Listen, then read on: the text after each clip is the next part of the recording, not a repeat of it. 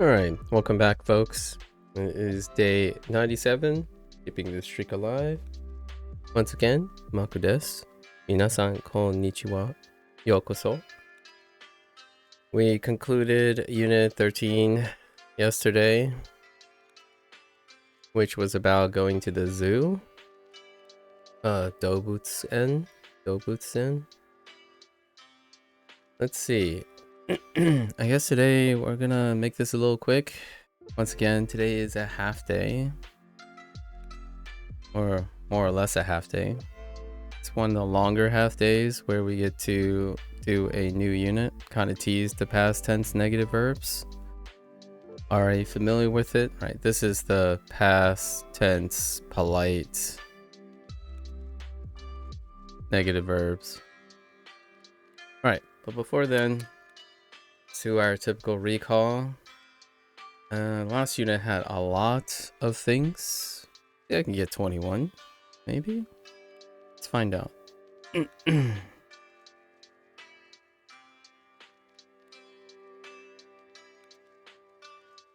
Start with the obvious stuff. Actually,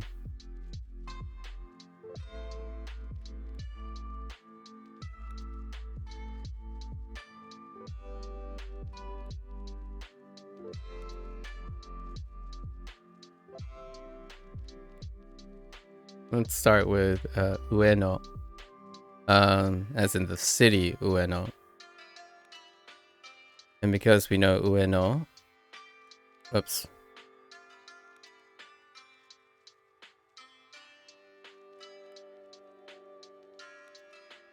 We also have Ue as in on top, right? I imagine that's what they did it for, relating the two. And then let's start with the obvious stuff. So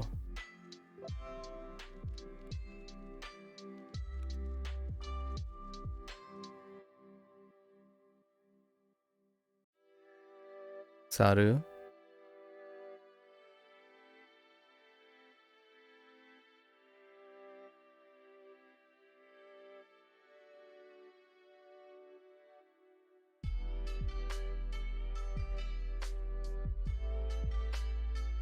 Kirin.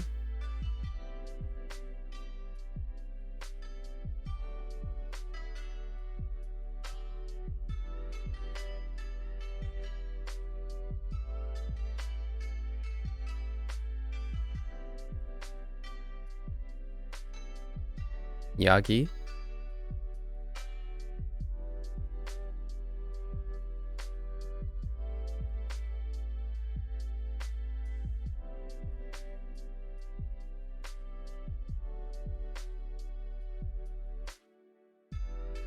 Usagi.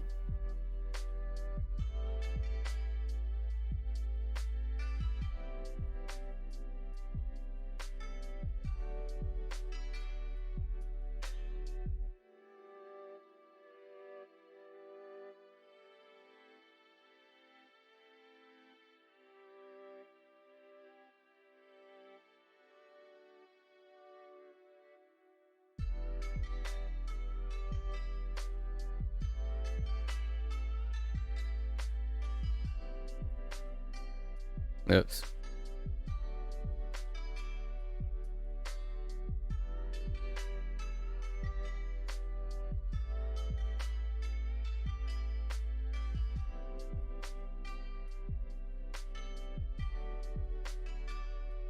Honda.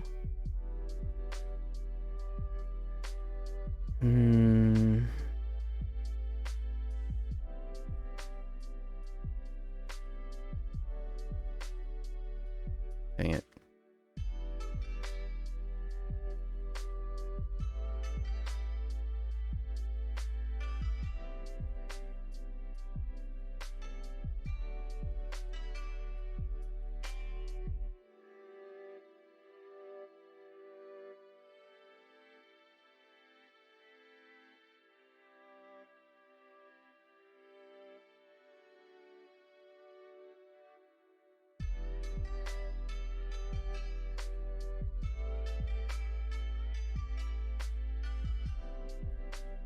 Akachan?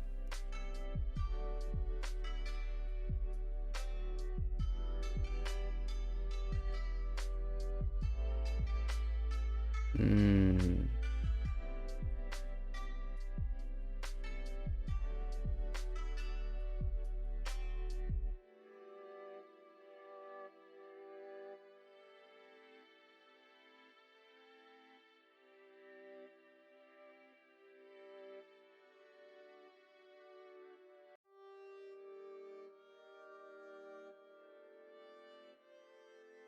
So getting used to writing it this way.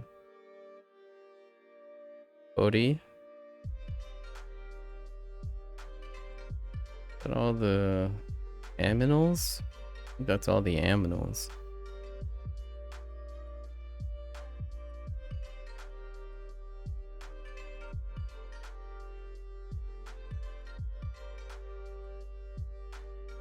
Okay. Now we have...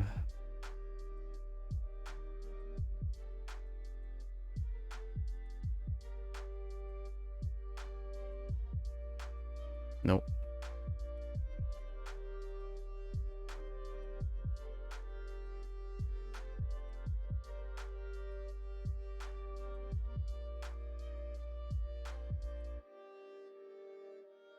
Hmm.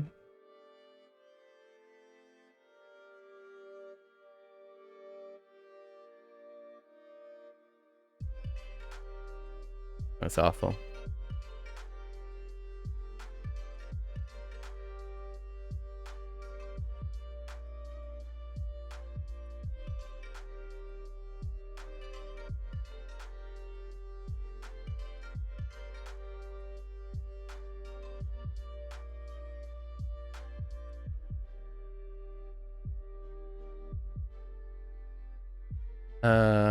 Gift shop.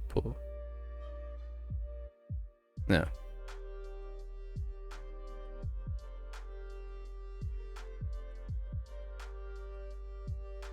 And what's in it? Okay.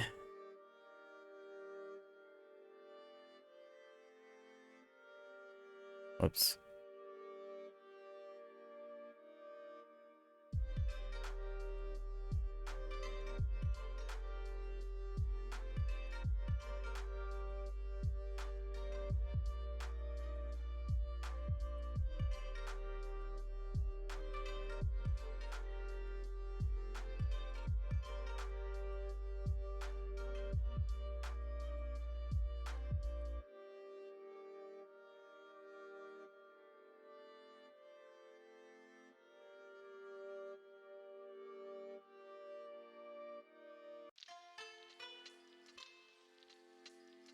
Oh, go water. Fine.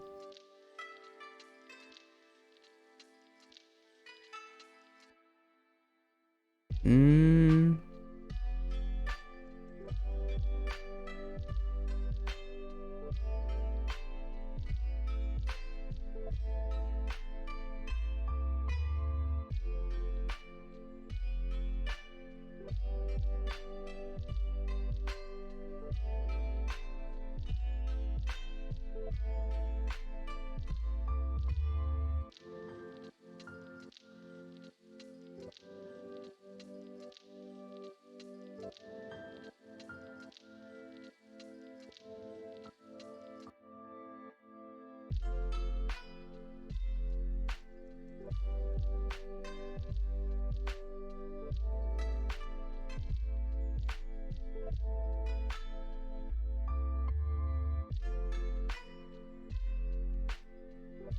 Magneto.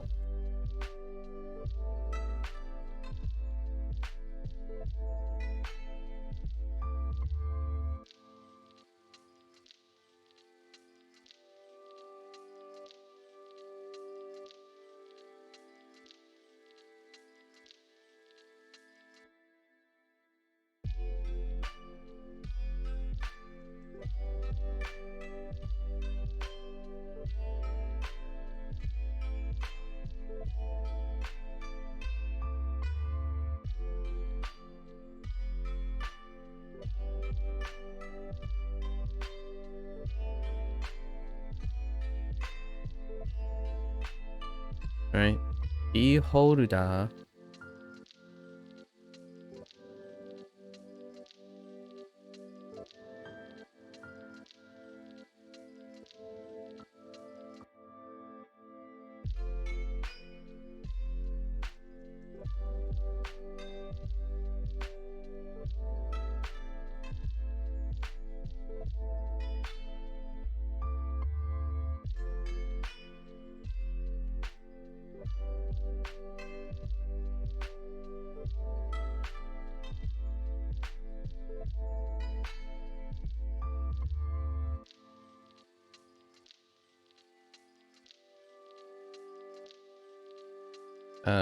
Nuigurumi. Yeah, Nuigurumi. I think those are the things you can buy. Is there anything else you can buy that they introduced? I think that's it. And then I'll add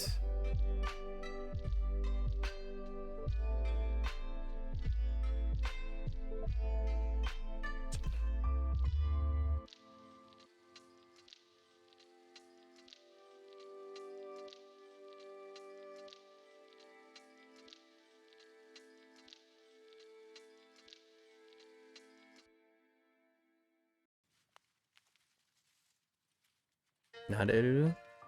Naderu for pet. Oh.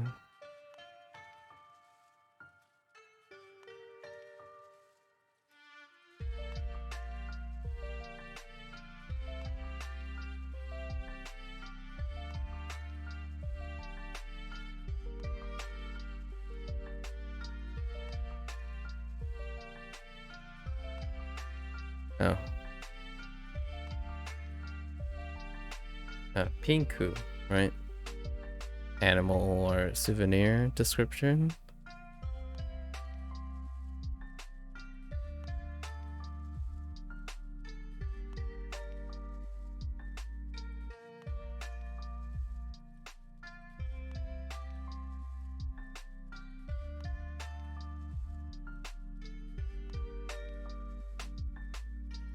No.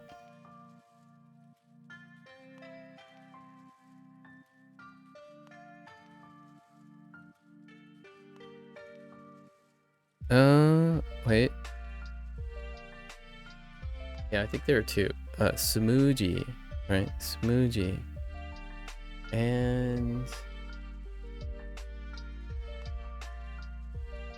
Oh, yeah, we got it.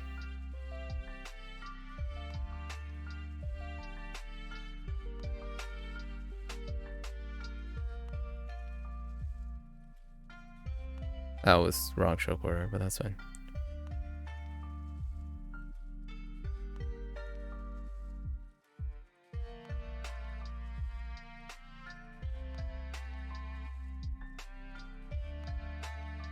Wataime.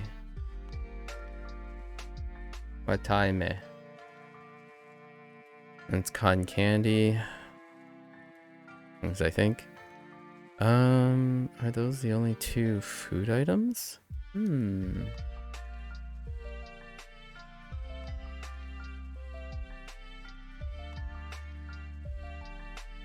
Alright, what else we got?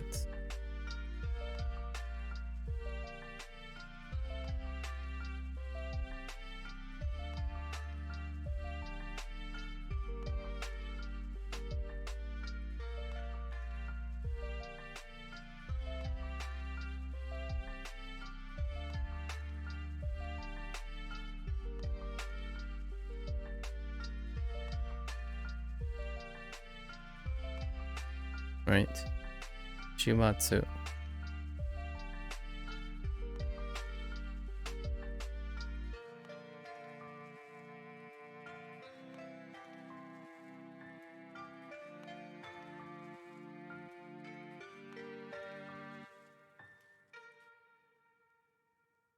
Oh, right.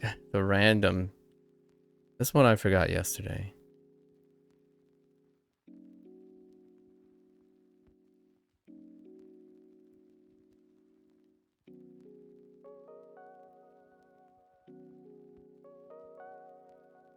Hmm.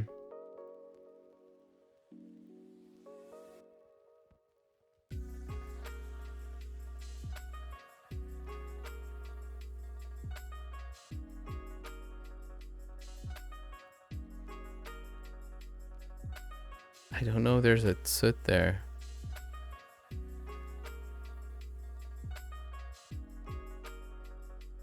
Maybe. Oh no, maybe not.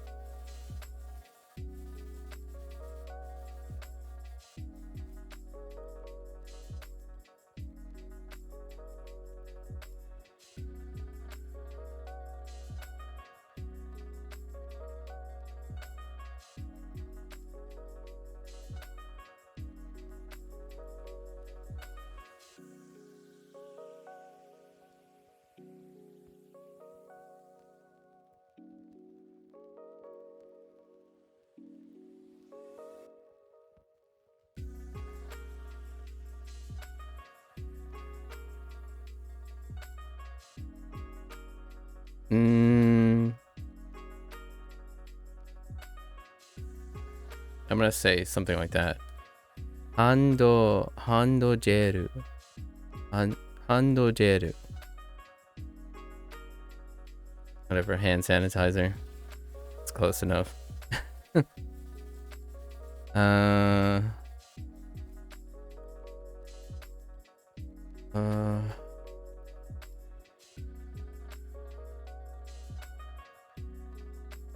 gonna go 3, 6, 8, 11, 14, 15, 16, 17, 18, 19. I can do 2 more. I know there's 2 more somewhere.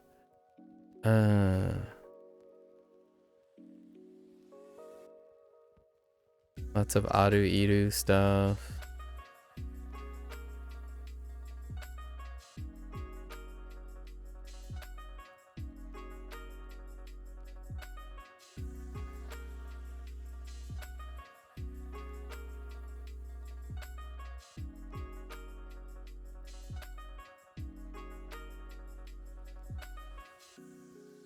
This comes out smaller.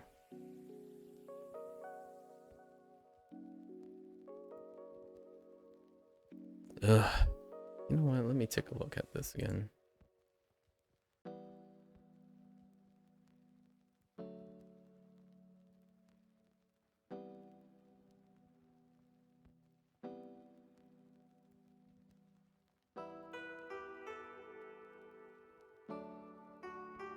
Okay.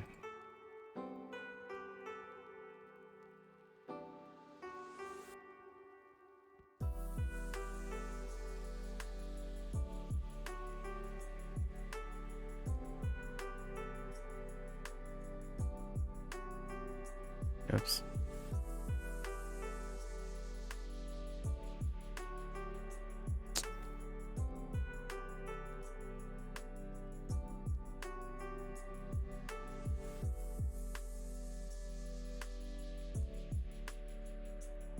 We have ashi.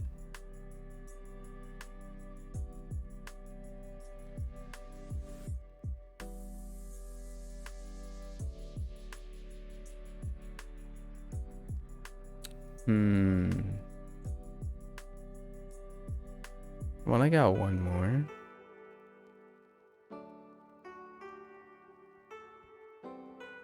Aru iru. Henin. Also have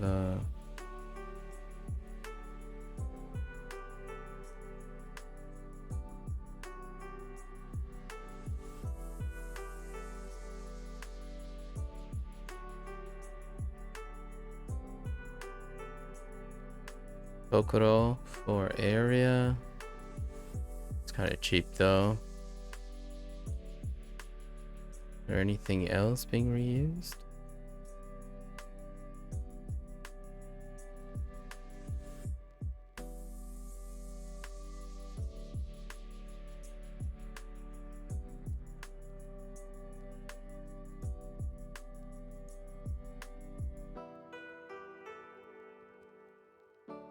This last unit or this unit? I mean, was it unit 13?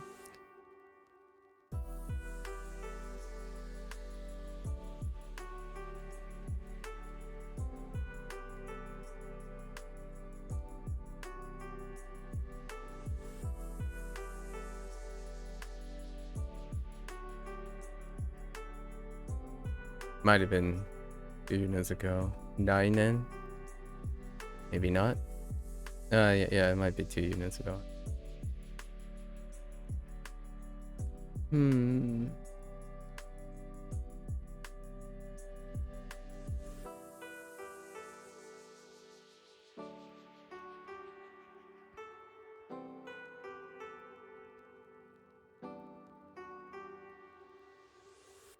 I think this is good enough. 20 is good. Aiming for 21.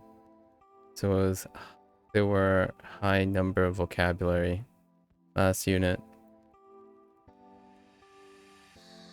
Got the weird ones.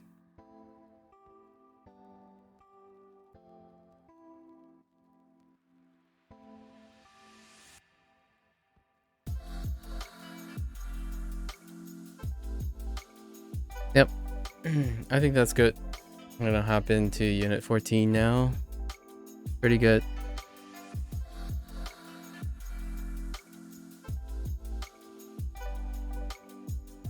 Yeah, thanks. Thanks. Demo Rally? Hello. Alright, we're done with our total recall, our unaided recall. Let's see what we can learn today. We're going back to rain? Ame? None of these are new, so... Oh, I see. I know why they are doing... They're doing rain now, as opposed to rainy. So... It's definitely so it's both rain and rainy. Ame. 熱がありました。Netsu. Interesting. Netsu ga arimashita. I have a...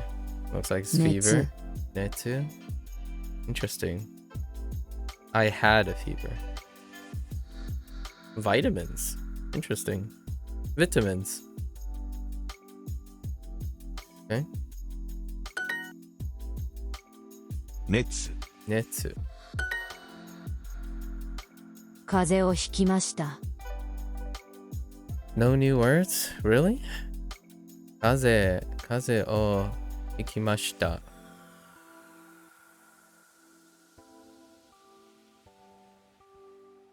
One of these is actually new. So what? We know all the words except for... Wait.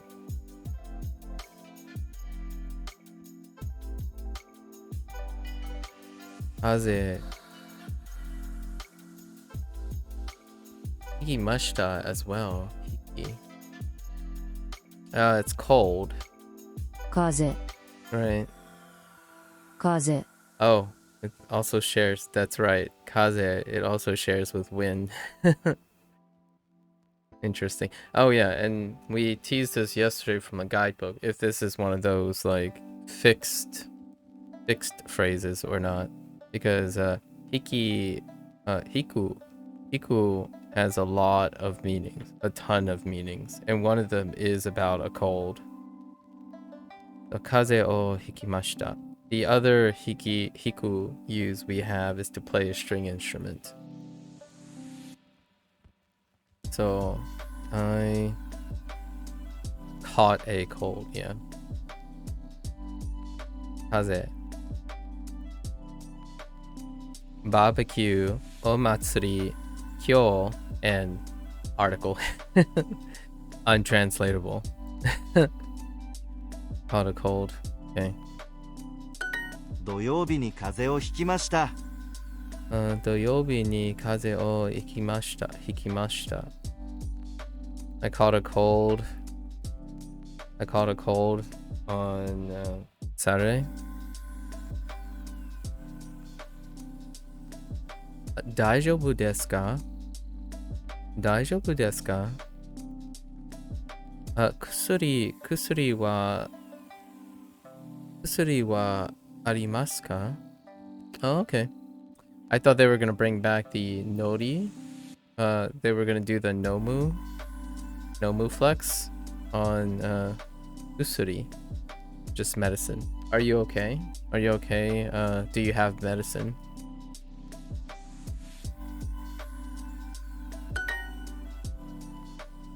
Okay. 週末は嵐でした。週末は嵐でした。No, arashi de shita. Arashi. Well, the only word we don't know is stormy, so it's gotta be stormy. 嵐 Arashi. Okay. 週末は嵐でした。Okay.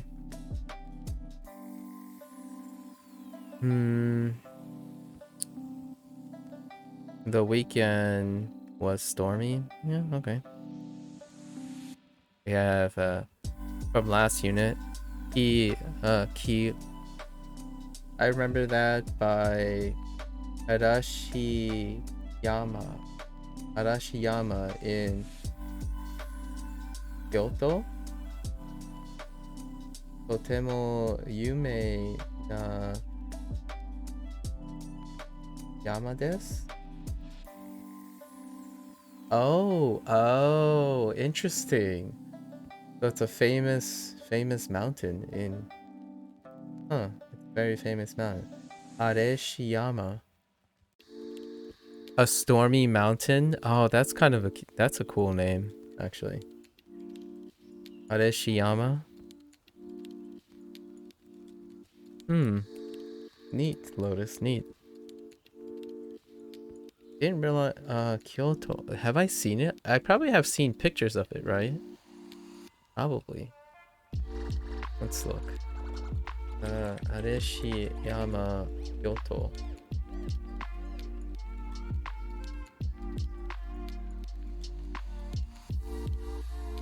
Wait.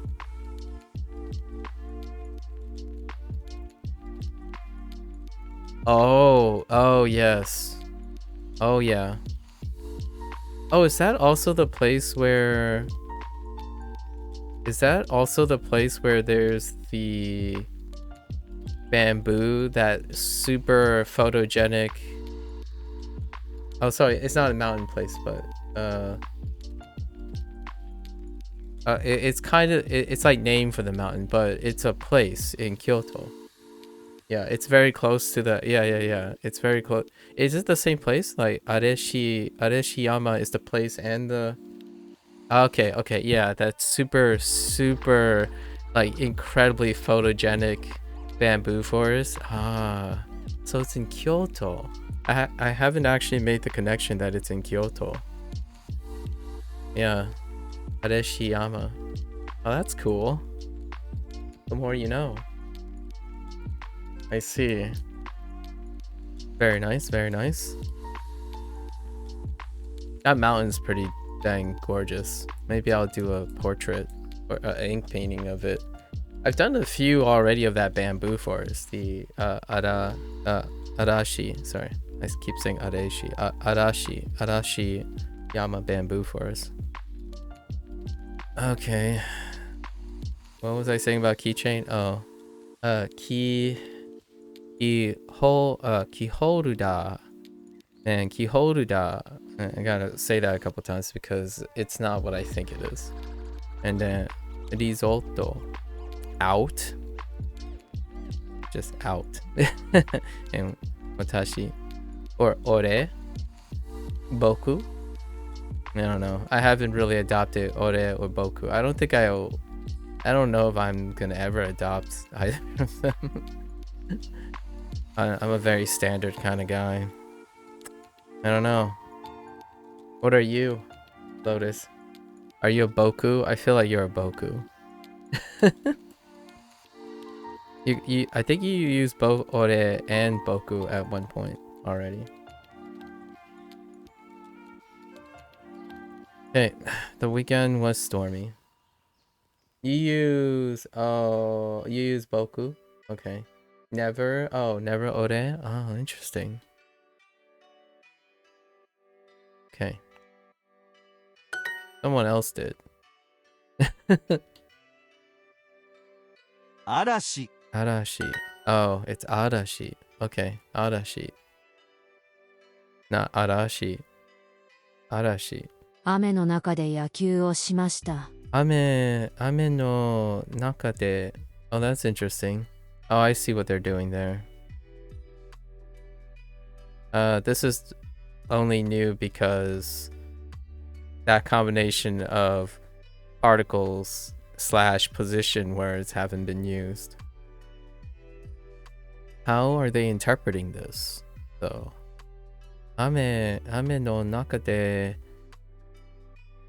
Yaku o shimashita. So let's just figure this out. I played baseball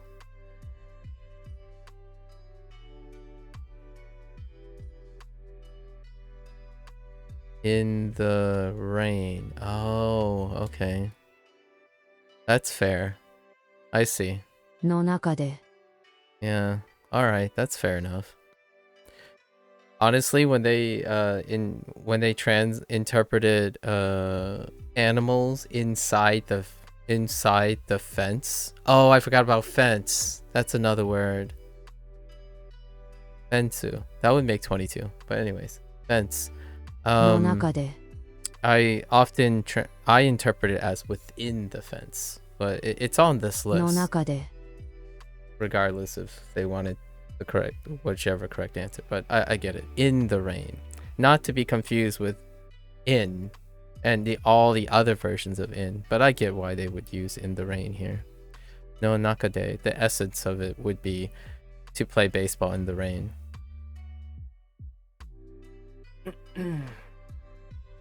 Okay. Fair enough. So, ame no naka de yaku o shimashita. Ame no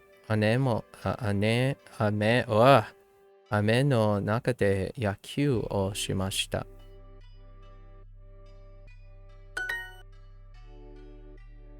Of course.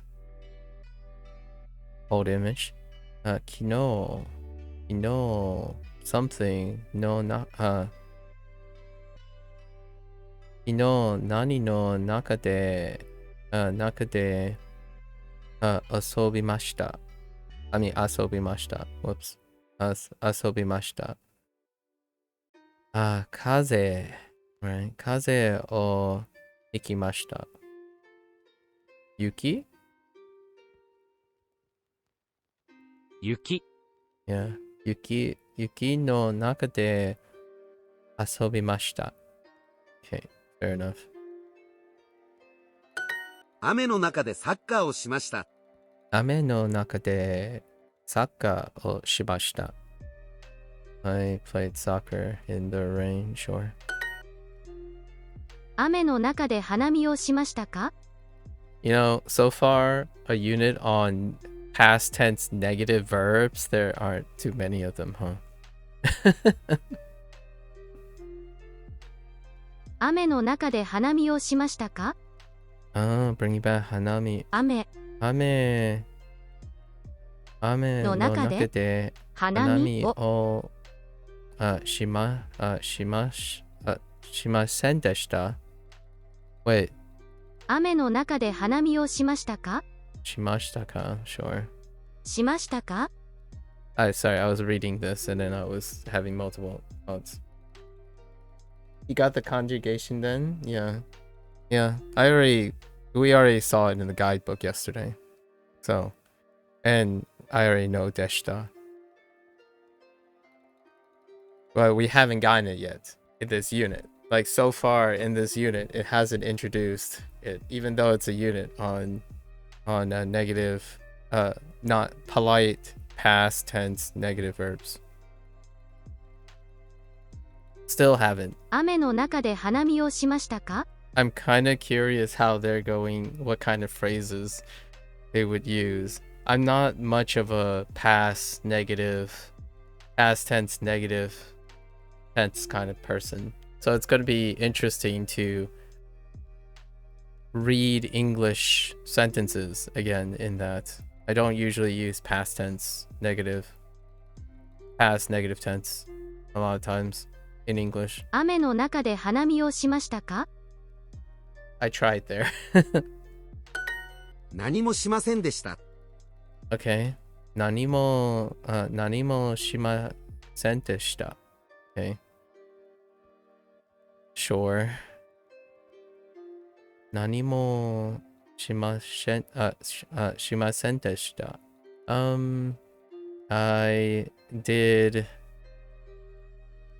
I didn't do anything. Yeah. Like何もしませんでした。何もしませんでした。I have to get used to saying でした。I'm having a little bit of a lispy issue here. Leaking air a little bit. I didn't do anything. Amazing.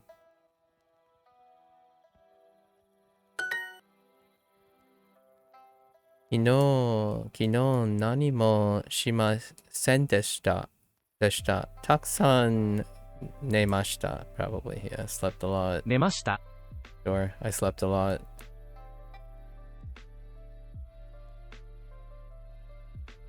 火曜日は何もしませんでした。火曜日火曜日は何もがしませんでした。火曜日は何もしませんでした。 Just kidding. 火曜日は何もしませんでした。何も Yeah.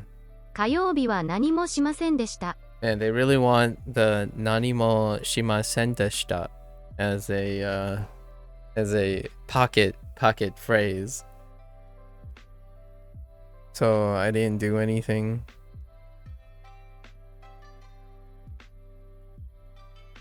Nani mo. 火曜日は何もしませんでした。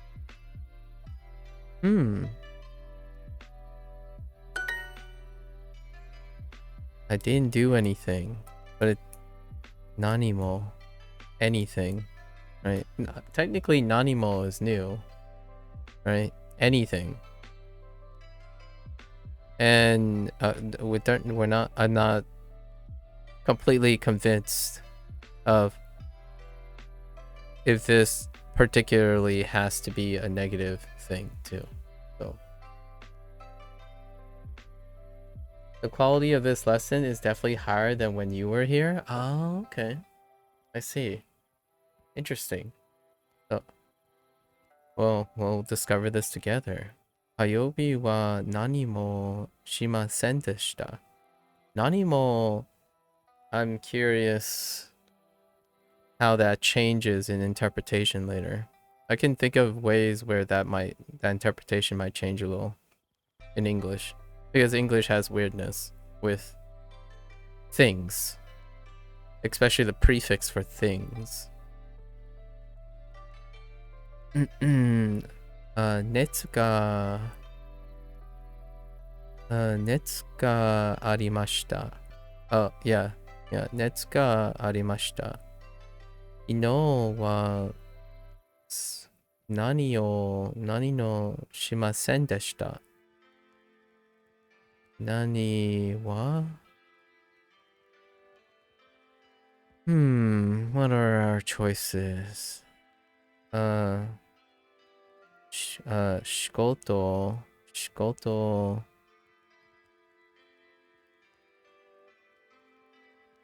yesterday blank. Okay, sure. 文化 that's culture. Softball, grandparents, and mikan, mandarin oranges. 仕事 So I got sick. I got a fever. Yeah, I had a fever. I had a fever yesterday. I didn't work yesterday.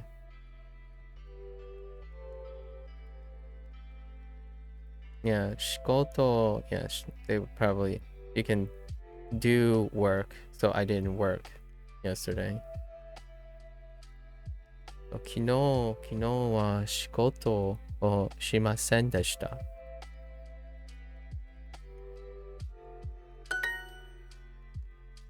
You could say I didn't do work, but honestly, I didn't work works for the interpretation, the multi-layer of interpretation. When you have like sudo or an activity or something. I didn't think Duo taught you Nanimo. Oh, interesting. I just learned through immersion stuff. Ah, Nanimo.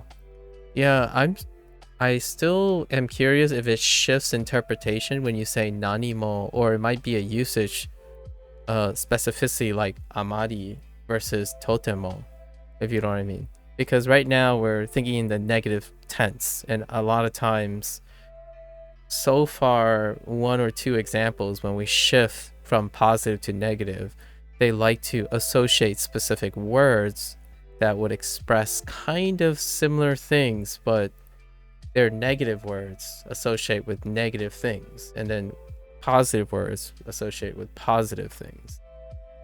So I'm still, jury's out for me so far. I'm curious. English kind of does the same with anything when they're interpreting something as anything, because there's nothing as well. Nanimo is like amari, where you only use it with negative words. Sorry to spoil. Thanks, Lotus. That was my suspicion, you little butthead. That's why I brought up amari. Heckin' spoilers. Spoilers! Lotus, dude. It's fine. that was my suspicion. Because Nanimo, it would have came up earlier. In my opinion, that type of expression would have came up earlier if in positive sense, like the affirmative as opposed to the negative. Yeah, I like that Japanese is doing that. English does that too, specifically with Nanimo. However, people don't do that, if you know what I mean. I like saying I didn't do anything versus I do nothing, right? I do nothing is, but it's not the same. It's not the same as Japanese though. They're not like concordant with each other. I like it. I like it. Yeah, Amari, I noticed for sure. Konnichiwa, Imi-san.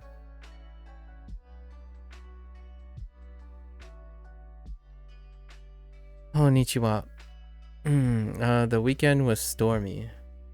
For anything, it's nani demo. Oh, so like nani demo I is like anything is fine. Ah, okay.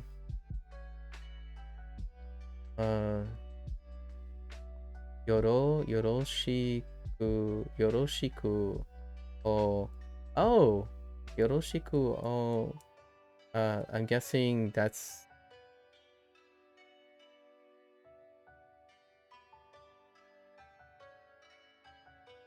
Oh, something. Ishimasu.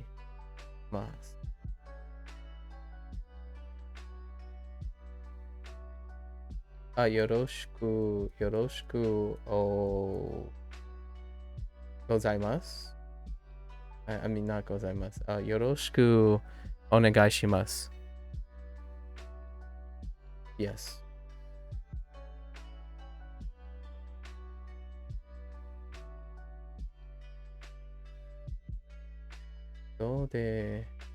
Doko demo wa. Oh, okay.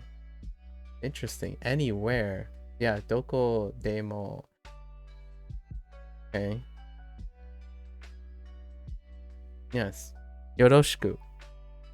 Timmy. Yoroshiku.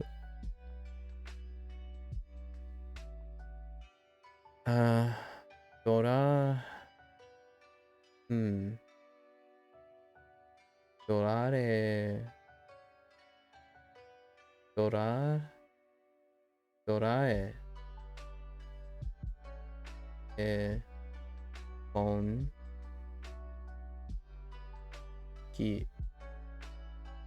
Ono to. I don't know that one. Shiteru. Ono something shiteru. Kotoba? Word? Oh, kotoba. Ono kotoba shiteru. I see.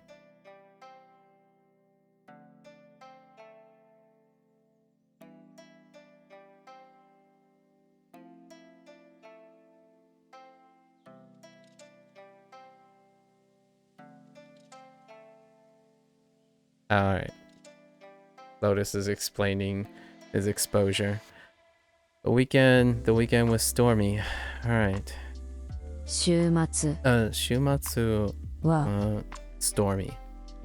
Arashi. Right, arashi desu. Arashi deshita. あらでした。 Or Shumatsu wa arashi deshita.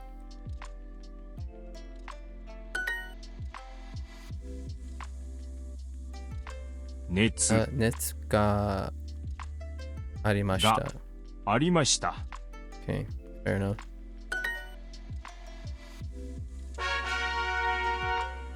Alright. クラスメートに電話します。 Danwa. Oh, we got Danwa shimasu. Wow. Oh. Oh. Oh, that's kind of an interesting. 電話します。 That's really? Danwa shimasu. That's a cute way of doing it.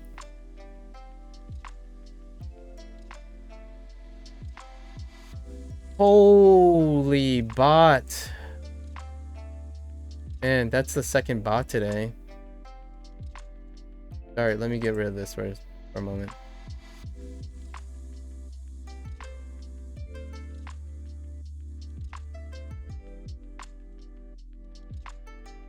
That's 2 bots in a row. It's been like 2 months. Maybe a whole month since I've seen a bot, and we got 2 in one day.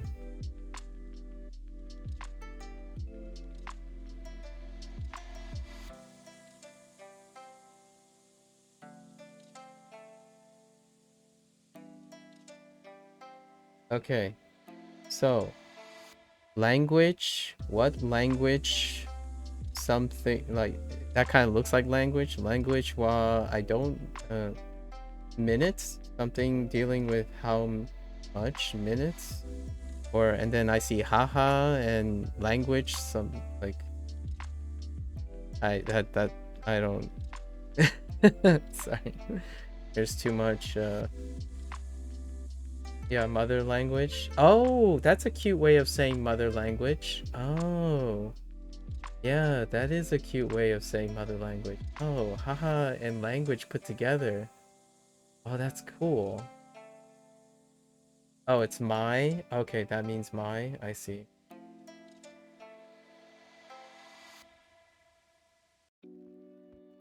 That's ego. Is that ego? Ego wa watashi or ego wa mai no mother language? I don't remember what ego looks like.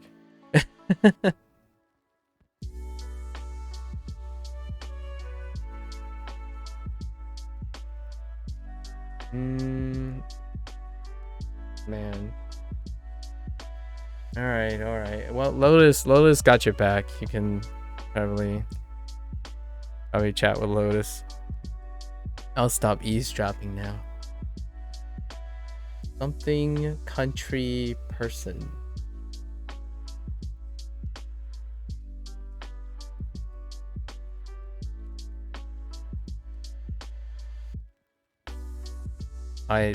I don't think of things as hard or easy. But that's fine. Yeah, fair enough. I accept. I don't think there's anything to apologize. I mean, yeah. Oh, that's American. Oh, that's supposed to be American. Oh, okay. We are the rice country. Oh, that's supposed to be American. Oh, interesting. Hey, Okami. Konnichiwa, Okami. How are you doing?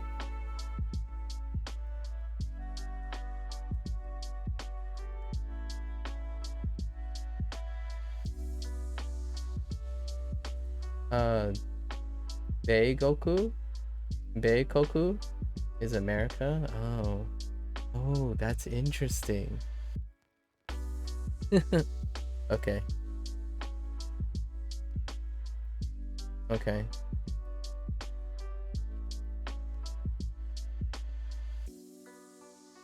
So you're American, huh? Interesting, interesting. I'm also American. I think I can comfortably say I'm American, yeah. Let's see.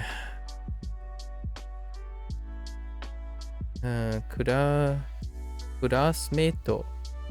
クラスメイトに電話します。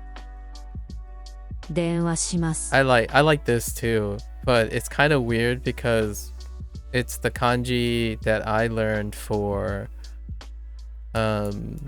densha or electric, right? Electric, den being electric, electric speak, do electric speak. Or talk, electric talk. I get it. Phone, sure. And they went with クラスメート、電話します。電話します. Okay. I'm doing pretty good, Okami. YouTube.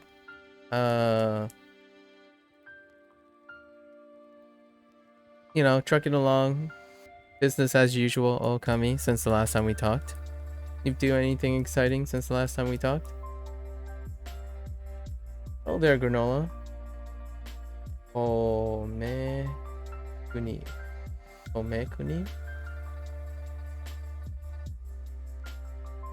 Elaborate.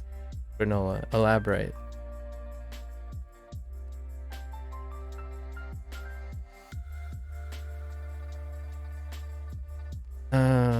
I'm going to phone my classmate. Oh, okay. I see why they did that. Fair enough.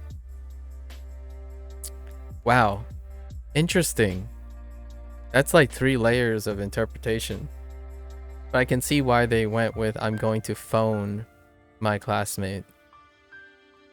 For the denwa shimasu. For like a memory aid.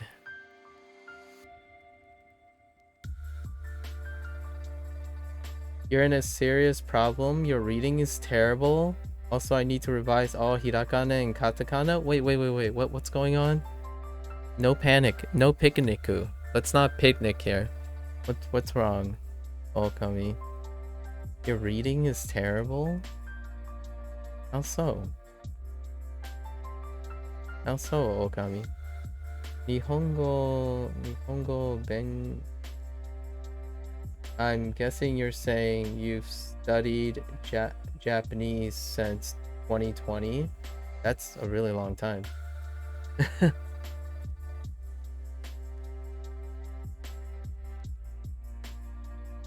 Height? Okay.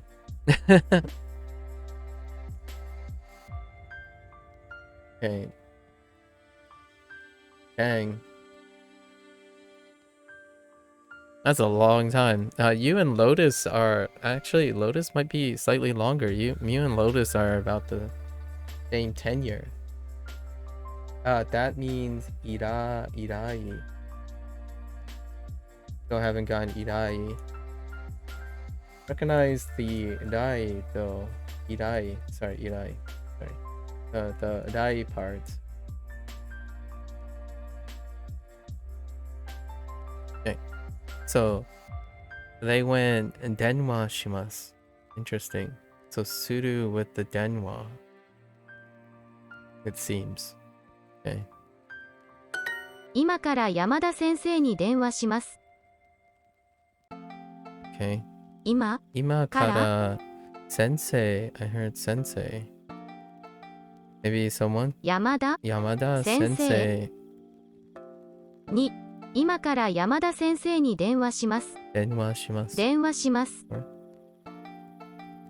You're mixing letters? Oh, it'll take time. Have you started like how are you doing your kana right now? Okami. Mixing letters. It takes time. I did it in batches. Are you trying to do everything all at once? Okami? For your hiragana and your katakana?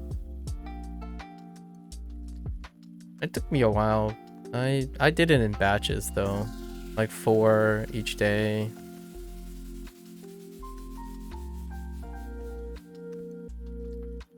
Gotta find some fun way to practice hiragana and katakana.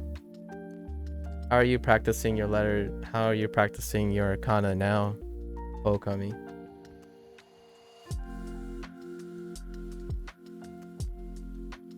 I've not been to Japan.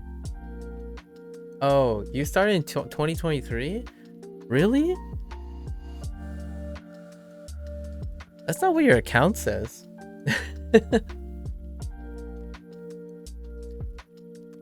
Oh, I guess maybe it's indie. I might be thinking about indie. I guess you mean you seriously started, right? I always had this feeling that you had more than 2023.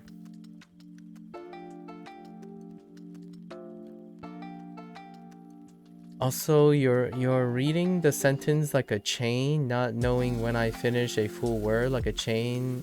You got me. The whole thing is connected. I see. You're reading the whole thing, but not knowing when I finish a full word. Oh, I see what you mean. Oh, I see. Do you have any memory aids that you're using to separate things? I mean, I spent quite a lot, like, I mean, I don't know if you use Duolingo or not, but Duolingo does this thing where they do actually separate the things.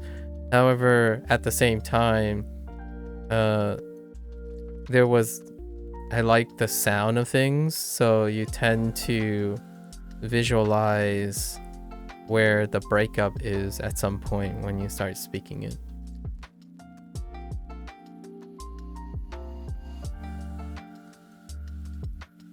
Oh, so your account says 2016, but you didn't actually. Okay, that's fair enough. I kind of just thought you started with Japanese. So that was my bad, Lotus. I actually thought sometime between 2016 and now you had at least a couple years. I suppose there was a very excellent chance that you started in some other language. You know all the letters, but you keep forgetting. I see. Okami. Yeah, that can be tough. I don't know what I would say. My experience with kana was I used brute force. So I think the only thing I could really say is sometimes when you write the letters, you know, kind of like when you write and speak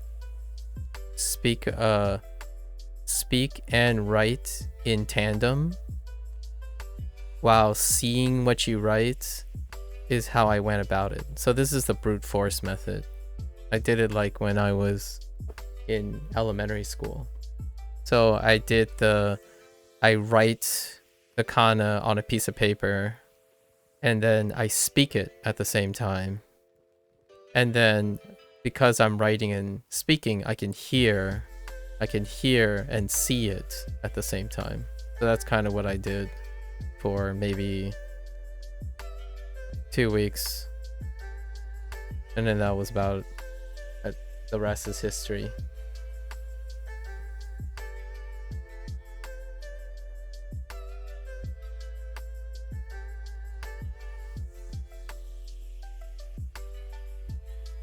You are speedrunning Duolingo right now and revising Kana and Hida through Duolingo while I'm doing immersion?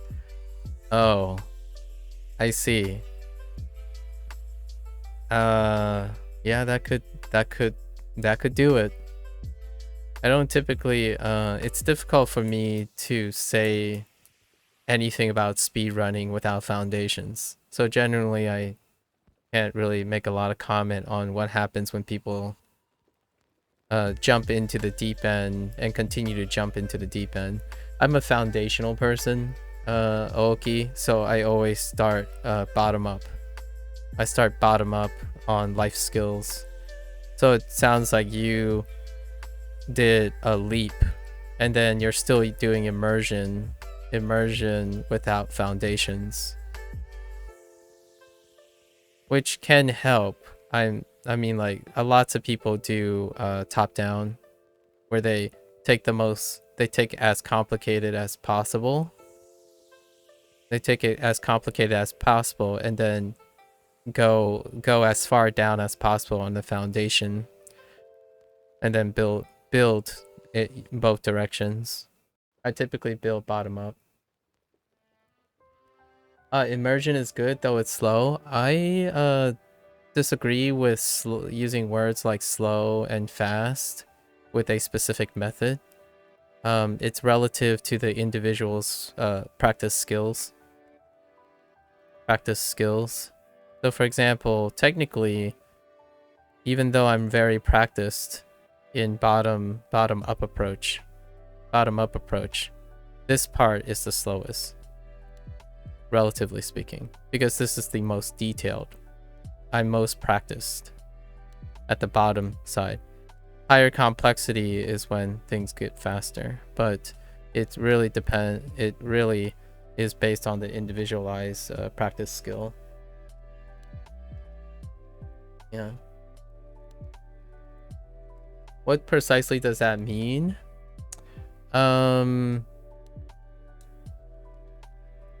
You iron out all the parts. You concern yourself with all the parts before you see the complex thing. So for Japanese, I decide to build from the parts to the most complex things. So I didn't start anything with like immersion for some time. I used comprehensible input.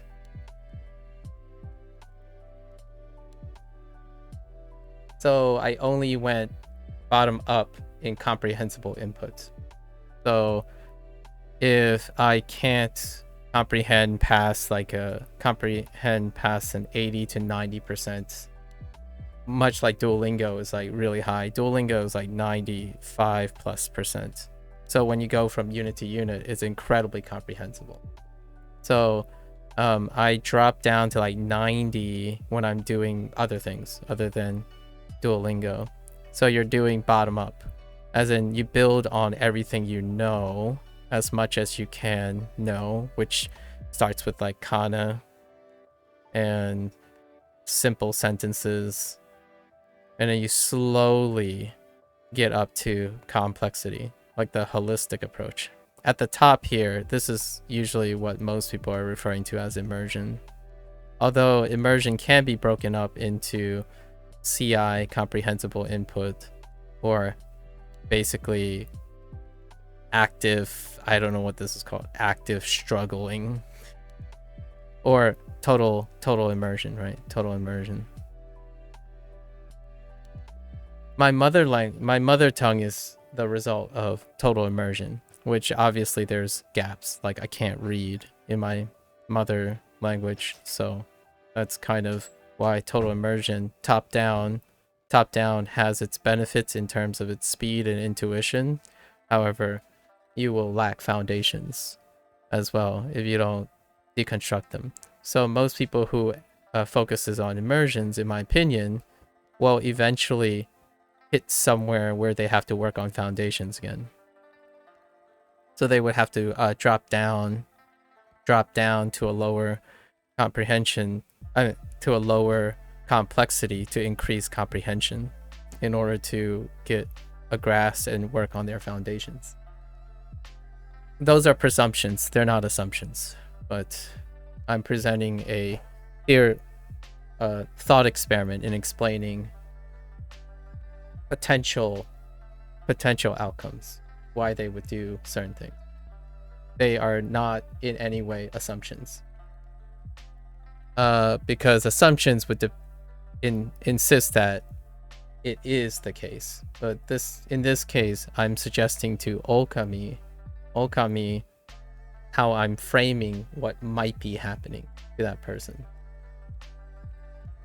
Does that method work if I do it only in the ones I mix? Oh, that's interesting.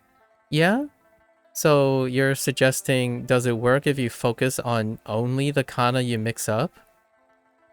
I don't know. I think that's usually what, if I had to be bold, that's what usual people do, right? They bootstrap. So they brute force. They brute force and quote unquote correct the mistake by hyper focusing on the kana. So if you have like a bunch of errors, it's kind of like people who use flashcards like Anki.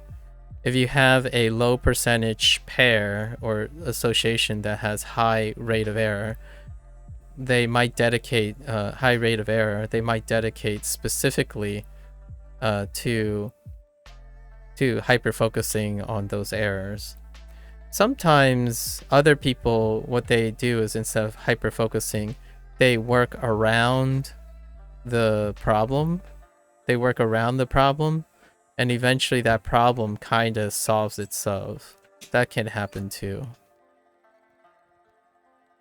But that's largely why people rely on immersion. Immersion has in my opinion, has often a pre-selection for individuals who want to intuit problem solving as opposed to analytically deconstructing the problem, which I tend to favor using analytical approach than intuition, because I'm not a very intuitive person. You're only speedrunning the easy parts now? I stopped, actually. I made it to section 1 and failed the skip test and started learning. I see. If you're speedrunning, right? If you're speedrunning, in my opinion, if you're speedrunning anything for learning, right? For learning, one thing I want to this is unsolicited advice, so it's not professional advice. It's not professional advice here, but when you speedrun anything, usually that means you have full comprehension, right? You're making the assumption that you have full comprehension, right? Now the downside about full comprehension is oftentimes one become complacent. So when you have full comprehension, a person tend to become complacent. And what happens is you get diminished returns on learning. Diminished return on learning. What I'm saying is, if you think you can speedrun something, you're assuming you have full comprehension of the thing. Therefore, you're speedrunning, as opposed to slowing down and taking time to see if you actually do have 100% comprehension. So if you're speedrunning something that you don't actualize 100% comprehension, then you'll have gaps. You'll start to develop gaps. And speedrunning creates complacency that leads to gaps, and acceptable gaps. Like, oh yeah, like for me, here's a gap that happens, but I'm not really saying that I have 100% command, and that's mixing like mixing like these two, right? Right. Mixing and o. If I'm reading really rapidly, I can catch myself mixing and o, or being too lax, not being too focused. So generally speaking, I don't ever focus on increasing my efficiency unless I'm well aware that I have near 100% comprehension. I place it at about 95%. If I can say 95%, then it's fine, because 5% for human error, sure, for like being not focused day in and day out. But the idea is, if you think you're mixing up something and you're speed running that content already, then you're making a psychological mindset of saying you are comprehending the stuff enough to be able to speed run it. So that means you're no longer focused on learning new things. You're focused on practicing all the things you know already. So if you know 100% of what you are practicing, then you are speeding up. You're increasing the efficiency by practicing. However, learning things falls by the wayside. You already know these things. So usually speed running is not something that typically emphasizes learning anything. Right? You're not really focused on that. To get faster, you're making the thing you already learned more efficient. I don't know if that helps or not. I'm just rambling a little bit. But that whole idea of speeding through things is a different dimension of results that people want to get. If you want to get faster, more practice. If you want higher comprehension, you have to slow down and learn more, right? I don't know what the problem is though, Okami. So I don't know what it takes the person itself that's learning to spot the difference. Since I'm not your teacher or someone who follows all your progress, it's difficult to know if there's no way I could offer any form of even friendly advice on where your problem areas are. I know where my problems areas are, and therefore I don't ever speed run until I know I can compensate for those problem areas. Let's see. Neware, for example, it makes me sit for a good 10 seconds to realize which is which. Basically is like a double-edged sword. I get you. Yeah. So you're trading it off, right? If you want to practice for speed, then you trade off learning potential. But when you're learning something, you end up slowing down. So you have to choose when that is and if you're satisfied with it, right? And then obviously using the language for whatever your purpose are. Neware, I don't know what neware is, but you're talking about like ne, wa, and de. Yeah, so you're talking about these three kana characters, right? Ne, that's awful. It's fine. Wa, and yeah, the letters, yeah. The kana. Yeah, this is awful, by the way. My bad. I got a little yeah. So ne, wa, and de. Yeah. I get you. I think it takes time, but I don't know how you're gonna go about it. Honestly, I would pick something like neko, kore, maybe neko, kore, and watashi. So if you pick like neko, I'm not gonna write the kana for you because you can probably try to visualize the kana, but neko, kore, and watashi. So you can see that ne, de, I guess using two ko's might be, and then wa, right? So if you can envision these three, they don't have overlapping. These two are overlapping. Maybe kore is a bad idea. What's another good common word? De. I'm picking things right off the top of my head, but if you visualize the word, that could help you associate the kana, right? So, like neko, if you can learn cat, for example, neko, then you can probably visualize the kana for this, neko. I was trying to pick others, and then watashi, right? Then you'll be able to see wa. So, pick your favorite word that you use a lot. I would pick a word that you use a lot and think, use that word as the basis. Eventually, you'll ditch the word. So, like, after a while, you're like, oh yeah, what is ne? Neko. And then think of neko.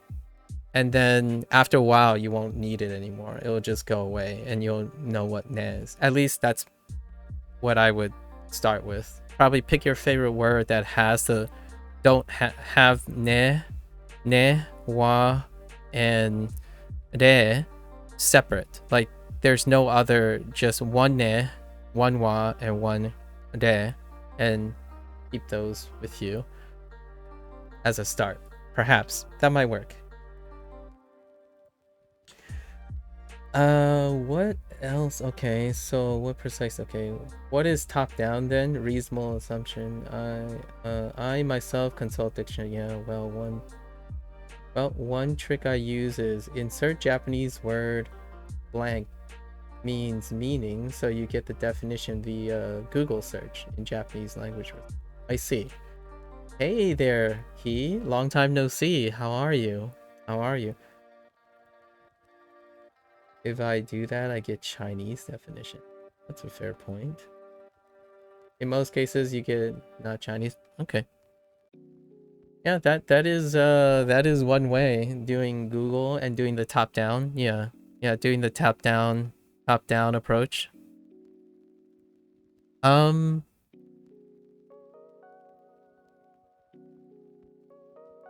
want to know how often I do that. I don't think I've done it too often, but now I do both. So it's not like I'm exclusively doing bottom up. When I started, it was bottom up. Now I have enough foundations where I started dabbling in like top down approaches. Like things avoidable.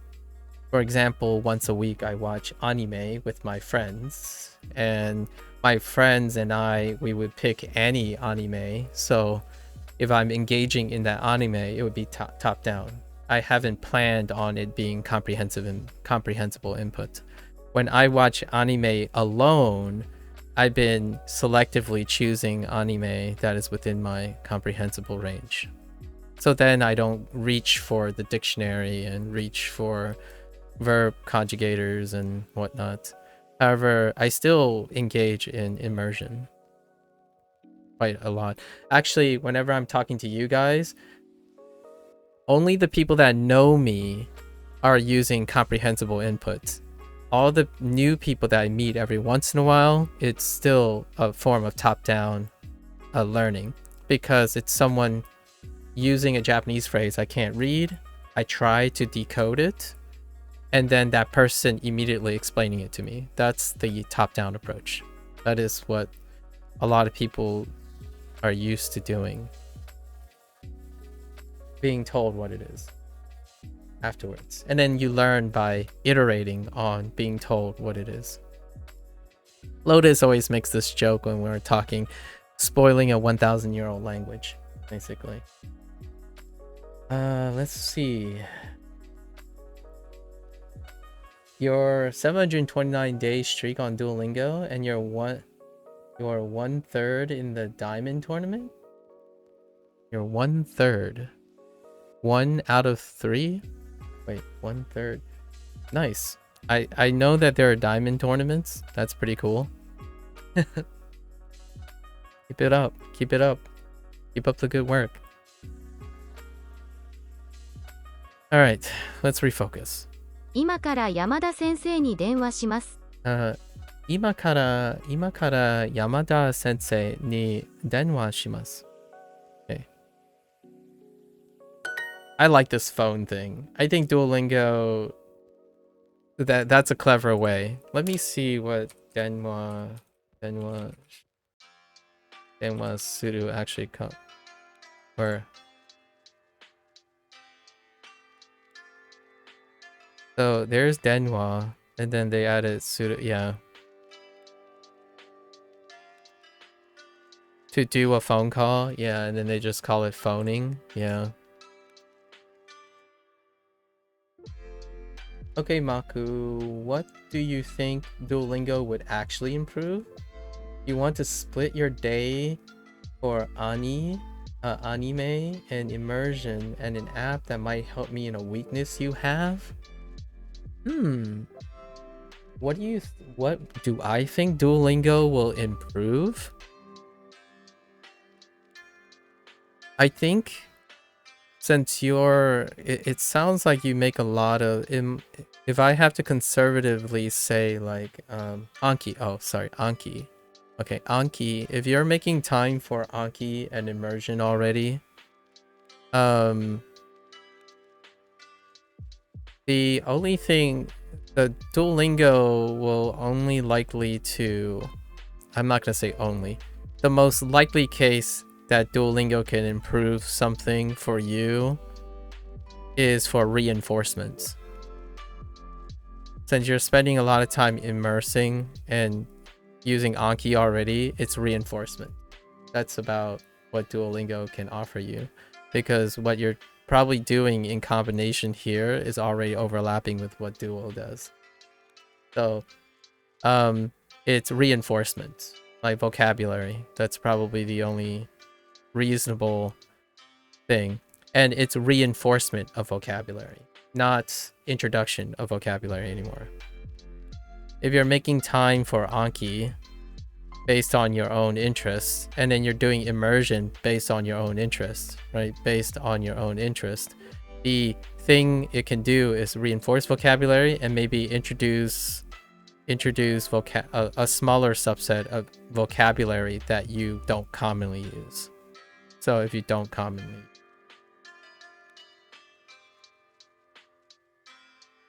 How about grammar? No grammar. You're not going to get grammar the way you're doing it. No grammar. It's like less than 10% grammar. Word conjugations, it's going to be slower. It's probably going to be less than immersion and Anki. You'll discover more in Anki and immersion by the time you see it. It's still reinforcement. Most of it is reinforcement. Duolingo gave you a lot of early vocabulary, which I used together with sustained fairly low level immersion over time, plus talking with Japanese people. Yeah, that's probably the closest thing I would say.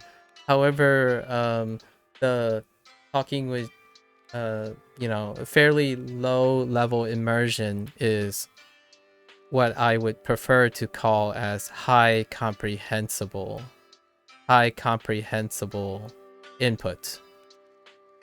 So from my perspective, it's high comprehensible input as opposed to low level immersion.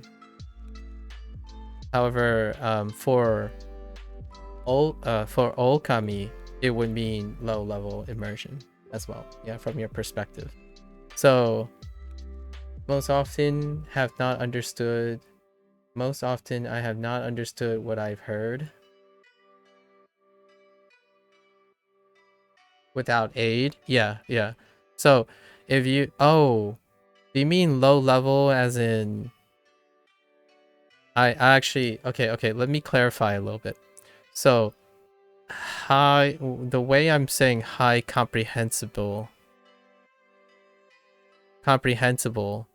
is that the goal of high comprehensible input is that you understand most of it. You understand past a threshold. So usually my threshold would be like 90%.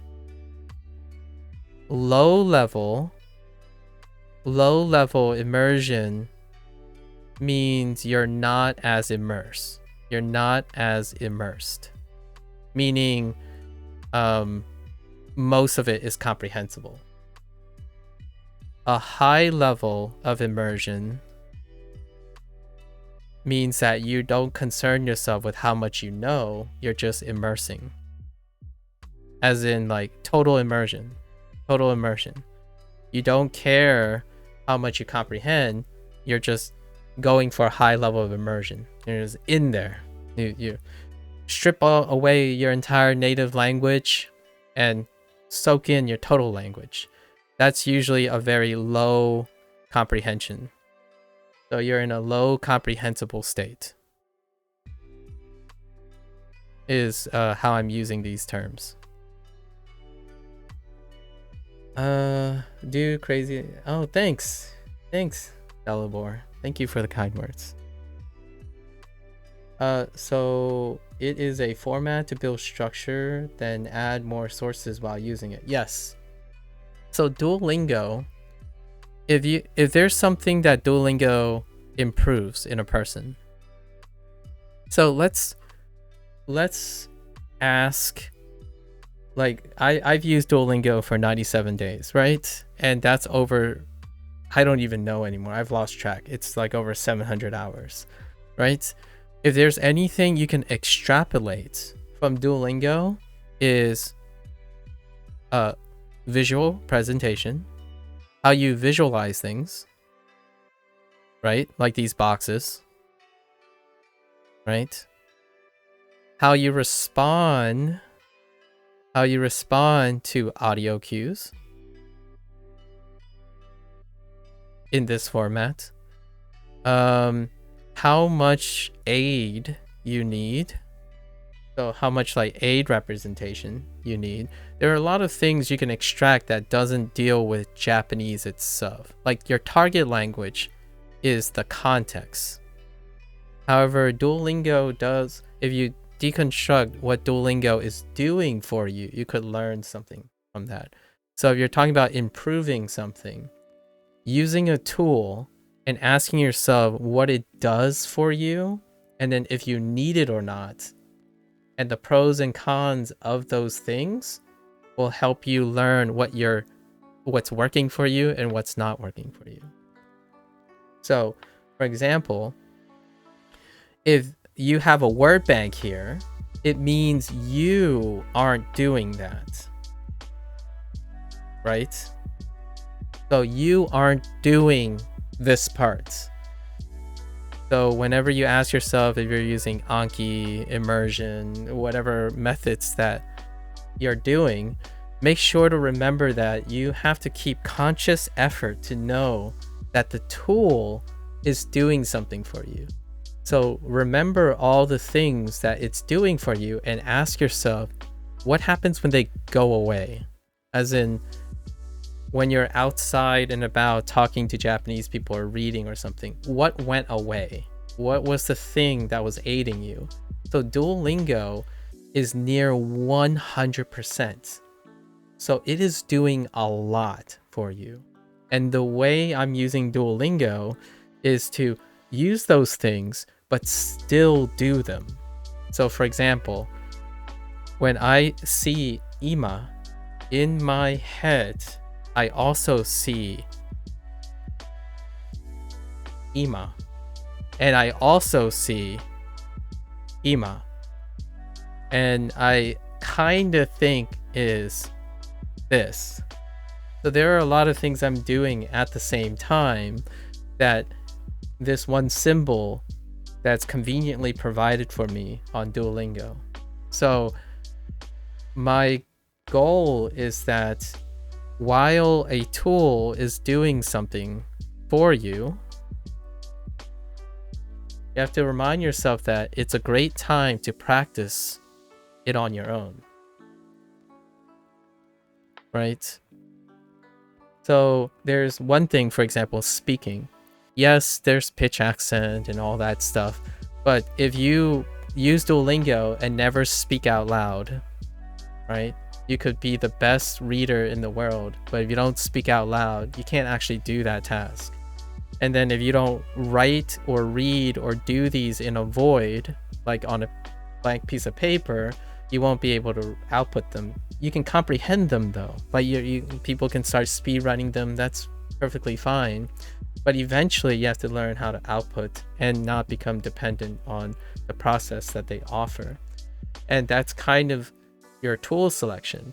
Anki honestly does less. This is the irony of things. Anki actually does less for you, and you do more for yourself. You end up doing more for yourself. You're the one that you're in charge of determining what is in your Anki. You go out and look for what your weak points are, and then you load it into Anki. Duolingo doesn't. They try. They try, like they do weak words and personalized practice, but generally they're removing all the need for that. So if they're telling you what your weak points are, then you aren't doing that anymore. You no longer practice seeing what you're weak at and what you're strong at, because a tool is doing all of that for you. And I don't, right? After a while, I do it myself. And I do it myself on top of Duolingo. So the only thing Duolingo can offer you is tell you about what you need, what you may need, what doesn't work, and what might work, right? What might work. I think that's one thing you can improve on.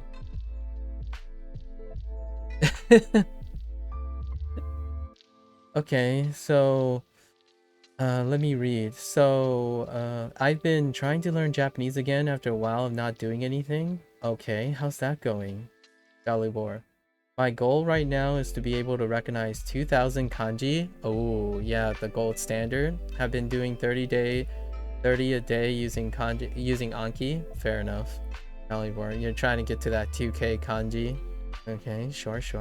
Okay, Maku, for a low comprehensible person, in order to improve, he just has to expose himself to a high level immersion content, even though the input is very low. You have to find out if it works for you. So if you're doing lots of low level immersion, right, as in it's very hard, it's very, like, you don't know a lot, right? There's low comprehension.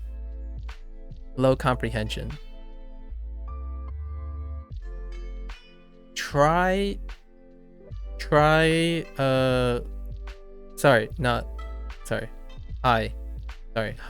high comprehension. I'm going backwards. So if you're low, as in you can understand everything, right, that might help.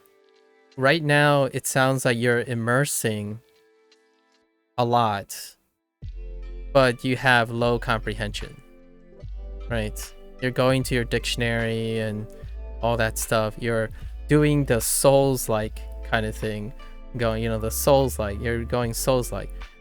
My only suggestion here is that try doing both. Experiment. For me, I generally tell people that what brings consistency, in my opinion, is how many different ways you can learn. Because if you can continue to explore different methods, eventually you will learn over time, intuit whatever works and blend them all together, instead of like hyper focusing on one thing to do. So if Duolingo can offer that, then that might be beneficial. Like Duolingo is incredibly high comprehension. So if you complement low comprehension with high, maybe that'll work. Like it'll blend it together. But for me, I generally encourage people not to focus on one thing, just one way to do things, or like if you have more tools, more methods, each method will have different things that will engage you. And as long as they're, in my opinion, as long as the effector factors, right, like things that motivation and engagement is not dropped in these things, you will have lots of tools at your exposure. And those tools shouldn't overlap. When you have like 4 tools doing the same thing, then that's where people say like, oh, which is better? And that's fair. That's fair if they're doing the same thing. However, you have many tools that are doing different things for you, then you intuitively plug up all the gaps, in my opinion. So if you have a tool that is great for listening, stick with it, right? Go find a tool that's maybe encourages you to write. Go find a tool that is focused on sentence structure. Go find a tool that's focused on grammar. And what happens is when you engage in the tool that is for grammar, for example, like if you have a tool for grammar, a tool for speaking, a tool for writing, I don't know, a tool for images, right? Images, and a tool for like immersion, right? So when you're doing immersion, you might be doing some of these things differently. While you're using this tool, you might be doing this stuff, right? And if you're using this, and what happens over time is you're going to not stick with one thing. You're going to engage yourself in different ways. And oftentimes, in my opinion, this is an intuitive way to compensate for gaps. If you want to stick with tools, right? Compensate. For me, I took one tool, Duo, and I know that I need lots of different things around Duolingo. So what I did was I take these things and bring them into Duolingo.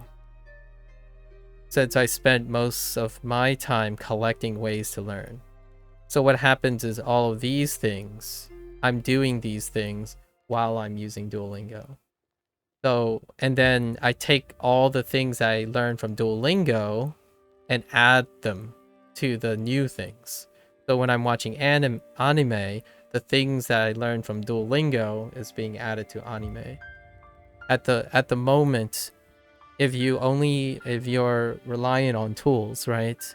And you don't have a tool that is supporting some gap in your knowledge, then immersion doesn't necessarily fill those gaps. And you're there to, I'm encouraging you to go look for more things, right? Things that you can integrate. Sometimes having one tool that does everything, right? One tool that does everything, which is what most people hope for. When you're doing when one tool does everything, then you do nothing. That's kind of the downside. So a lot of times people wish Duolingo does everything, right? Does everything.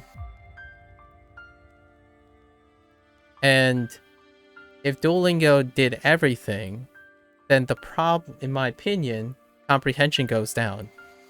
Like you actually get less comprehension when the tool does everything.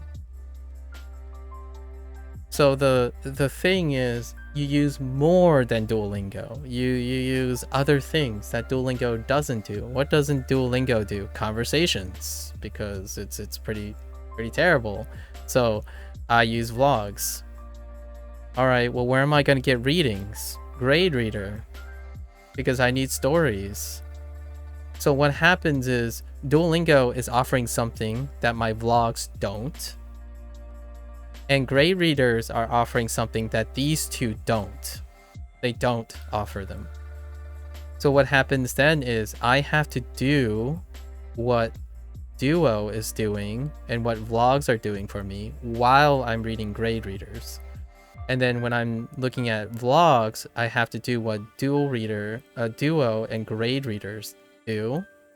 And then when I'm using Duolingo, I'm thinking of my vlogs and my grade readers.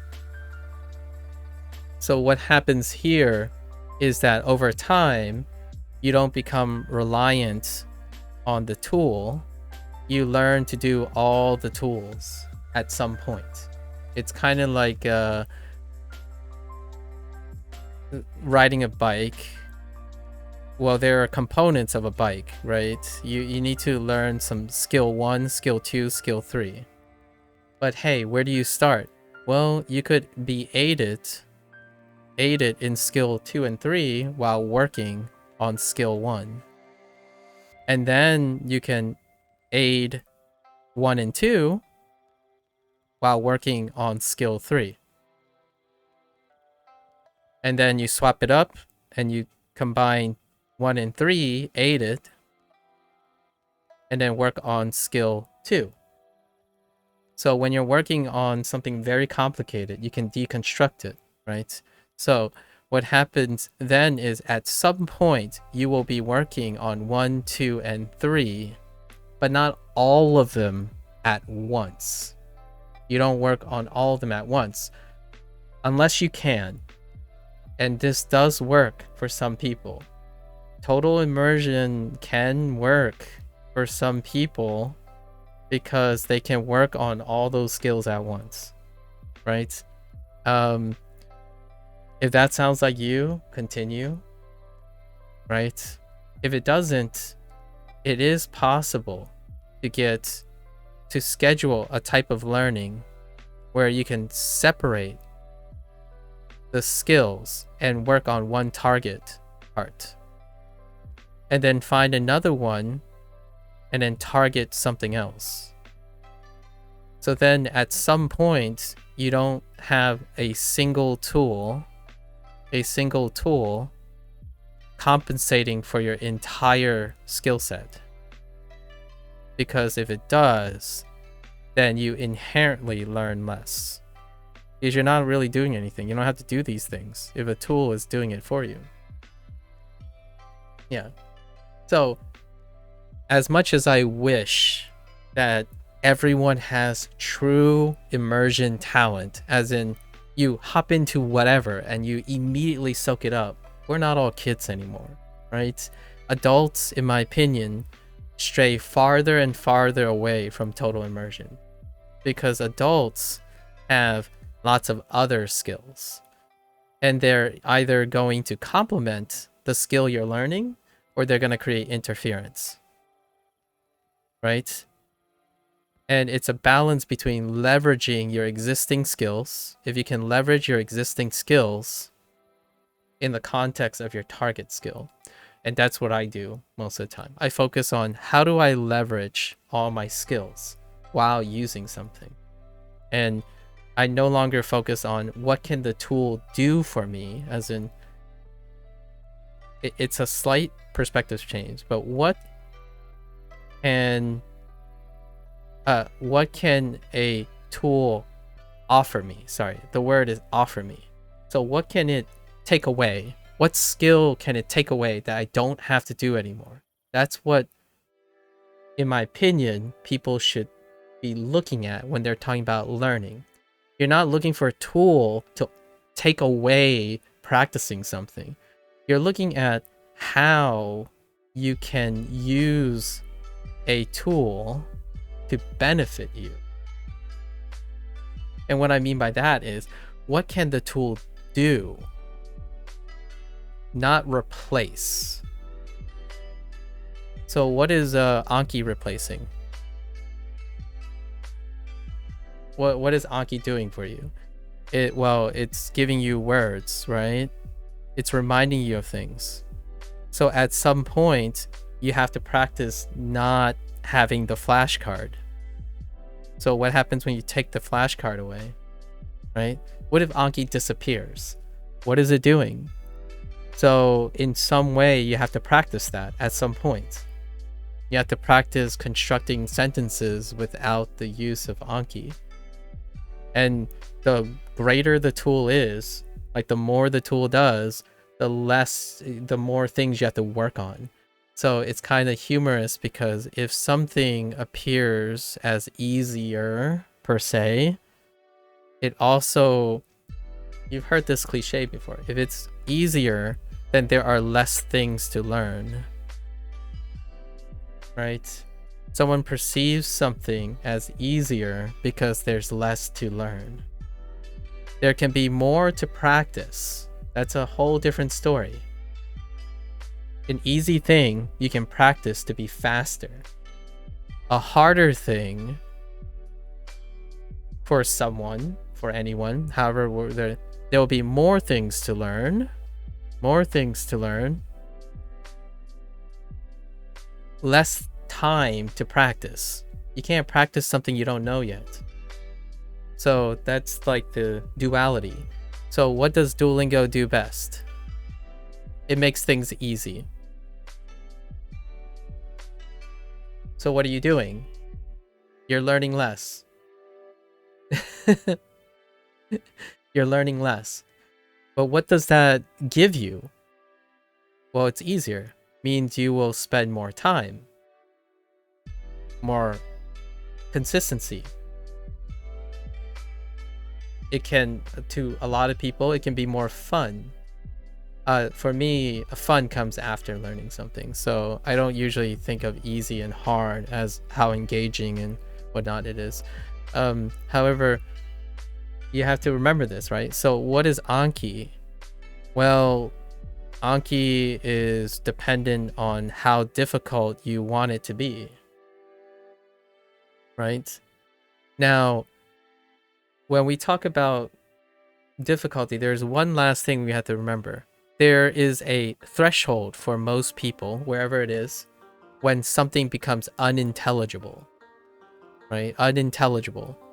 And I can't answer that question. You have to understand when you're no longer learning something. This point of unintelligible, like for difficulty rating, right? Say this is difficult, this is like easy, this is hard. You have to determine when something becomes so unintelligible, you stop learning. And for myself, it's around 80%. So usually I strive for like 90% comprehensible input.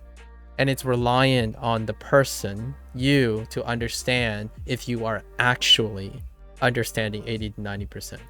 It's very difficult for anyone to be able to identify that other than your closest friend or your family member who's watching you do these things.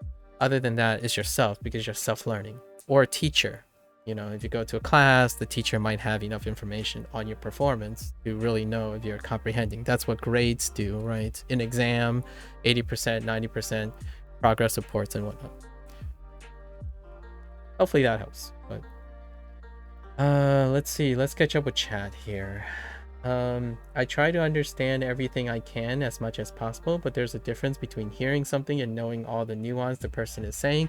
That's fair. That's, I mean, it's going to be true no matter what you learn. There's always going to be a difference. Language, communication, semantics, we're human. So no one has telepathy. At least not that I'm aware of. So that statement is a generalized statement about the human condition. So that's fair, right? It's a good point.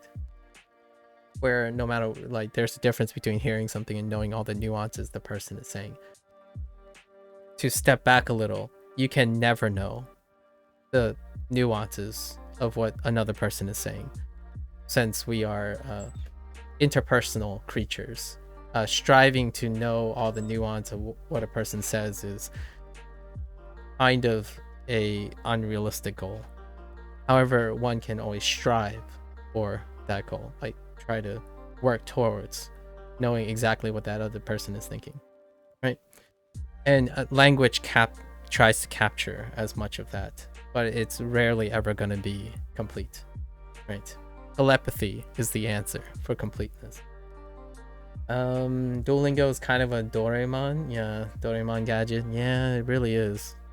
It's a very, very training wheel. It holds your hands a lot. And total immersion, once again, is the dream.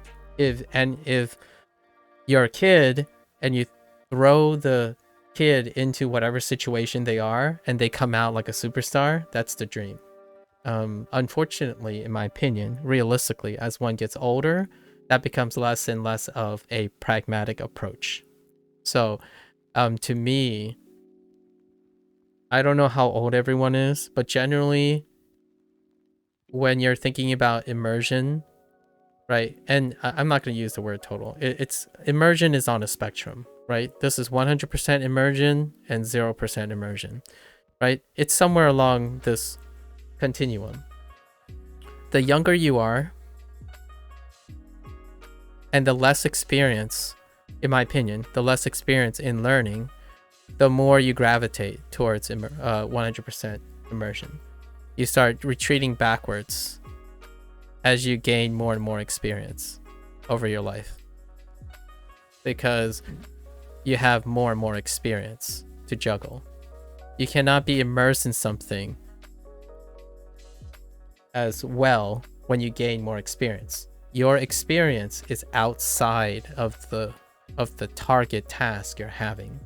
So the older you get, the more experience you gain, so the less immersed you're going to be. So your total immersion flag, maybe as a kid, is 100%, because kid, you have no idea what's going on.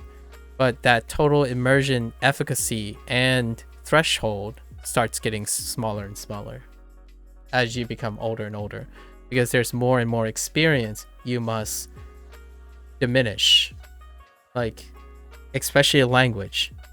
So for me, I don't do that. I work here and I move up. So I move in this direction as opposed to the other direction. I was thinking immersion as in the amount of time you're spending in a given language environment.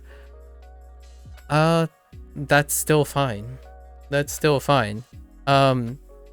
Say for example, what allowed me, for example, say you spend, so you're saying total immersion 100% of the time.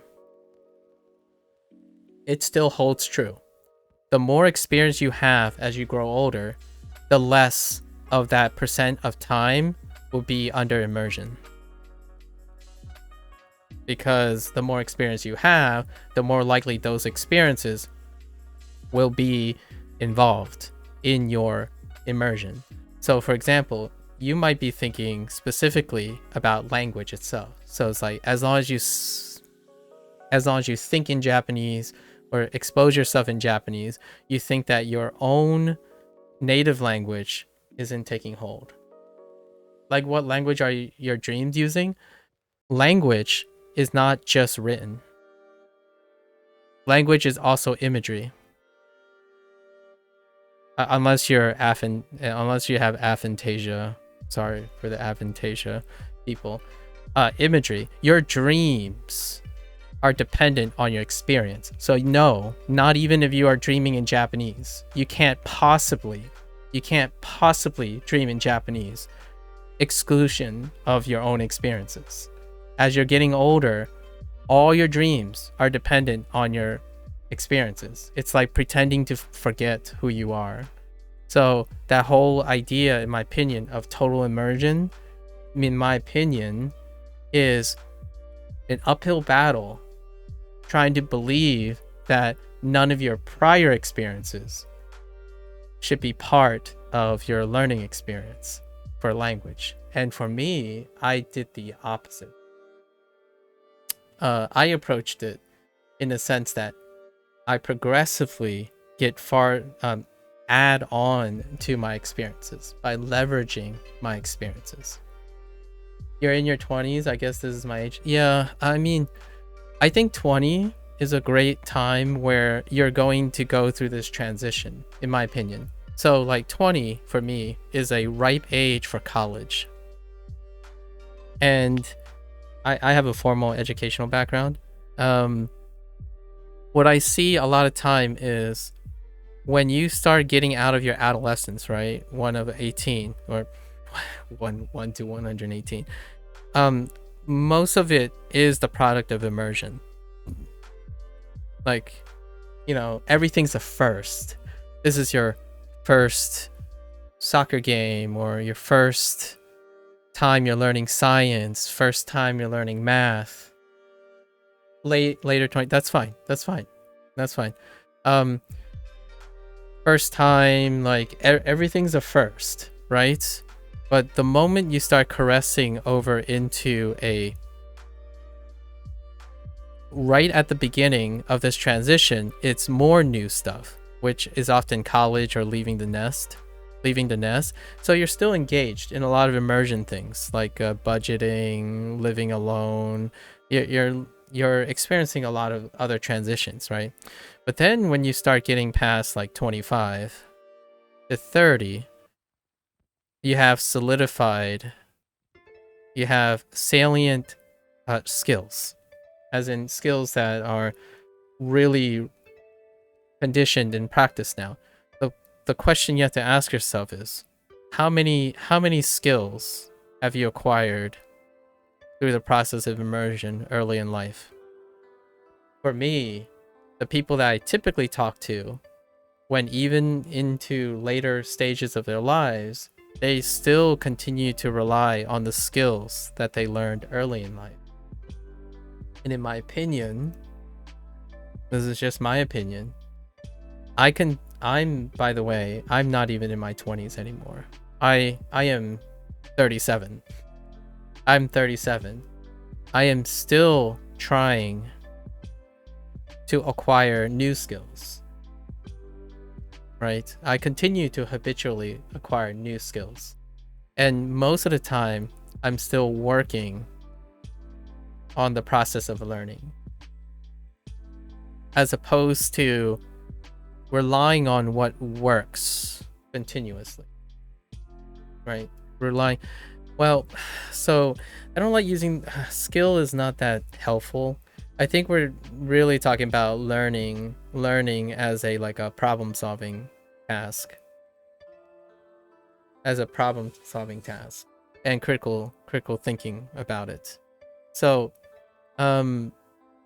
most of the time, as one grows older, I think the more you are able to leverage your experiences, the more likely you'll be successful at acquiring new things.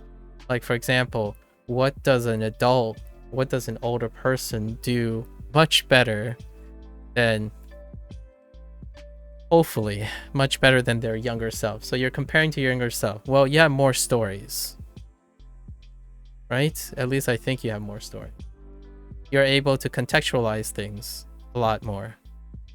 So instead of running away from your experience, as in, oh yeah, I got a dream in Japanese, so that means I have to remember to forget English or whatever your target language is. You use that English to marry it with Japanese, in my opinion, personally. This is a hot take for myself. So my progress and my retention of Japanese, it's nearly married with English. Now, I need to say something specifically though. Background. Just as a disclaimer for background, I live in an environment that is always mixed language. I'm always in a mixed language environment. So for me, I leverage that. So why work against my skills by making myself feel uncomfortable by straying away from it, right? So this isn't more of an advice or a panacea for everyone's learning experience. I like to encourage people to ask themselves, what are tools doing for you? What are the methods doing for you? What have you done? And do your best, in my opinion, to integrate as much of your experience as you can. If you can make your Japanese about your hobby, that's like a super win. So if you like doing artwork, do artwork that allows you to use your Japanese. If you like cars, associated with cars, right? So that's leveraging XP. It's leveraging your experience instead of doing, in my opinion, what a lot of people do, where they pretend like all their other experiences aren't relevant anymore to the learning of the language. Like, oh yeah, orange. Yeah, I have to stop thinking about orange. It's orange, right? Like, or oh yeah, like, oh no, I just thought of it in English or something like that, right? So in my opinion, I'm always reading these sentences, but I'm always asking myself, where would I use this? Like, you know, where would I use this phrase? Because I'm leveraging most of my experiences. If you're learning raw, in my opinion, like raw, it's like, oh yeah, this is exactly what I should remember right here. Burn it into my head. In my opinion, you're not gonna get much out of it. It's gonna be very exhausting as well. It's relying on rote memory is what I'm saying. Rote memory. You're practicing memorizing things, and if you're like a super genius, I'm not a super genius, by the way. I don't remember things like this. Duolingo sentences are weird. It's weird to you. Probably. Your sister eats apple at 10 o'clock. It's weird to you. Makes sense.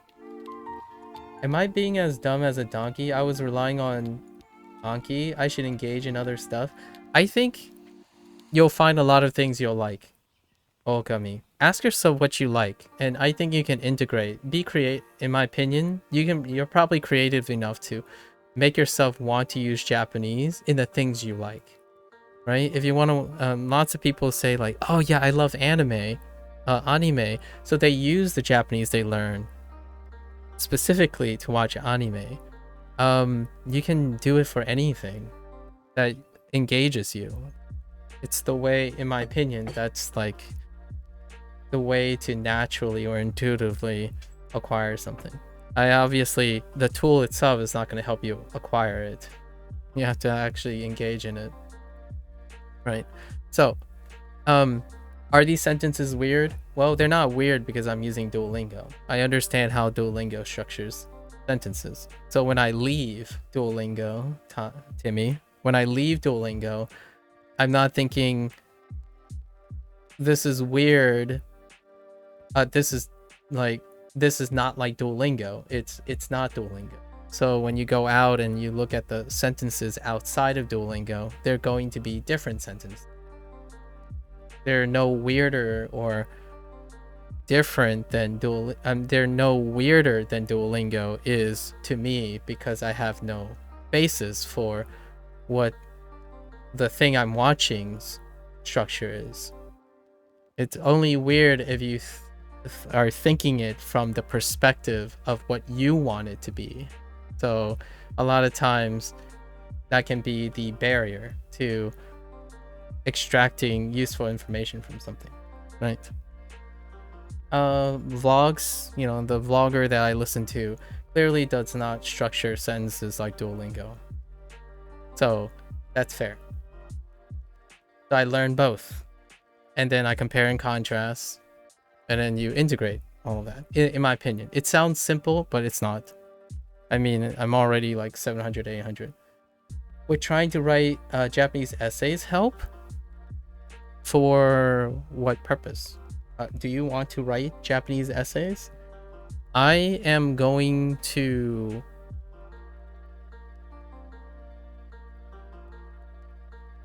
In terms of writing, the only thing I have done writing is to describe my day. For vocabulary memory, oh, that's a good question. I think it's great reinforcement.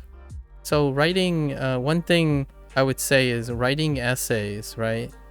If your task is to remember something, I think the act of writing is an output, right? And the output will help reinforce whatever vocabulary you have now. However, the nature could be creative. So it could be like exploratory. Right now, the type of essay writing I'm thinking of is, for example, imagine yourself go to a zoo. If you go to a zoo, write as much as you can about zoos. Right? That could help with reinforcing your memory, for sure. If you make it a creative prompt, there is a chance you could ask yourself like, oh yeah, you go to a dictionary and it's like, wait, I don't know this word yet.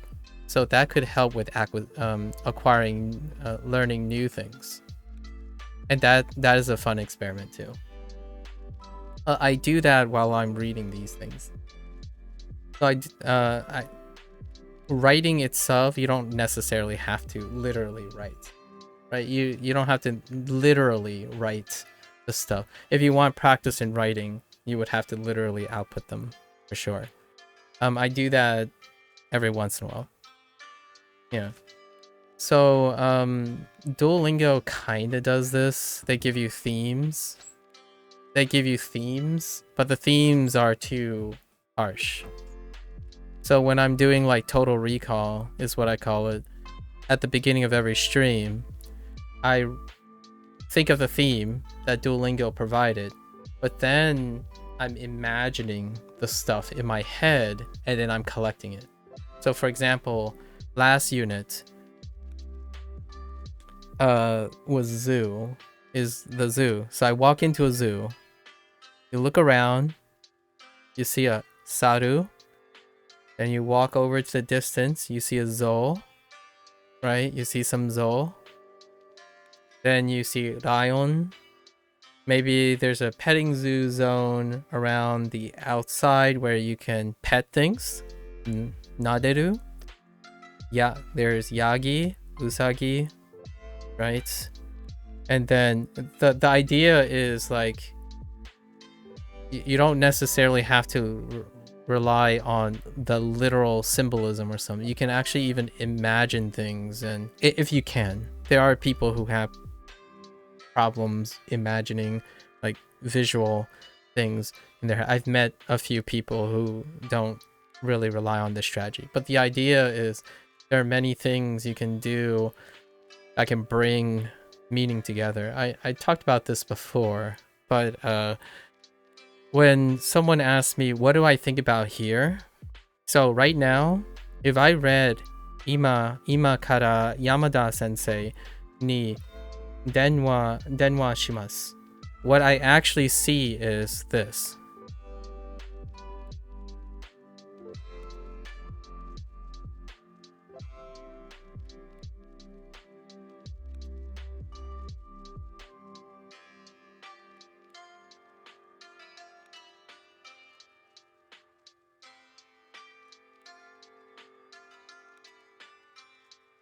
So that's what I actually see. Or like right now, immediately, that's what I see. And it might not make any sense at all. I've actually talked about this in like day 6 or something. So the down arrow means today. Like right now, right down. And then from, right? Because of kata's from. I didn't think of anything else other than the English word from. But when these are combined, then if I know down from, it means just now. And this is a mountain peak. This is a mountain peak. And this is what I think of a rice paddy. It's a square zone. So Yamada is what I get from that. And then this is supposed to be a graduation cap. So this is professor. And then the knee is pointing to professor. And then this is a side profile of a phone. This is a side profile of a phone, and I always pick up suru. So I pick up suru all the time. So that's kind of whatever gathers first, and then right as you pass it back, you'll get the rest of the meat, right? So the idea is you can construct things as many ways as possible, and if you have a lot of ways you can construct the things, you can pull them together. So one day you might forget what kata literally is. Like what is kata literally? Well, it's a romaji. You know, you can view it as kata. I don't have the kanji for this, and then that's where it stops for most people. That's where it stops for most people. You either know the hiragana, or maybe you know the kanji, which actually this phrase probably doesn't have a kanji. So most of the time people only restrict themselves to exactly what they need to know, as opposed to finding more and more ways to remember things. Wait, is it actually, or are these your ways of remembering them? That's actually how I see them. That's technically how I remember them too. It's both. It is actually and also how I remember them. Well, I'll do another one, for example, right? I already forgotten what my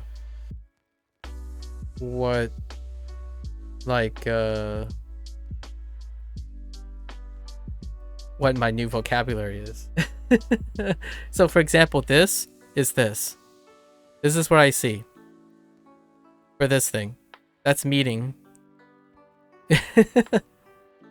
I see a chalkboard. So there's like a person here, right? Pointing at the chalkboard. This is meeting. Meetingu. As opposed to thinking about the word meeting, right? This is it's an arrow. This is an arrow with an X over it, like this.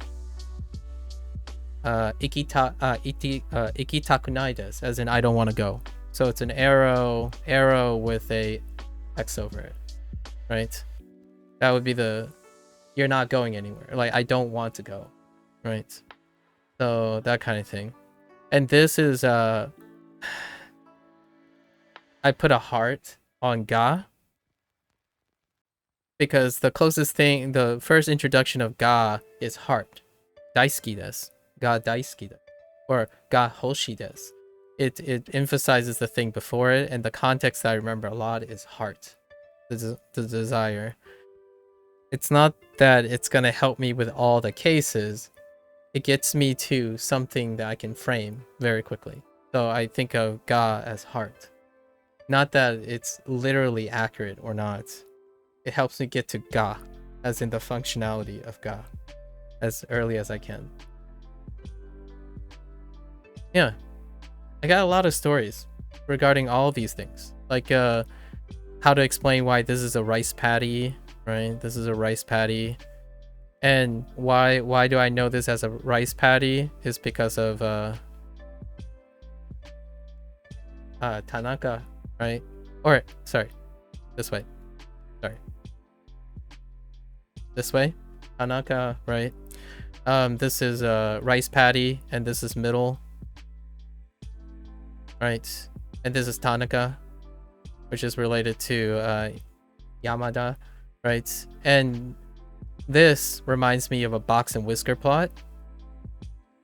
Sorry, like this is there's supposed to be an average here. So if you have a thing right here, it kind of reminds me of splitting it down the middle. So this is middle.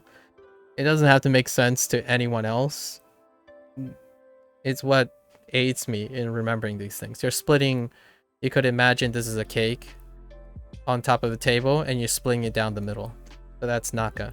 Naka is, and then when you're splitting it down the middle, it's also inside the thing. The knife is going inside the cake, right? And it's going in the cake. So naka means inside, in, right? And that's exactly what naka is, right? Doesn't have to work because other people say it. You can use your own memory stories and stuff to remember, come to the same conclusion as others, more or less. So lots of times when people say, well, that's not technically right, it's like, well, it gets me to the meaning, right? It's kind of like mnemonics. Lots of times people talk about mnemonics, right? Mnemonics are great if someone tells you them. If someone tells you it, like if you're asking for advice, someone tells you it. To me, it's even greater. It's even greater if you made it. You made the mnemonic. So most of my mnemonics don't make any sense until I explain it. However, even if I explain it and it doesn't make sense to anyone, if you get to the meaning, they won't know. It won't matter. It won't matter to them, right? So you find out your entire shorthand. I always talk about this little type of story where when I give someone my notes, right? When someone gets my notes, I'm always very apprehensive about giving someone my notes, because most of my notes is in shorthand. As I grow older, my shorthand becomes more and more esoteric over time. When I was a kid, I basically totally immersed. You know, how do you get total immersion? You copy everything. Your notes literally tries to capture everything it's going. Nowadays, if I ask an adult, what does this mean? I don't think I'm going to get the same answer from people like me or someone who's on my same wavelength. However, I would get the same answer from a very specific pre-selected group, because most people would say like, oh, it's an arrow pointing down. Like, all right. It also can mean decrease. It can also mean descend.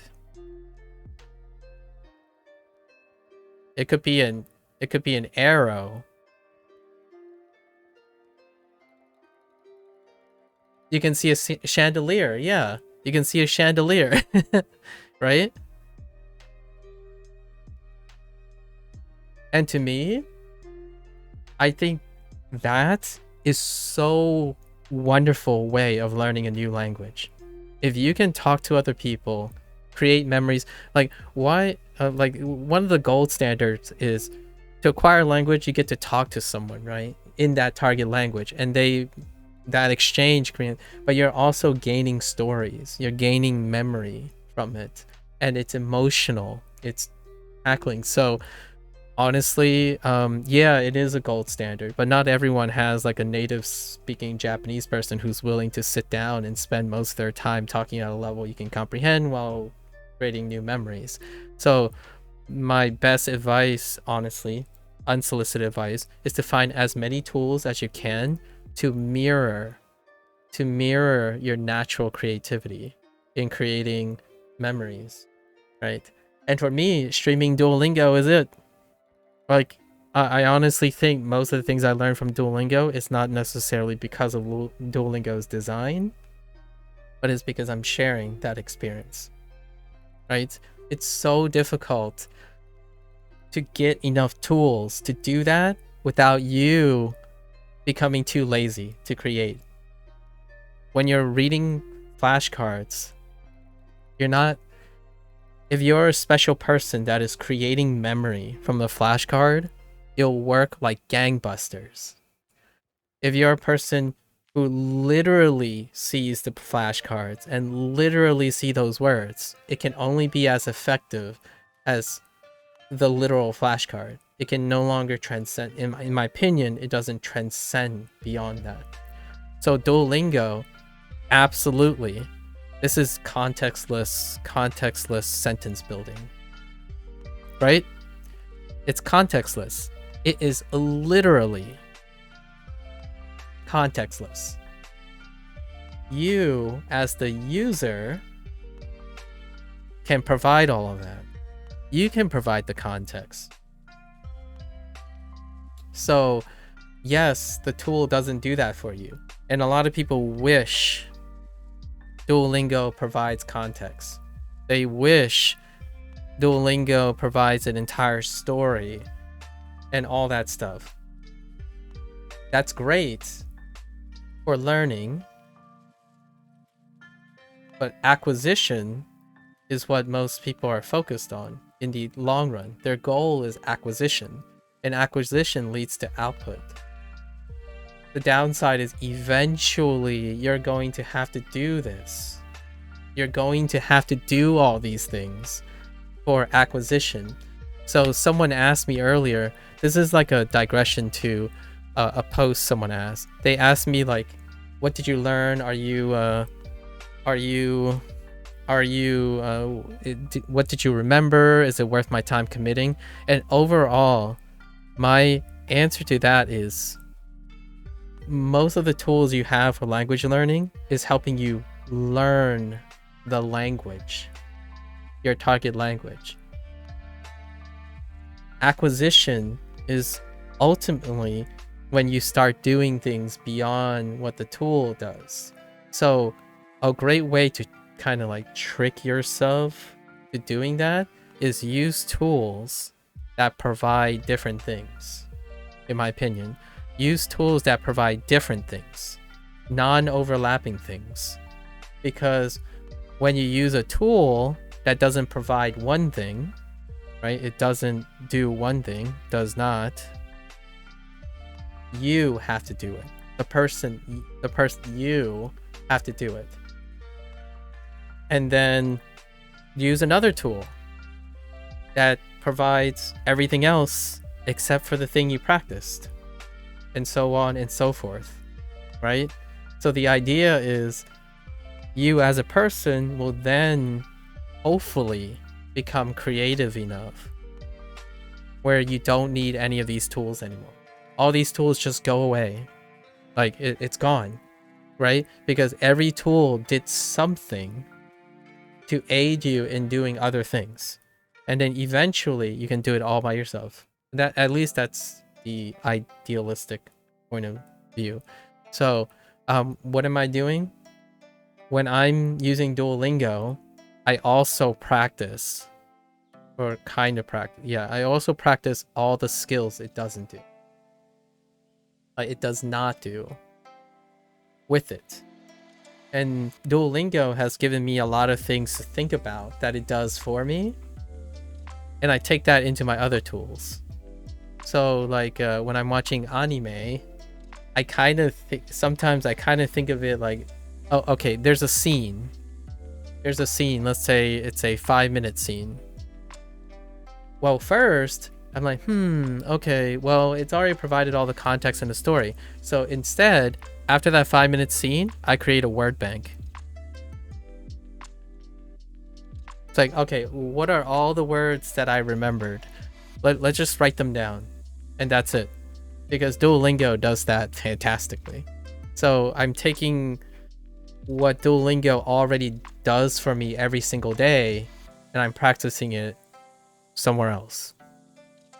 And then when Duolingo isn't providing me context, I talk about my day when I'm using Duolingo. So I'm always thinking about the anime I watched, the manga I might be interested in, the shows I might be interested in, and I'm bringing them and talking about them in Duolingo whenever I get provided words. So like ima, ima's great. I can use it right now, all the time. Ima this, ima wa this, ima wa that, etc. So even though it's introducing vocabulary at a snail's pace, right, for a lot of people, sensei. I was a sensei before, that kind of thing.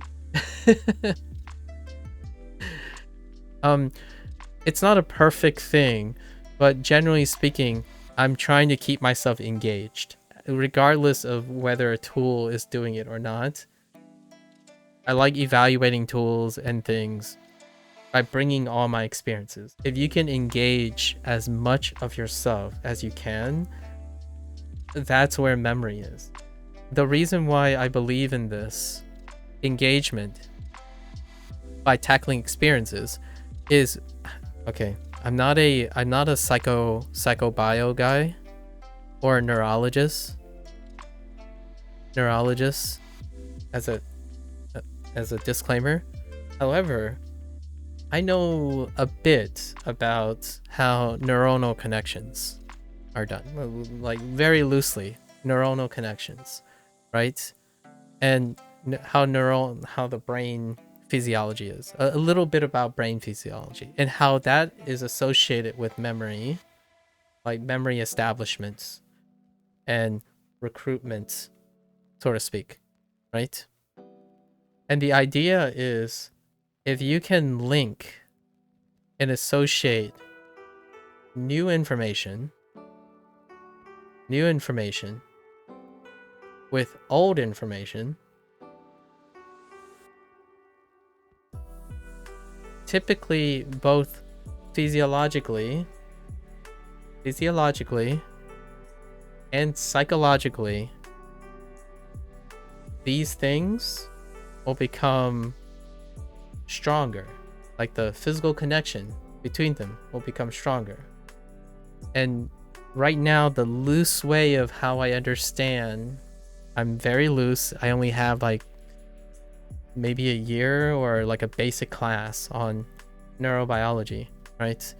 The idea is if you can make an information and contextualize it with old information, you're not wasting the effort of grooming old information in order to make space for new information. Space, both literally and physically, actually.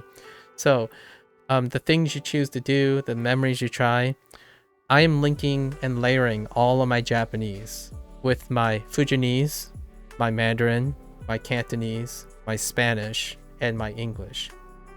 So when I recall one word, yes, I'm going to be slower, but I'm also going to remember them. So when I say now, I'm constantly thinking about ima. Or I'm thinking of kata, I'm constantly thinking about from. And yes, it's almost like opposite of what most people suggest. Like, oh yeah, you need to abandon your. I get it, but for me, my goal isn't to talk like a rap god in Japanese. I want to be able to speak to English and Japanese speakers. I'm layering the things. So for me, I got faster at practicing exactly what I'm practicing, which is to associate English with Japanese. Because I speak English, and I also, how much does my Chinese knowledge help me with Japanese? I talk about them. It doesn't, I don't know if it helps or not. Like for example, mapo tofu. Mapo dao is how I remember it, but I will always remember it that way. Like what I mean is those two are linked forever. Like mapo tofu, that katakana that I see is attached with mapo dao. So the more knowledge, relatable knowledge I have with each other, the more likely that whenever I say mapo dao, I would think of mapo tofu. The katakana, like I'm like kind of visualizing, seeing it in my head right now. So anything that overlaps, like yoroshiku.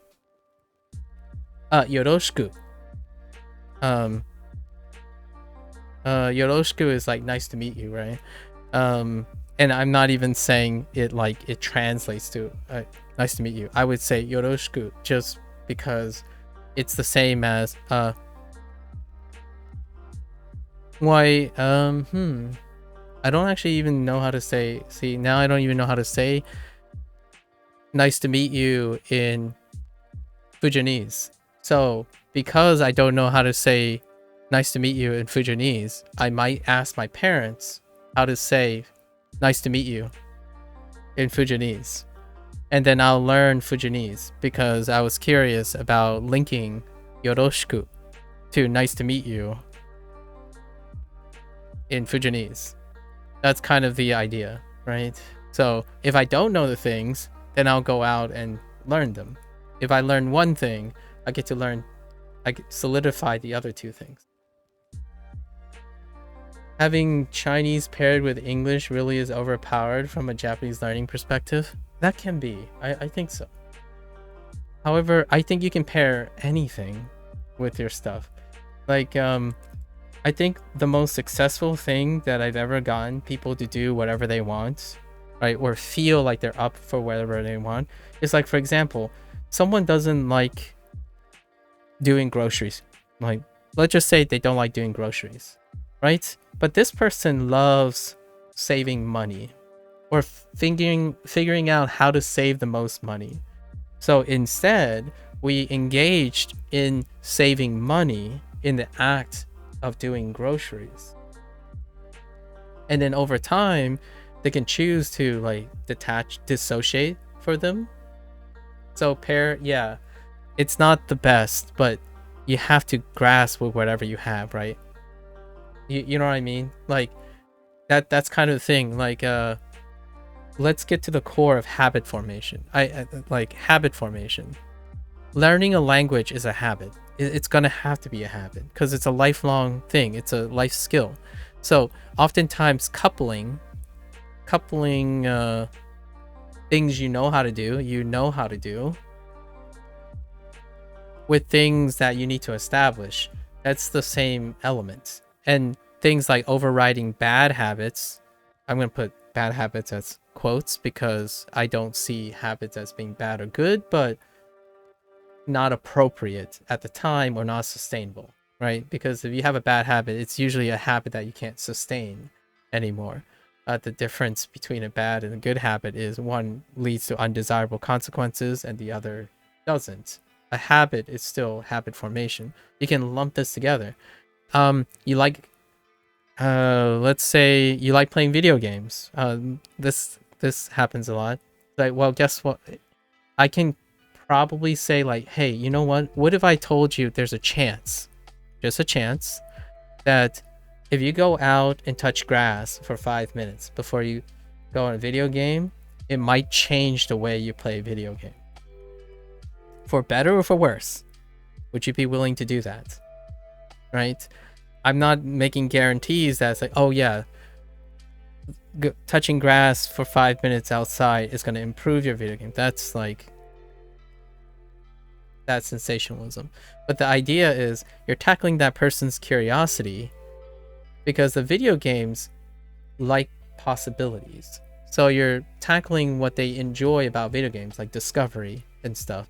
And what happens is the person itself will be motivated to do the same thing, like to do things, and their touching grass may become associated with video games.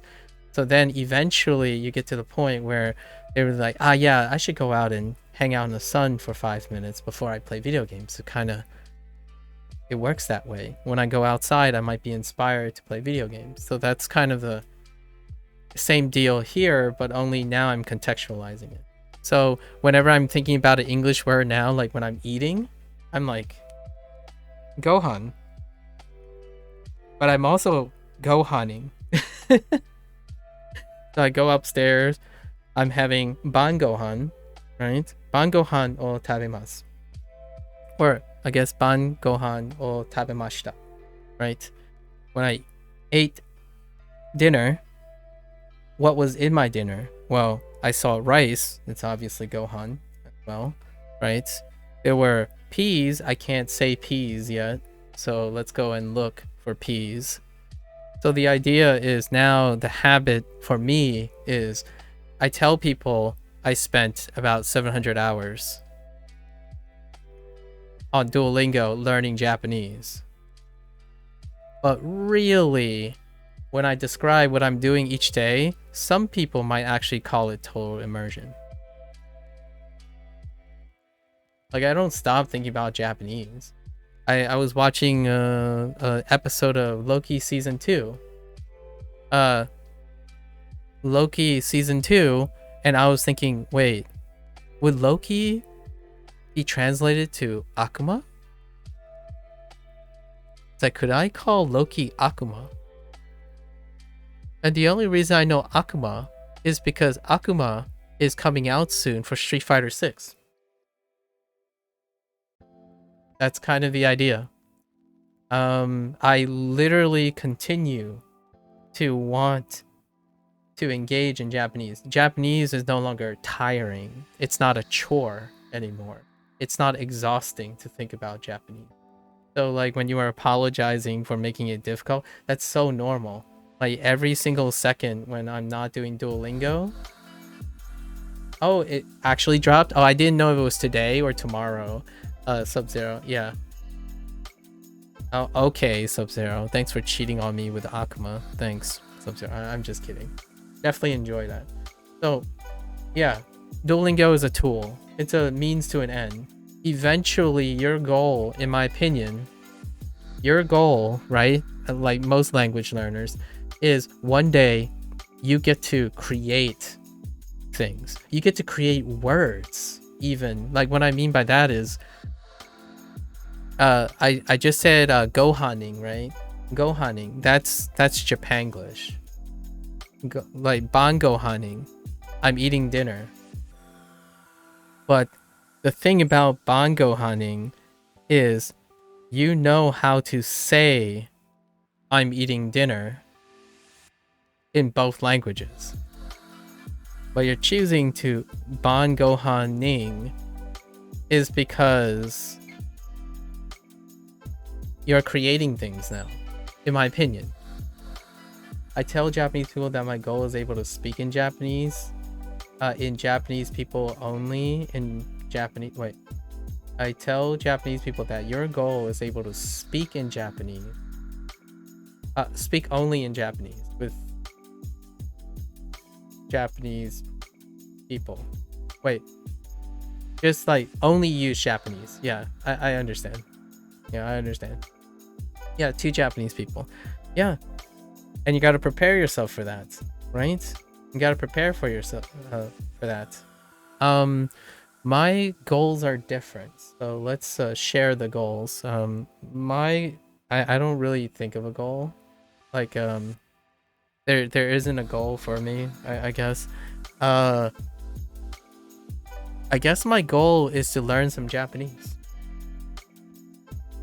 And I really do mean the word learn some Japanese. It doesn't even matter to me if I can speak Japanese or not, or write Japanese. But the thing is, learning Japanese will naturally cause me to write and speak Japanese anyway. So I'd rather focus on what I can do and continue to explore what I don't know about my learning, and it will happen if it happens. I'm not a very goal-oriented person anymore, so yeah, all roads leads to Rome. And this entire conversation that we're having, I spend half the time actually doing this on stream. So, I don't actually spend the 700 hours on Duolingo. It's a backdrop to be talking about learning. I enjoy learning. I want to make people, in my opinion, show that even when you're not literally learning a language, you can learn something in the process of learning. You can discover yourself. I think when you can smile and talk to people about what you do, it is almost immeasurably more valuable than sitting here and saying, oh, I need to get my vocabulary done. So, well, you can do it tomorrow, like with reasonable doubt, right? With reasonable constraints. However, building memory it gives you that motivation, right? My current goal with Norwegian, I'm just using it every day until the end of day and be like, that was all I wanted to use it. Yeah, use it for. So far it hasn't so far it hasn't gotten even close. Work in progress. One day, right? One day. For me, yeah, not even close. I always, you know, go out for a run, look at keys, look at ES, look at, I do some wataruing.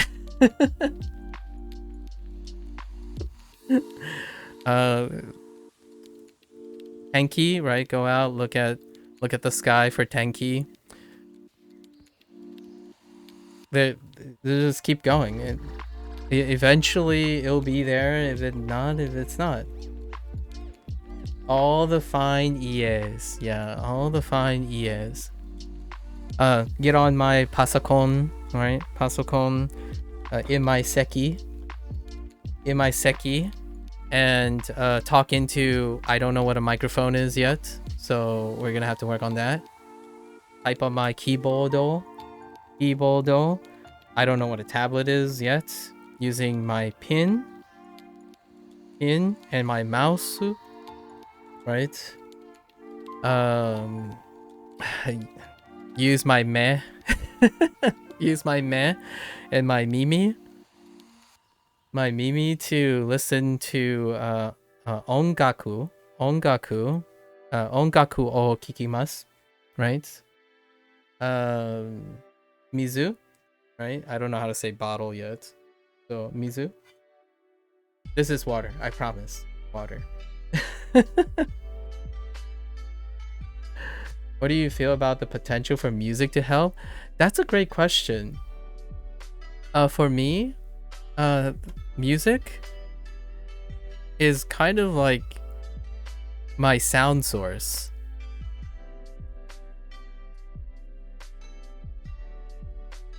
I think music was fairly decent, nice for when I was learning English, memorizing songs and stuff. Oh yeah. So for me, I want to add a little bit more. It's a sound source. So what I mean by that is, it's so great if you start like actively listening to music. And what I mean by that is, one way of actively listening to music is the lyrics, right? Sure, right? You're learning to the context of the lyrics, but you can also listen to pitch. You can also listen to cadence. You can also listen to volume. And I have a music background as well. This is the same with what about music? What about voice acting? And for me, if you can actively listen to sounds to help for language, you'll know what is high pitch and low pitch. You'll know if it's an increase in cadence or a decrease in cadence. You'll also practice if it's higher or lower volume. A lot of people listen to music, I know this is going to be belaboring the point, listens to music top down now. Where they take and focus on the bottom thing, the one bottom thing, and then ignore the rest. So when you're listening for lyrics, you're not focused on pitch a lot of times. Like if you're focusing on the meaning, right? Meaning of the lyrics. But you can do all of these. You can take turns. Like first, listen to the lyrics. Then you can listen to the pitch. You can look at the composition as a whole, right? How does that help with language? Well, language, the sentence has a composition. You know, whether it's right or wrong, that's a different story. That whether it's wrong or right, that's a different story. But for me, like for example, I think of music I think of language as a combination of sounds a lot of times. So, 今から Yamada sensei 山田先生に電話します right? 電話します So, for individuals who don't necessarily do like music stuff per se, it could sound like one whole string of stuff, right? Oh, hey there, Osman. Hello. Yeah, from YouTube. So there's this thing where like you can also do like pauses and whatnot, like music pauses and goes, you know, there are syncopations and non-syncopations and slurs, slurring, sliding, that kind of thing. maybe not as appropriate for Japanese, but what happens, in my opinion, is when you actively listen to music, language in itself, when you're saying if it helped, I'm guessing you're talking about language learning. Music, in my opinion, is an even more like dynamic exploration of how to manipulate sound into structure. And a lot of times when you're humming, you're vocalizing, when you're singing along, you're actually doing a lot more dynamic process than you think, and then you're trying to create order and form on them. So it's like a top-down perspective, right? When you're humming, you're using your intuition a lot of times to hum along or sing along.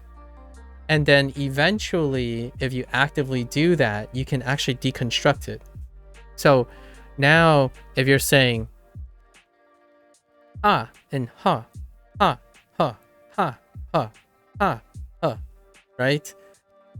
But that's just one note, right? It's one note.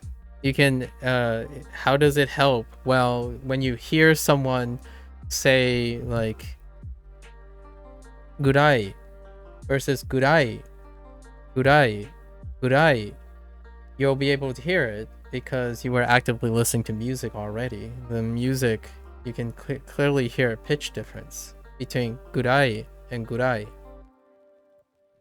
And that, in my opinion, is kind of the extra stuff for listening to music. If I was trying to frame it into like something Japanese related. So you can hear and imitate if you were humming and singing along already. If you spend a lot of time imitating people and imitating sounds, like singing is a natural imitating. Not a lot of people imitate speech patterns. I kind of imitate speech patterns over time. Like I want to sound like this person because this person is very articulate, right? Or this person's cadence is very awesome. Or you want to avoid sounding like someone. That's also a thing where you're like, I don't want to sound like a hype lord, so I'm going to lower my volume most of the time. Or maybe, just maybe, I'll learn to slow down my speech when it's important. Well, you can kind of do that in a form of expression, even if you get a sentence incorrectly, or like say you're trying to express you're sad. Well, you can say it in a sad way too. And there's so many more dynamics as well when it comes to like sound. We won't even start on like body language, right? Hand gestures and nonverbal communication. That can also embellish your expression of stuff. Case in point, ka, ne, right? Ka, ne. What is my face doing? Well, my eyebrows tend to raise when I'm saying ne or ka. Because I'm raising my eyebrow, I'm going to naturally create an uptone. Even though these are markers of unknown and not actually the question in themselves, right? Things like that. And how do you create that? How do you produce those sounds? How do you intuit those things? It could come from music. It could definitely come from music. Obviously, you could say something like, "ii desu ne," right? "Ii desu ne" versus "ii desu ne" or "ii desu ne." So you have plenty of functionality, and what I mean by that is it might not teach you literally new words, but it helps you remember the words you already know and the flexibility of what they can do, right? So music, all that stuff, if you're engaged in it and you're creative enough, it's probably helpful. I typically don't focus on how it's helpful or like how much helpful it is. Anything is still better than nothing, in my opinion. But that's kind of funny. Sakana, the particles of fish. Yeah, sakana. Yeah. So, I would say yes. And I'm gonna end the digression here because I think we're kind of over around an hour. I typically like lump and try to, if I'm gonna pull and invest in a discussion, that's usually where I head off. I don't know if there's anything else I want to say here, other than if you're having trouble doing something, like say remembering something, like if you're having trouble remembering something, here's a fun little thought experiment. Is that how you spell remembering? So if you're having trouble with this, ask yourself, the things you remember, how do you remember those things?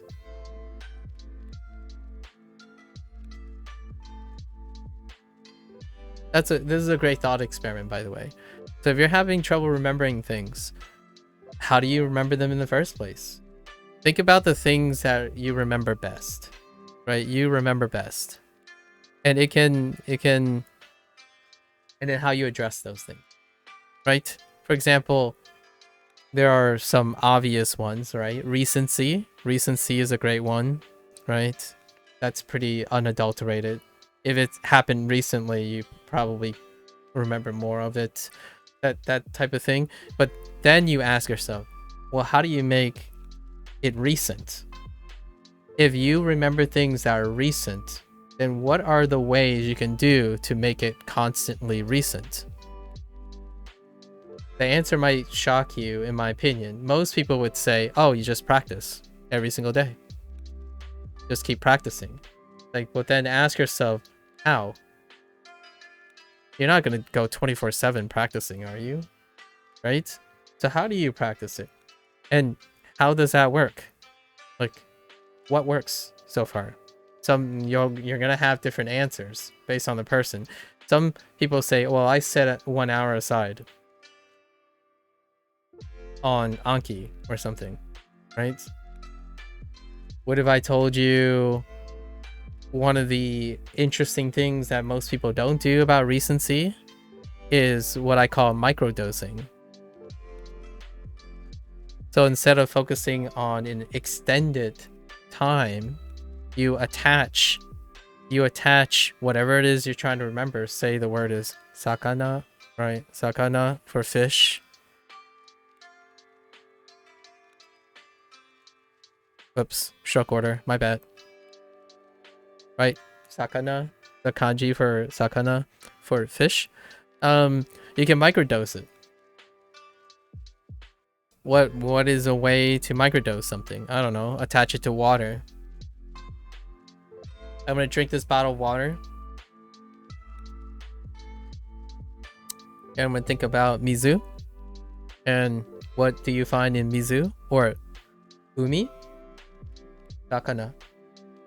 So then what happens is, well, you're not practicing an hour every day. You're just thinking about it every once in a while, constant, like recently. So there are different approaches in that. And then you ask, what else do you remember? Oh, it has to be fun. That's usually the other thing, the fun. And this is incredibly nebulous too. So then you ask yourself, well, what makes things fun? For you, I have no answers for any of these things.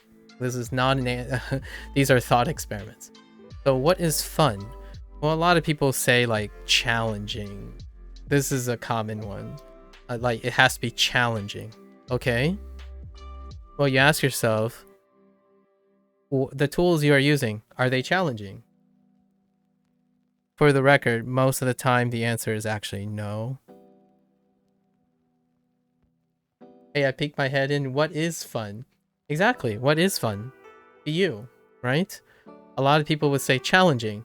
And then I asked them, okay, can you explain to me, what do you constitute as challenging? And the first thing that comes out of their mouth is doing something that I like.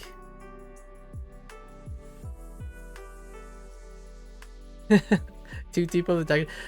Listen, Lotus, you can join in at any time.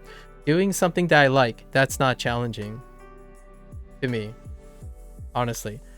And then when they continue to describe the thing, they describe something they already know how to do.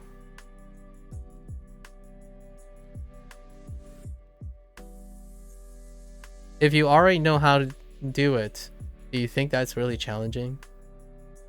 And these are just questions that I ask. I don't know the answers. I'm not providing any answer.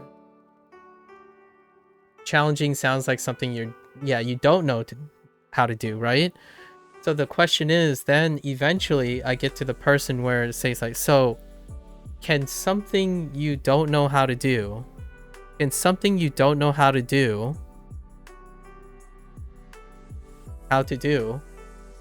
be fun, right?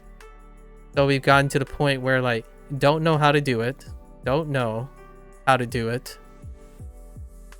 Can it be, it'll be challenging, right? It'll be challenging. Can it be fun? And that's usually where I lead people. A lot of times it is a bit of leading because of Socratic method and whatnot. But the thing is, then those people will be able to find out. Because if they think challenging is fun, then they might be willing to engage in something they don't know how to do and then make it fun. So if they can make it fun, then language learning is for you. It's really, I don't usually talk about language learning. I'm talking about general things. Like I typically work on like life coaching things. Like life coaching, or trying to get someone like a friend to want to embrace things and that kind of thing. And I don't do anything really. I'm asking questions, and I truly believe that most people are able to answer their own questions in the sense that they are creative enough. I like to believe they are creative enough to answer this. So this is one of the most, in my opinion, ironically, for lack of a better word, one of the most challenging things to do, which is how to get yourself to think that doing something you don't know is both challenging and fun. Not the same as doing something you do know and choosing the challenge. So something that is fun already, that you do know how to do, and challenge yourself in that. And that to me is kind of like language learning. How do most people start choosing language learning? It's like, how are they motivated? They start with something fun that they like. And then because of the fun that they like, they bring it into language learning. And then at some point, it might not be enough. So they need to find other ways of engagement, find other ways. Because eventually the quote unquote grind of language learning supersedes their fun and their like motivation of it.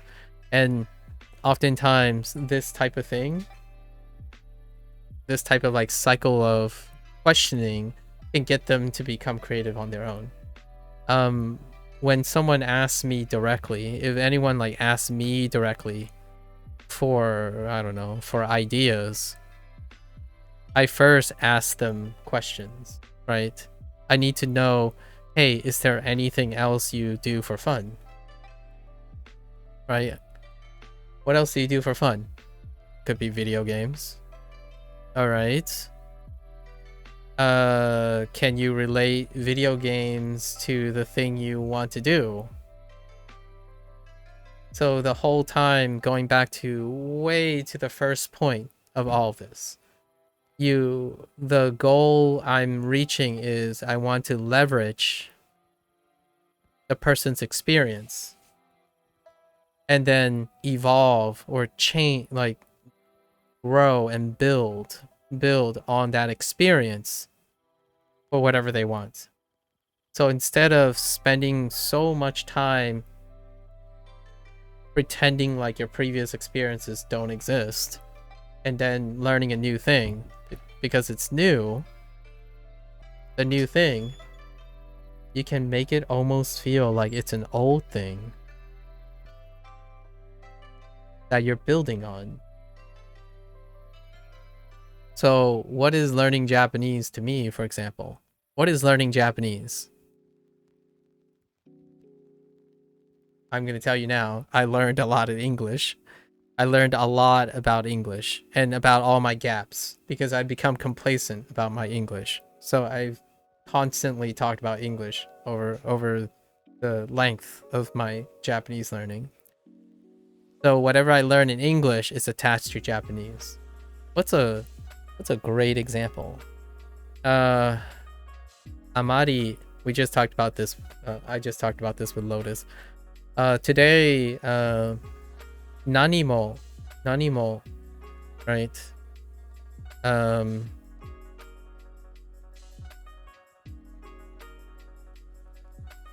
Right? Nanimo was introduced attached to a negative past tense verb.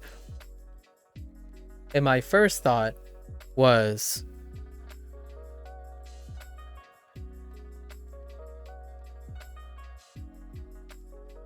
right? Amari. And immediately Lotus spoil it for me and say, yeah, it's attached to negatives. Much like Amari is. So now from now on, Amari and Nanimo are attached to each other, associated with negative verbs. That's it. That's one of the lessons that I remember immediately from the first 5 minutes of this lesson. Is it written in Duolingo? Is it written in Duolingo? Absolutely. 100%. No. That is not part of Duolingo. But the thing is, what I know about Amari and Totemo, right? Totemo, sorry, Totemo. That was the wrong pitch accent. Totemo,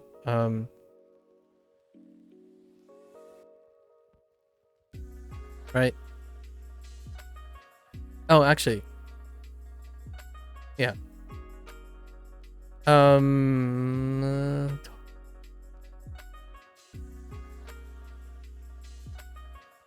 It's either a day or a te. I have to work on my de and tes. It's probably Totemo.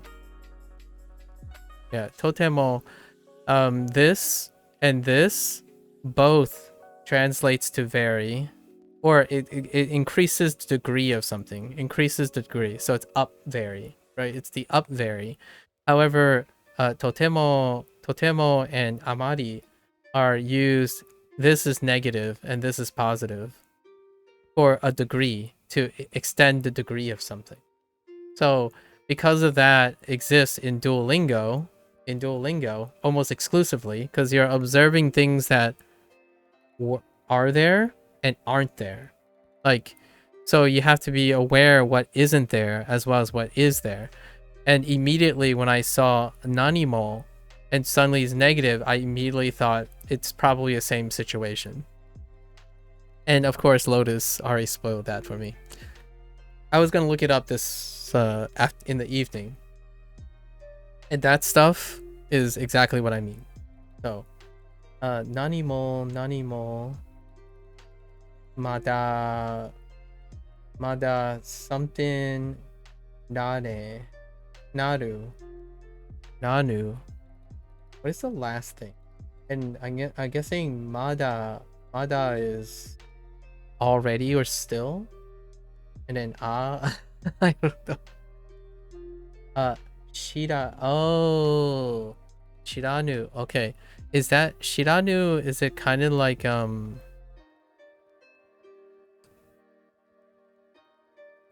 no, right? No. Understand is wa. Starts with, it's no.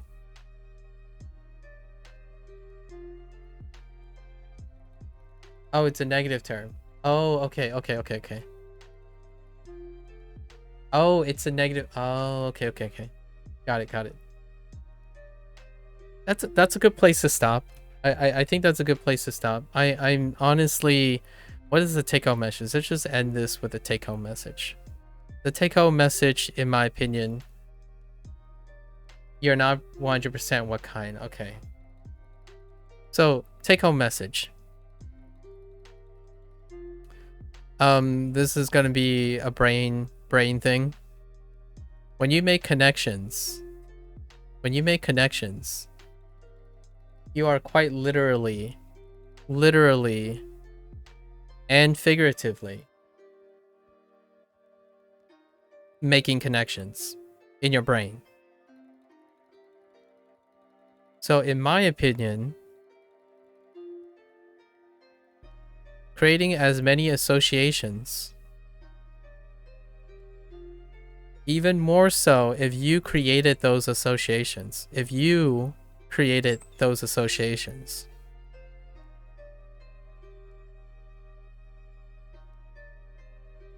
I'd like to wager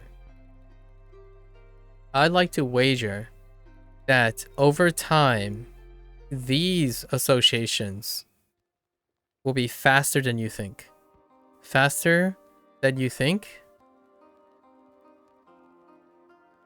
And will largely be the root of your most salient memories.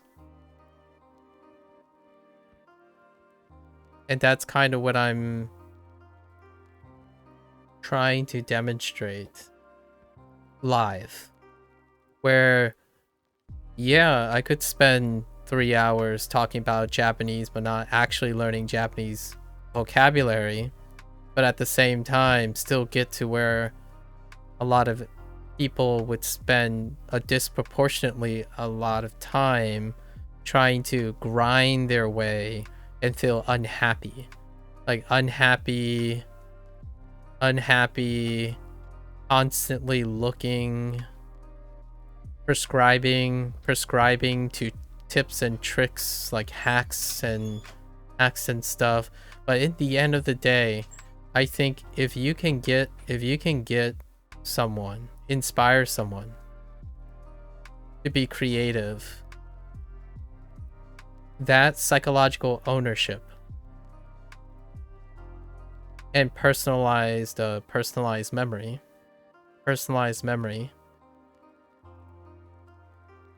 is, it has no comparison in my opinion.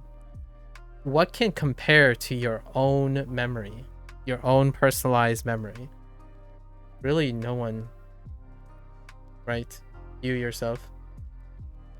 New is the same as, oh, nah, I see, nai, but it's like an alternative older version. Oh, okay, that explains a lot. I see. Shiranu. Okay, it's a shiranai. I see. Fair enough. あれが、ありがとう、sorry, ありがとう、Maku sensei. Thanks.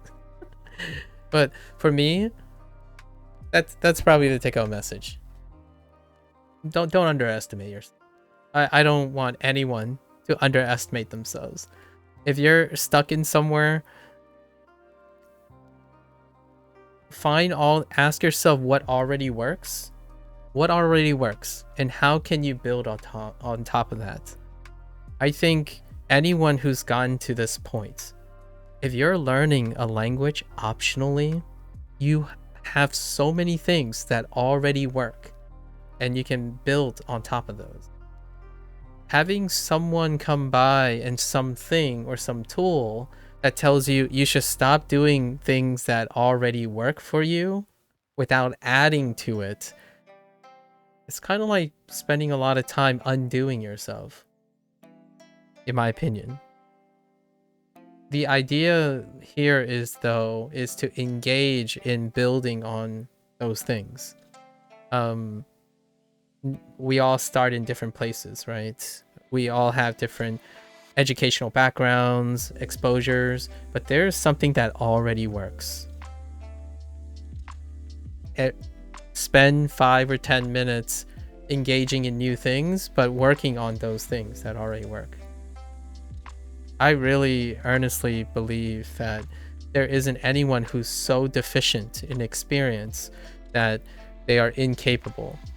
There are extenuating circumstances. When a person is emotionally compromised, like they're chronically depressed. I talk to a lot of people who are chronically depressed, self-deprecating.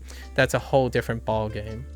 They are legitimately not emotionally able to participate in creative thought on their own working environment.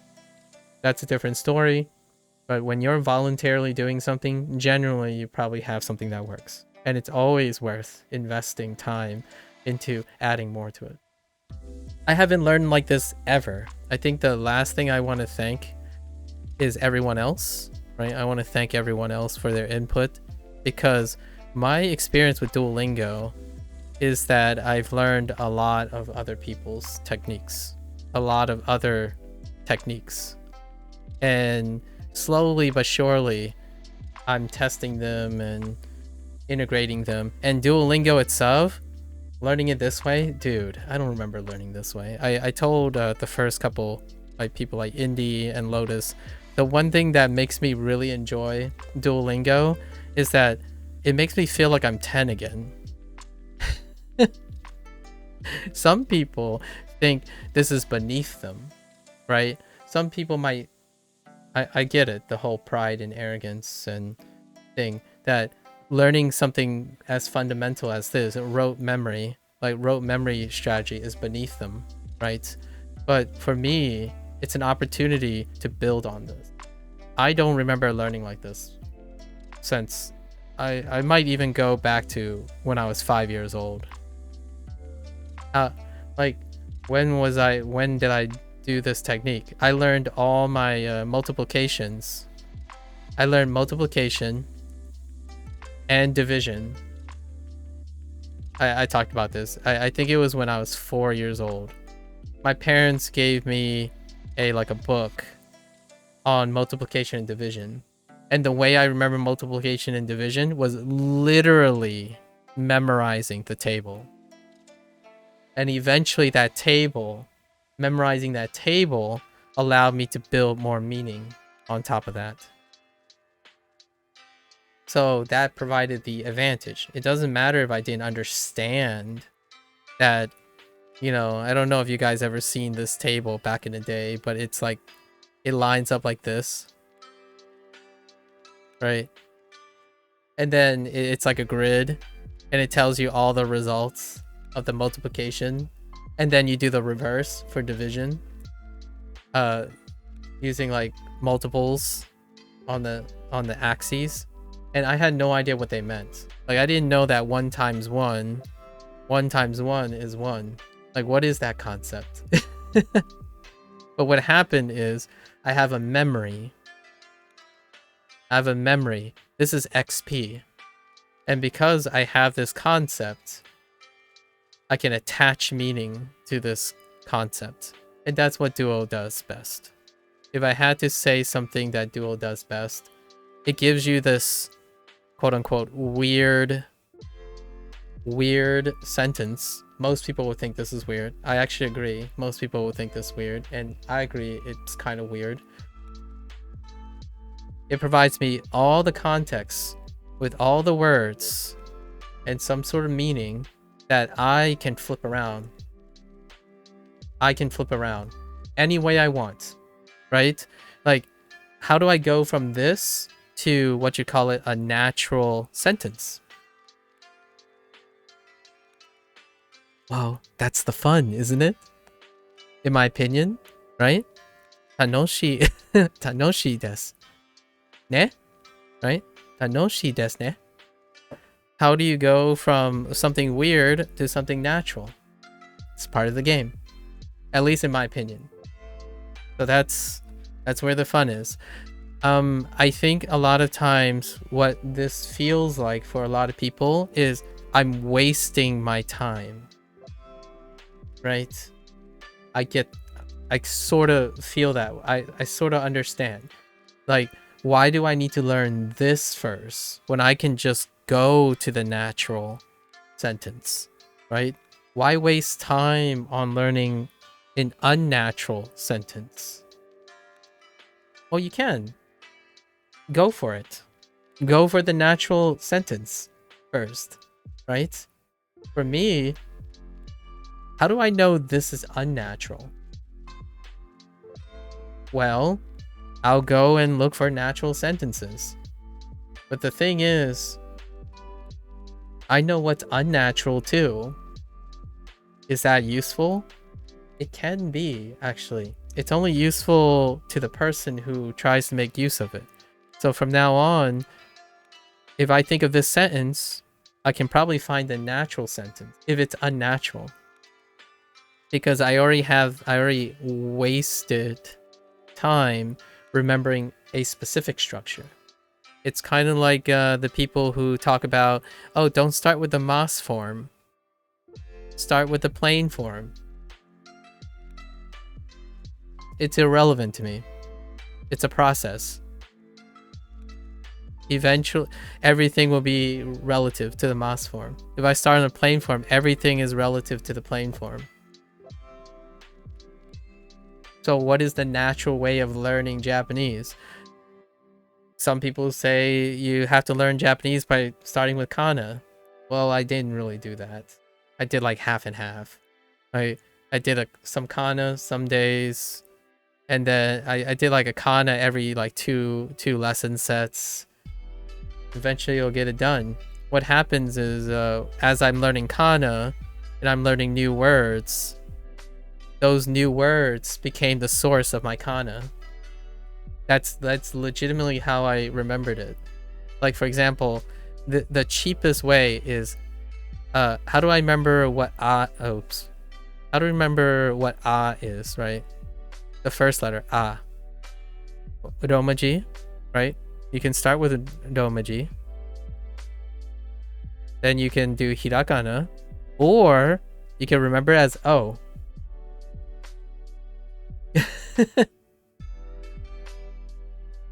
If you remember O, it's A, which is also A.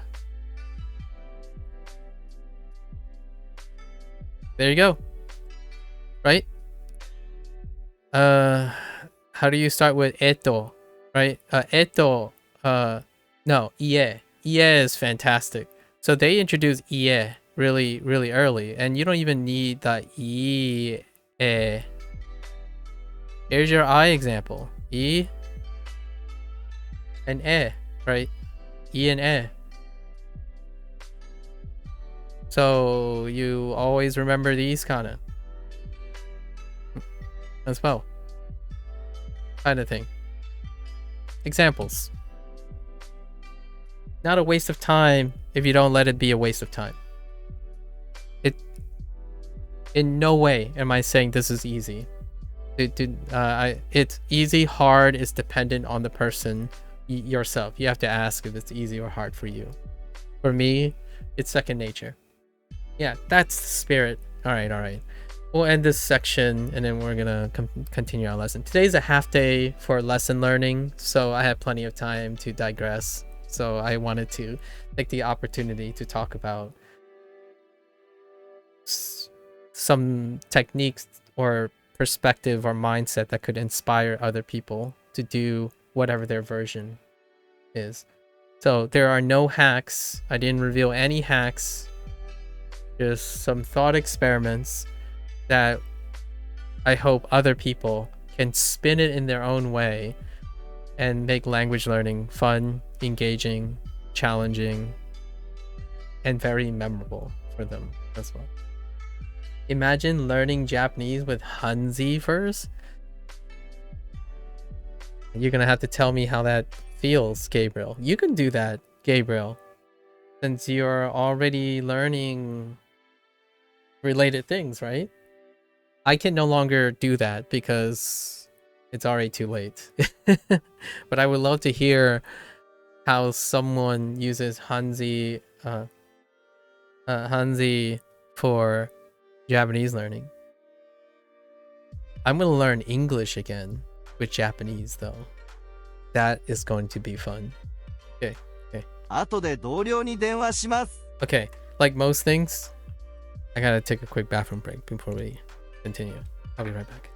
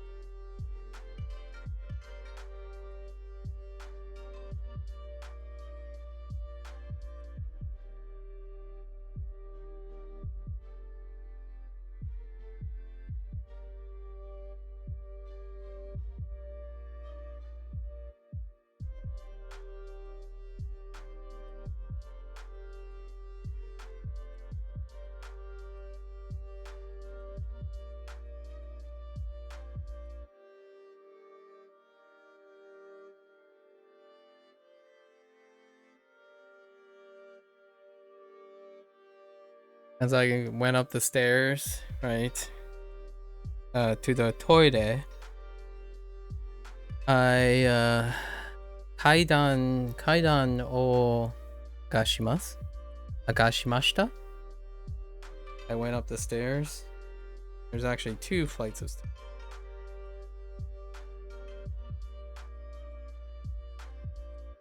I just realized kaidan. Okay.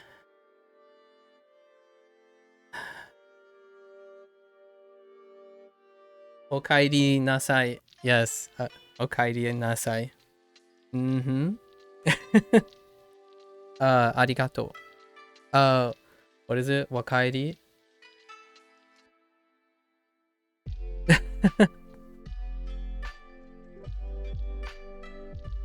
Hey, alright. Where are we? Oh, yeah. Oh, I was gonna do some stuff here, right? Oh, here's one just for fun.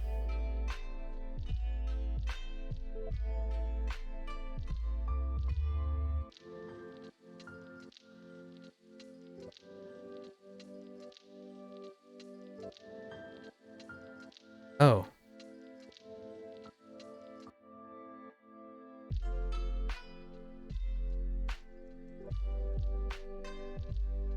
Just for fun. I'm back, I'm home. Yeah. Tadaima. Oh, tadaima. Yeah. Tadaima. That's it. Yeah. We haven't gone tadaima yet. So here, this might be weird, but, this is a vacuum cleaner. So it's later, and this day is means. These are coworkers, and you're pointing to the coworkers. So you're calling the coworkers. So all this is saying is I'm gonna call my coworkers later. Or phone my coworkers later. There's also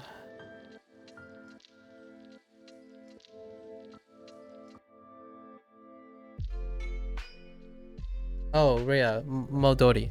Yeah, modori. Modoru. for return. The generalized return. Yes. We have all of that in Duolingo. So modoru, kairu, but not tadaima. Tadaima yet.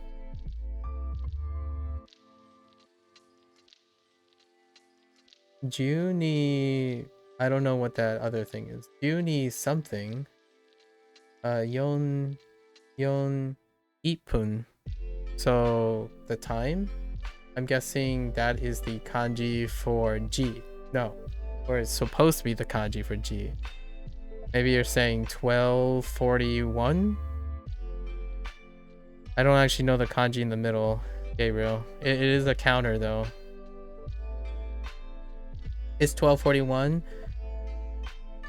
I think the kanji is not the one you're looking for.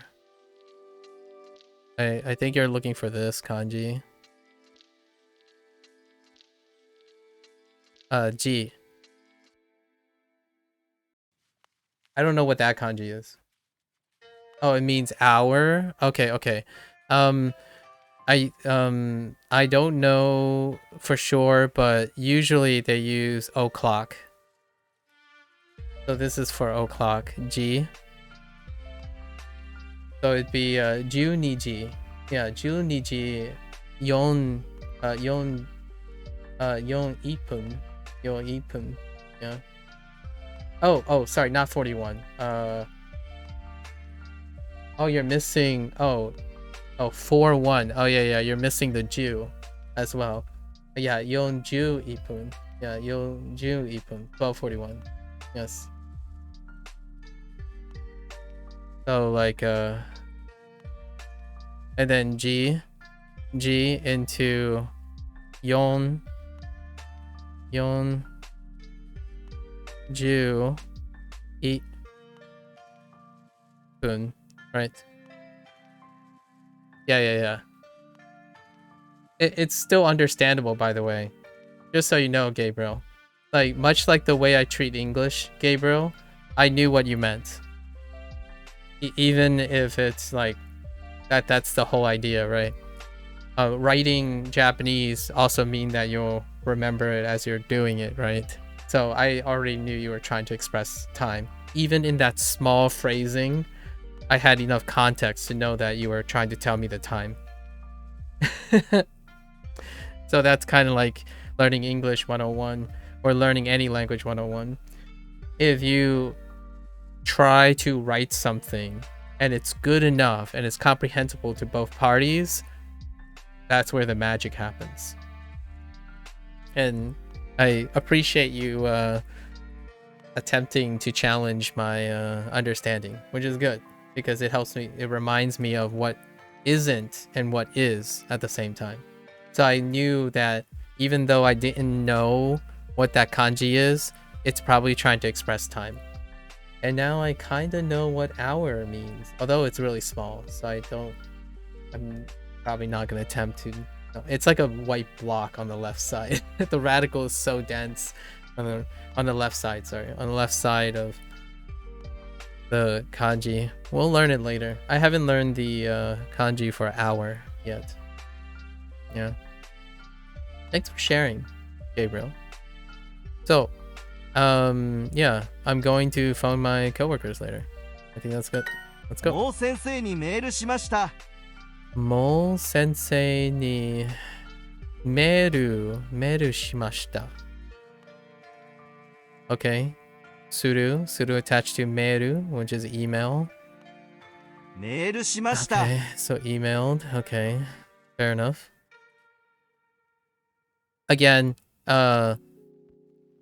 just to verify this, this is a down arrow again, and then this is the hat, right? The hat, and this is a letter, right? And then suru. I know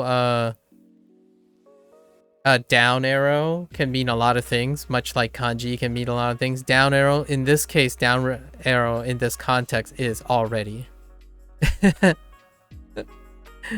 So when I envision the down arrow, it's like, yeah, I'm already done. downloaded. So that means I emailed the teacher already, right? And that's what I would interpret from this. Mo sensei ni meru shimashita. I emailed the teacher already. も Yeah, already, yet, now. うメールしました The reason why it's the down arrow is because it's also now in some context, interpretively now. The already is also the down arrow. Okay. Okay. Gakko. East is Minamikuchi? No, that's south.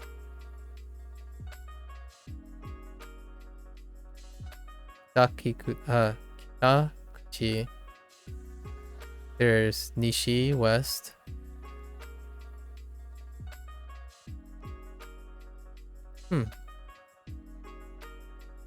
East. East. I grab east.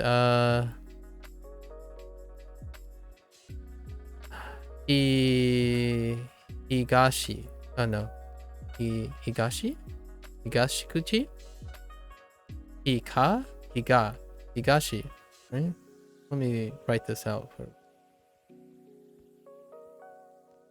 Yeah, Higashi.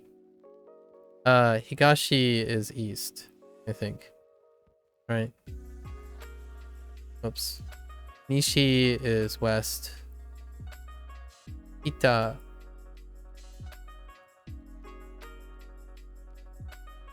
Kita. Kita is north. And Minami. Yeah. Oops. Yeah, Minami is south. Yeah, okay.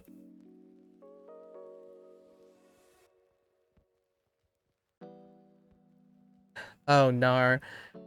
I know that means hour in Japanese because I've never seen it. I noticed something.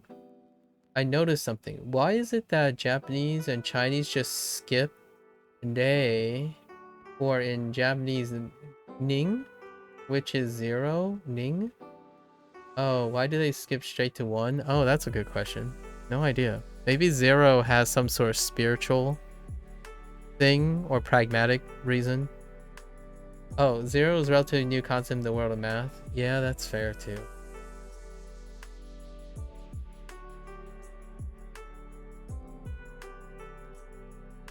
We already talked about that, Dar, about the G and the hour.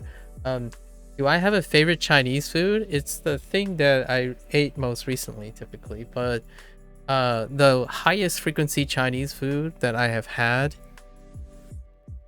Oh man, do you want like an objective reason? Usually the most recent food I ate is my favorite. Recency, for me, when it comes to favorite, is recency. I favor recency because of memory. However, sometimes I do frequency. So the most frequent Chinese food would be rice. Sorry. I think I'm being a little pedantic. Let's see, a dish. I would say like mapo tofu. Mapo tofu is pretty good. It's in my memory. It's always recency. Rice. It's like, but wait, that's not Chinese food. It's like, yeah, but it's part of the Chinese lexicon. So rice. What leaves me with the biggest impression in terms of Chinese food? I think one that goes way back into my Chinese childhood, and my parents think that my parents buy me this dish all the time. Like they go out of their way in Chinatown. So the most highest frequency sentimental dish that's in China, in like Chinese cuisine, for me and all the people around me, is probably what Americans would refer to as beef chow fun.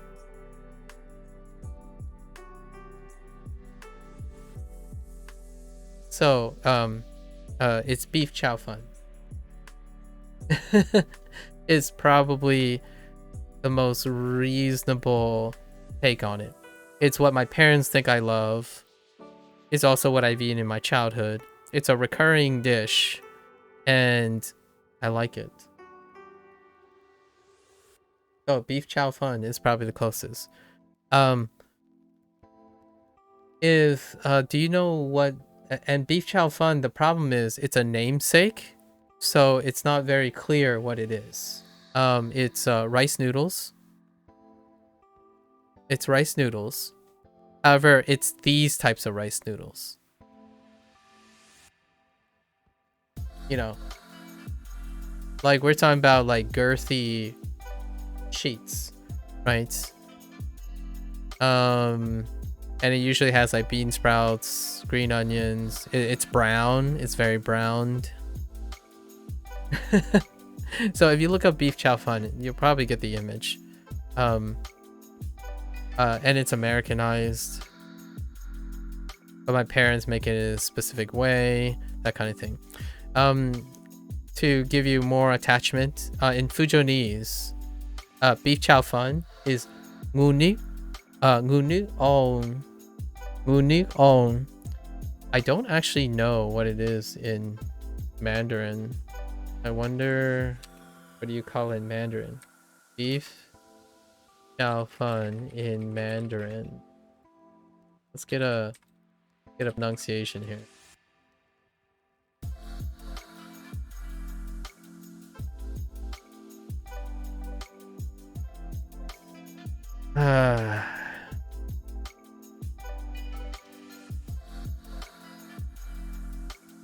That doesn't help.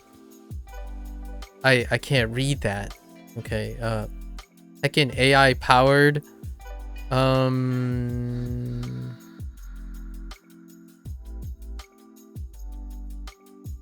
Gong Chao. No, Gong Chao. I don't. What the? Hang on.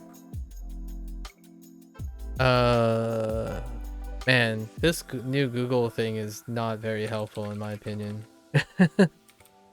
Sorry, Gemini.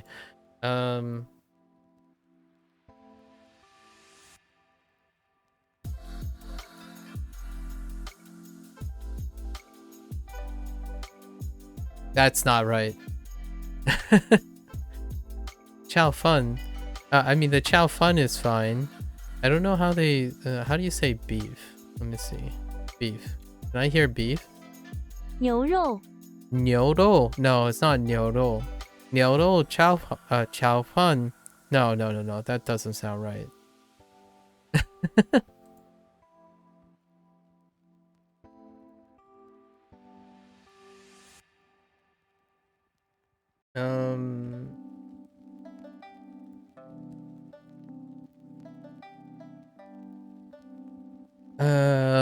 We'll just keep it. It's fine.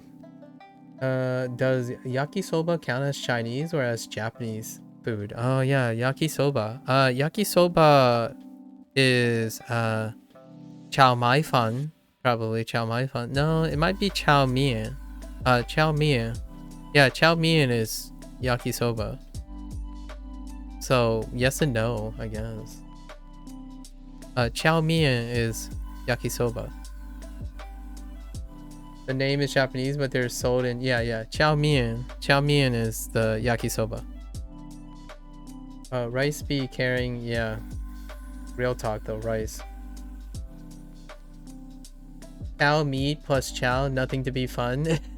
Nothing. Yeah, I don't know what the fun comes from.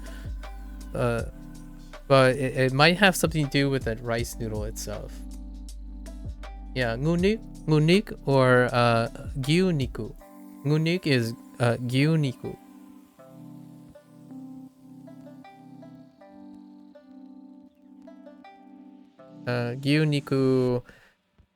Gyuniku yakisoba, I suppose.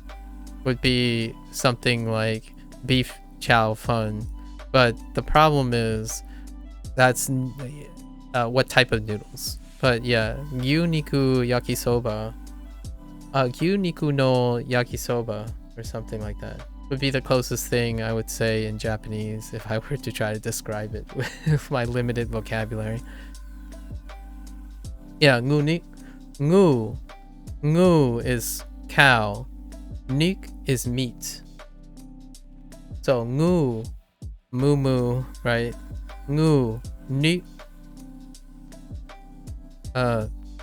Ong is what we would say for the chow fun, but chow mein is stir-fried noodles. So if you say like gyuniku no yakisoba, you're probably getting close to gunik chow mein. Gunik chow mein. All right, let's move along. Great question. Usually it's I can't answer my favorite questions. It's tough for me. I'm a more pragmatic person. So I usually lean on recency. So I would travel backwards. And pick an impressionable memory that I have that I'll keep with me. And that's usually how I determine what my favorite is. So, because sometimes when I think of what's my favorite in the long scheme of things, the further you travel back, the less likely I'm going to be able to talk about it in its most purest form. However, if it's a recurring thing, then it can become a favorite too. So frequency then plays into that. So mapo tofu is a really pivotal part of my life, and based on recency, it will come up more frequently in my life as well. So it both fulfills recency and frequency. However, I would probably give it to beef chow fun because my parents also has this impression that I like it as well. So it's like a more dimensional thing than simply a favorite that's based on frequency and recency. The reason why fun was added was because otherwise it wouldn't have been fun to eat. I absolutely love those big rice noodles. I love chew. QQ. I need my chew in my noodles, especially when they're like hand cut. Oof. QQ.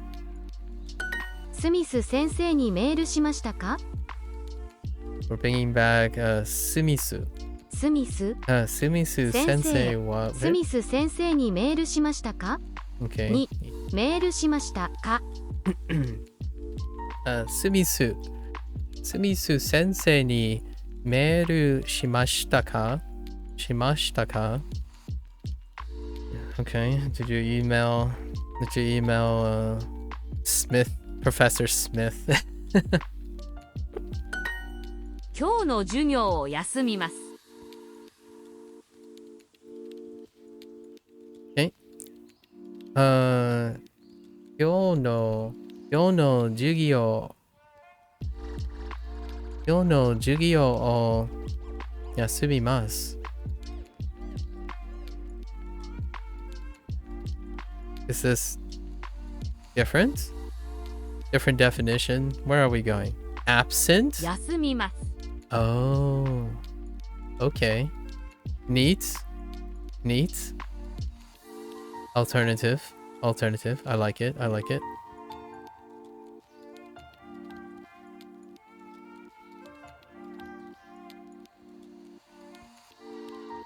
Wow, absent from? That's interesting.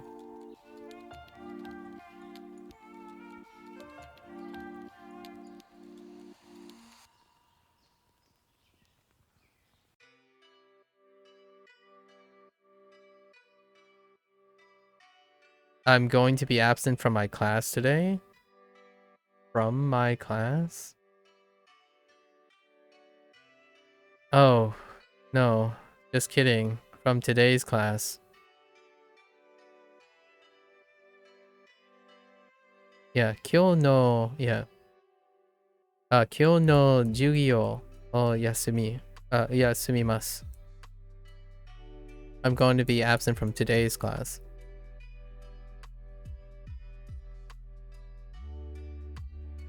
Okay. Huh.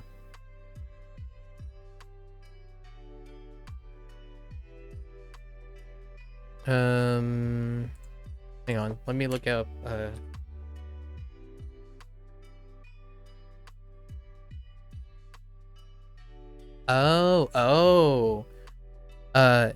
Yasumu's actually primary use is to be absent or to take a day off. Interesting. Yeah, we used it for to rest or to have a break first. Interesting. Or I'm guessing they're ordered by the frequency that they're used. All right. Neat. Very neat. I'm going to be absent from today's class. 明日は仕事に行きますか？明日は仕事に行きますか?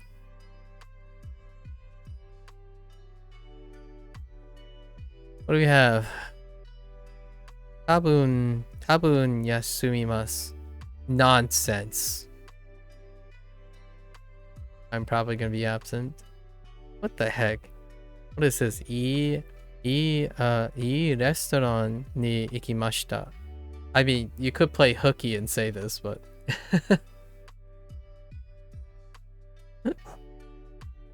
but they're talking about tomorrow as opposed to what have already done. 多分休みます.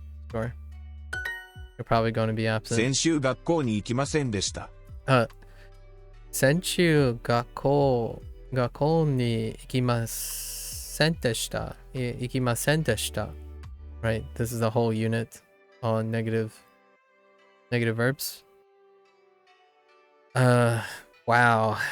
Oh no, this is bad influence. Bad influence. No one learned these phrases. I'm just kidding. Not biased at all. I didn't go to school last week. Jeez.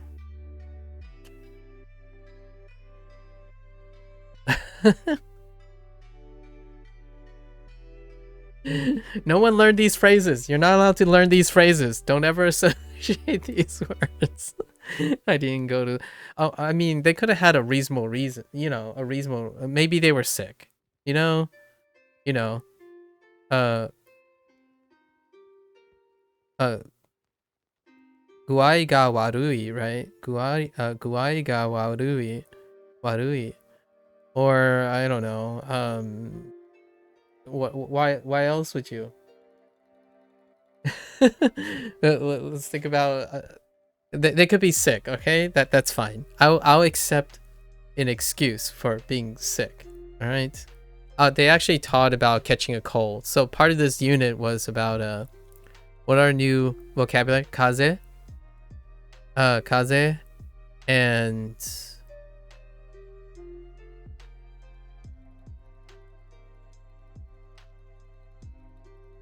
Man, we need to... I need to review because I already forgotten the vocabulary today. Too much time. We have fever and cold right now, so it'll come up again. We'll get reinforced. We've only been exposed to it like twice. All right, it's fine. They'll link together. The reasons. Right. Kids who never burn their hands don't learn the value of not being burned. Well, fingers. Yeah, the fingers. Okay, yeah, they're linking them together now. So, kino wa what? Nani ni ikimasen deshita. Oh, sure. Gakko.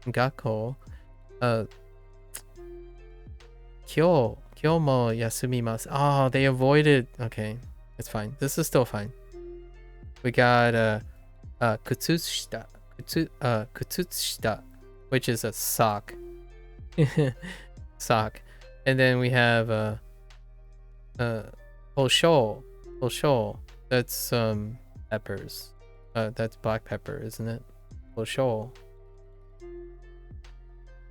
Or no? Is it? Nah, we're fine. And then what is this? Wataime, which is cotton candy.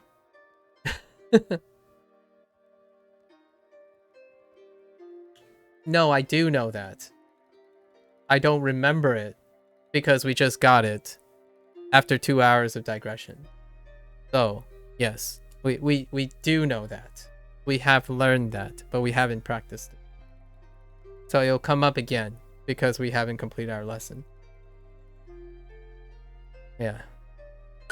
月曜日に仕事に行きませんでした。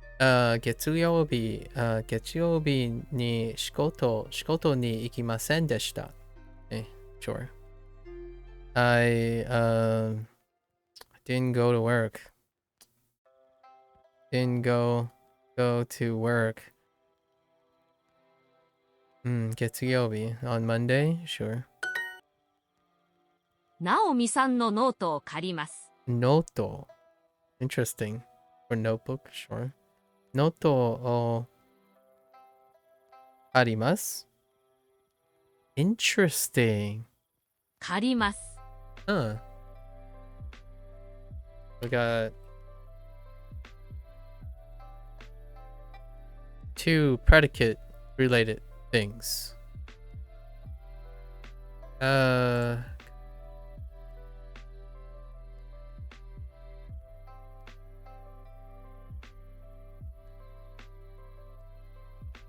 あります。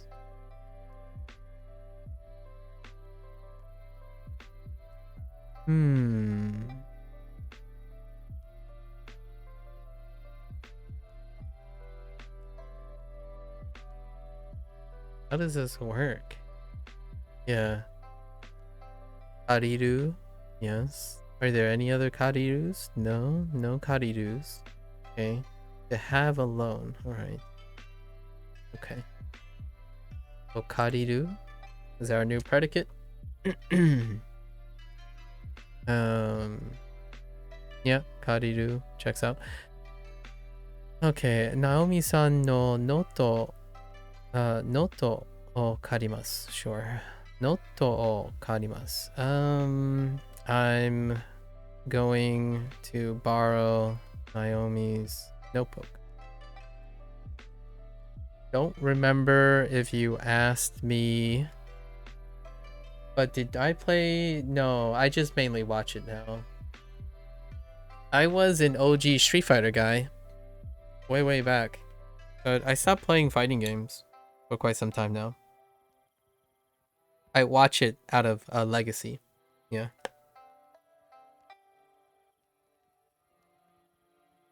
The last fighting game that I played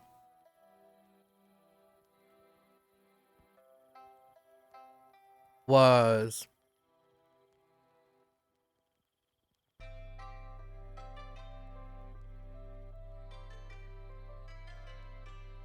Soul Calibur 2. I think I played most of the early fighting games since Soul Calibur 2. Would I be considered, well, if I were to get, so the question you're asking me is, would I give up what I'm doing now to play fighting games?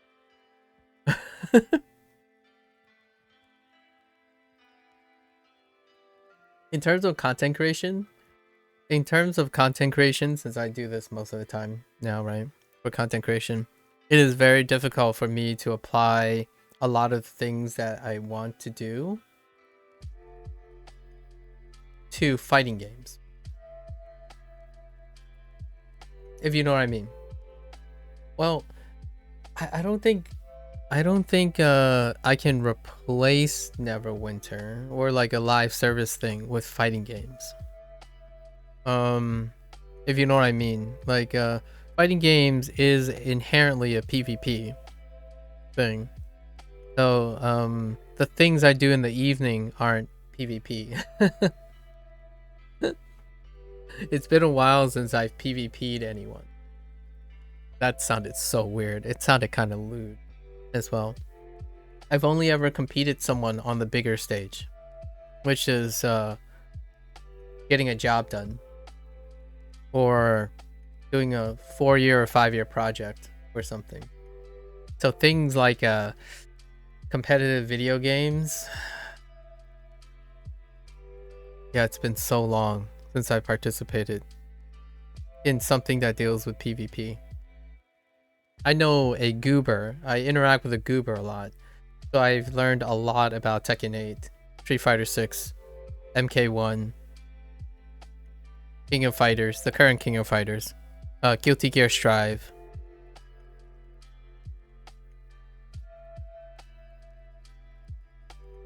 DBZ Fighters, or DB Fighters, Grand Blue Versus.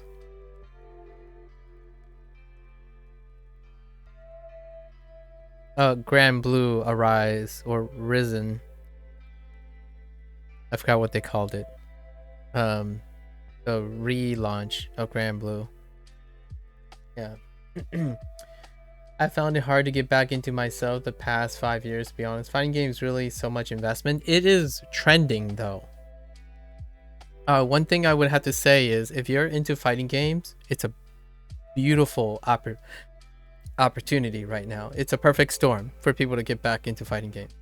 You're gonna collectively find people you might like, but keep in mind you also will collectively find people who don't like you as well. However, trending means you can find a sense of belonging with a lot of possibilities, lots of different types of micro pocket communities in the FGC, right? In the FGC. My legacy in fighting games predated the FGC, so it's kind of difficult to start a whole new thing. Gatekeepers. I'm always on the outside of the gates, and sometimes competitive games is pretty tough. But know for sure that you can talk about fighting games all you want. I have someone who is consistently involved in fighting games, so I have working knowledge that I can communicate vicariously about fighting games. I don't know if it was my fault that this person took to fighting games. I haven't really asked him. Haven't asked him if like, did you think I think fighting games make this person happy, but it might have been my not so subtle push for that person to reach for a more productive hobby that keeps them engaged. You haven't seen so many new players getting into FGC as they do now. Yeah, Tekken 8 and Street Fighter 6 definitely at the forefront. NetherRealm Games and Warner Brothers kind of dropped the ball on MK1, but it's there in the mix, MK1. And then you're still waiting for the SNK refresh, right? What SNK is going to do to follow up, which is the release. They already teased the next Goro game. Yeah, the next Goro game. They're bringing back a classic, so things like Fatal Fury may be around the corner for SNK. Yeah, it's a great time to be a fighting game fan and participant. I'm a fan of fighting games, so it's one of those things like I can't believe I haven't thought I would use this analogy, but I'm the dad. I'm the average Joe and the dad that's on the sideline cheering for someone who's playing the thing. Not the other way around anymore. It's not a bad thing, it's not a sad thing. I'm just not cut out for this youth anymore. I like watching kids. I like watching younger people enjoy fighting games. And that's probably as much as I'm gonna get. Or watch Max. Max is a dad still playing fighting games. You kids and your Fortnuts and your Apex Legends. Okay, alright. Let's continue. Noto. ノート、 I have always liked these type of games over team-based. Similar to how I feel about sports, I much prefer martial arts. Yep, tennis, skateboarding, etc. Yeah, individualized sports. All right. Yeah, individualized sports. Yeah, self-development. For me, taekwondo, obstacle running in general, calisthenics, disc golf, definitely disc golf. Although I haven't had time to do most of those things that I've listed. Bowling, being a violinist, playing the guitar. Plenty of extracurriculars that focus on self-development. Learning a language. You might be thinking like, oh no, but that's kind of learning a language.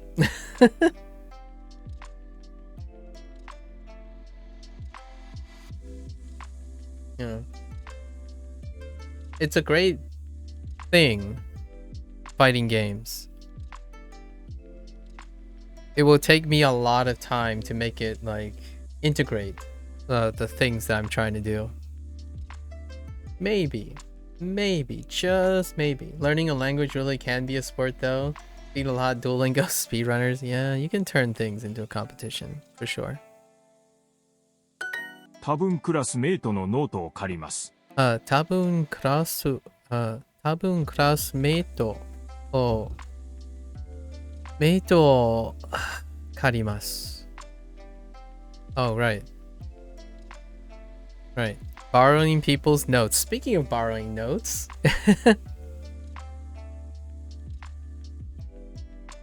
Yeah, so my visual for tabun is this. You know, I haven't done this. Maybe this might be interesting. This might be interesting. People might find this fun. I don't know. Seeing me do this. But this is what I picture in my head.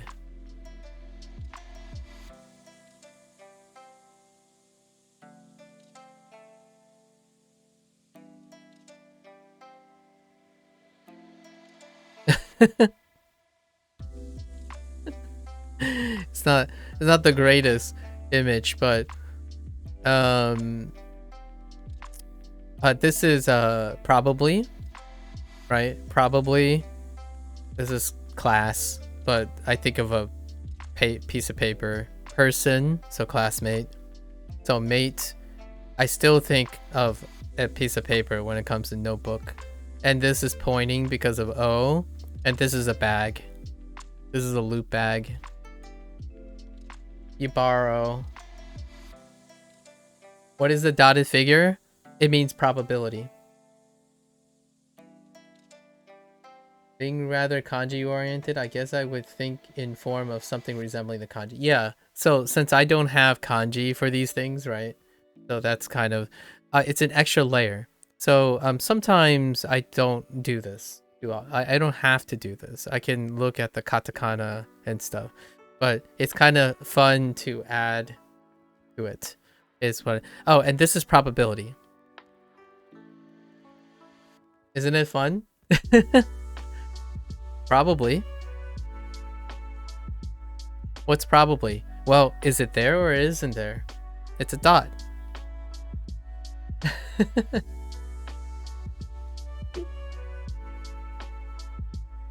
Yeah, this is probability. Okay, maybe I should do this from now on to make it more engaging for people. I don't know if people find this interesting. It could be like, it could trigger some people like, well, why are you doing all these extra things? Second kanji looks like a house. Yeah, tabun, yeah. Yeah, this definitely looks like a house. This is also funny enough, it's the one that resembles minutes. Yeah, Duolingo Schrodinger. Yep, the Schrodinger. Indeed. So I'm probably going to borrow my classmate's notebook. Yeah, notebook.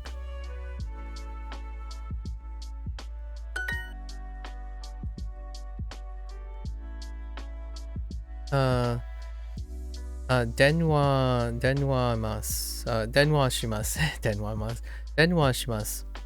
Of course, we just think of a phone, right? 電話します。 Or alternatively, you can say "choo," and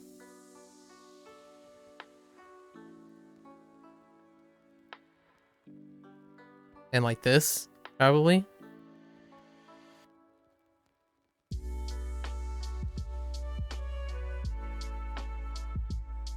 Right? Electricity speak. 電話します。 Denwa shimasu. Honestly, Han is kind of weird. Han, I just think of this.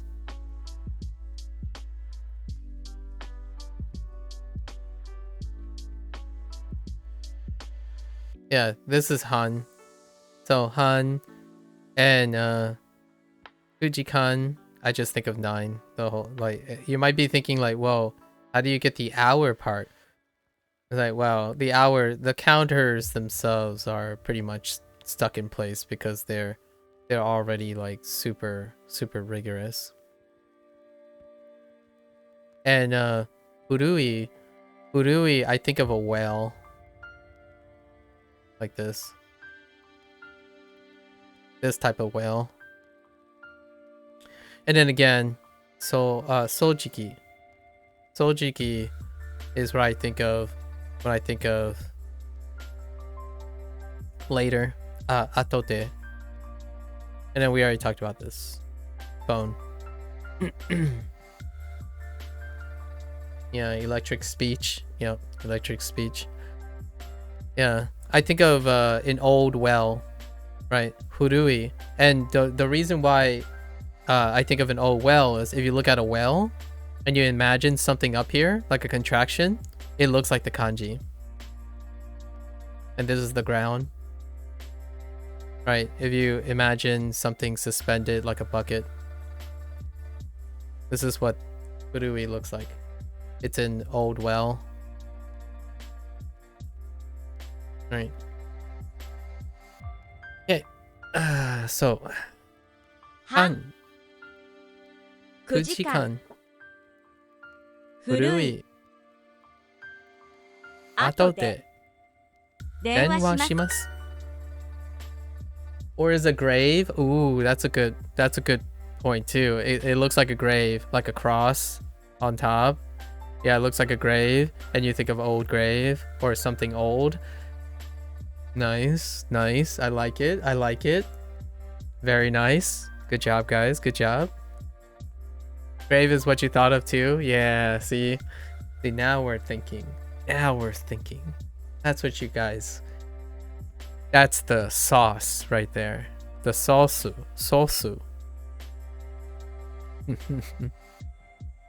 right. Lots of notebooks. Yeah. For the borrow, which is new, right? Is new. I think of a money bag because a lot of times when borrow, it's also talking about to loan to a something, and a lot of times when you think of loan, you think of money, and then when you borrow money, it's like it's a very emotional thing. So I imagine borrowing money the whole time. So it's a money bag. I think of a money bag. It's both negative and positive. It's a very ambivalent thing. So you'll remember it a lot better, in my opinion. Right. So, kareru.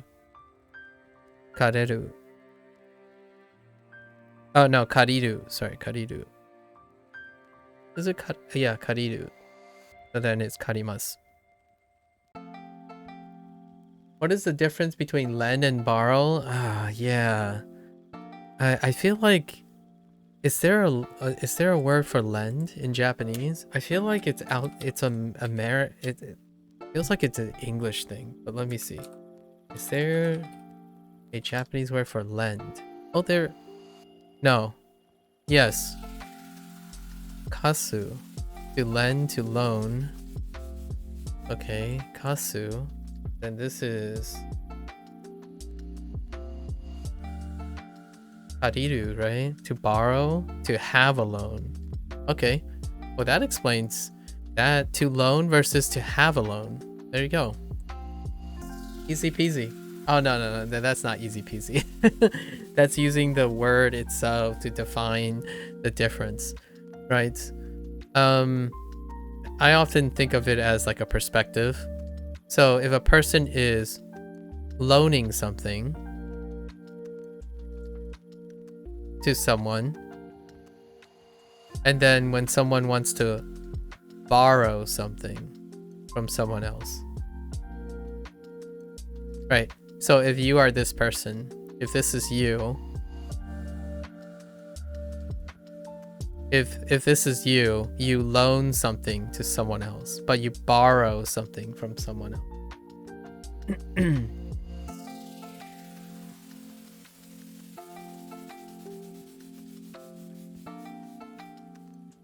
That really do look like you. Sub-Zero. Such a goober. However, with that said though, it is acceptable, in my opinion, in the English language, in regions to borrow you something. So the phrase borrow you something to be in place of loan. So like loan you something, there is this I've encountered this many times where borrow is simply used for both. So when you borrow someone something versus borrowing something from that person. So I have seen that a lot. Loan is the word that, ironically, loan, right? A loan word, get it? A loan word. In my opinion, it's pretty funny that the loan is the word that gets dropped a lot of times. So you can borrow someone something. Yeah. And I've come to be really used to that. Especially when I've hung around with international people. If you borrow someone something, it's sufficient. Meaning like borrow, you're giving someone something as opposed to loaning someone something. It's very acceptable. I find it very normal now when I hear like a phrase, may I borrow you this, whatever this is. Or do you, or do you, like, it's kind of weird, but I can't think of a natural example because I would use the word loan. However, other people have used it and I totally understood what they meant by it. Borrowing you something. Yeah. It's interesting. Japanese has a word for loan, lending, and also borrowing. So no need. No need. Yeah. I always wondered if it was core to a language or something. Naomi. Naomi-san noto no noto. Noto. O. What is it? Karimasu. Karimasu. The loan is gone bit. The loan is gone bit people. But wait. The loan is gone, but people still pay interest in the form of more confusion. You get a Japanese / Asian Asian approval, in my opinion, for that pun. I like that pun. The loan is gone, but people still pay interest in the form of more confusion. I like it. Loan and interest. I like it. We were talking about this the other day about so I know someone shady who is married to a Japanese person. We were talking about humans. We're talking about humor and things that resonate with like kind of Japanese but more largely on Asian. Puns are fantastic. That's a really good one. I really like it. The loan is gone, but people still pay interest in the form of confusion. That's fantastic. 10 out of 10. Wordplay is exceptional. I like wordplay as well. Not to sound like a stereotypical Asian. I like wordplay. And I think a lot of Japanese humor deals with wordplay. I think we're good, right? Yeah, we're good. Okay. I'm going to borrow my friend's notebook and never return it. Every time I hear the word borrow, I'm like, okay, all right. As a kid, I was so scared of lending people things or giving people my notebook because it's not helpful, right? Even really young, I would say by the time I turned like 13, my notebook, the way I take notes, is horrendous. And what I mean by horrendous is my shorthand is out of control already by the time I was 13. I mean, it's pretty terrifying already when I'm trying to demonstrate what I actually think about when I read things. So I think yesterday, it might have been yesterday, someone asked me what my reading speed was. And that kind of flows into the idea of what I actually consume. Like, am I looking at this? As in, am I reading, quote unquote, am I reading this exactly? Not really. I would say if I'm being honest with myself, I rarely ever read all the words on my screen anymore, let alone measuring reading speed by giving a document of stuff, right? So it would be very difficult for me to give a proper... I was very interested though. I was very interested on how one measures reading speed. Let's see, 友達 tomodachi の no noto ノートを を 借ります It's fine. Kairimasu. What do we have? We have tabemasen tabemasen deshita. Tabemasen deshita. J-pop. Self-explanatory.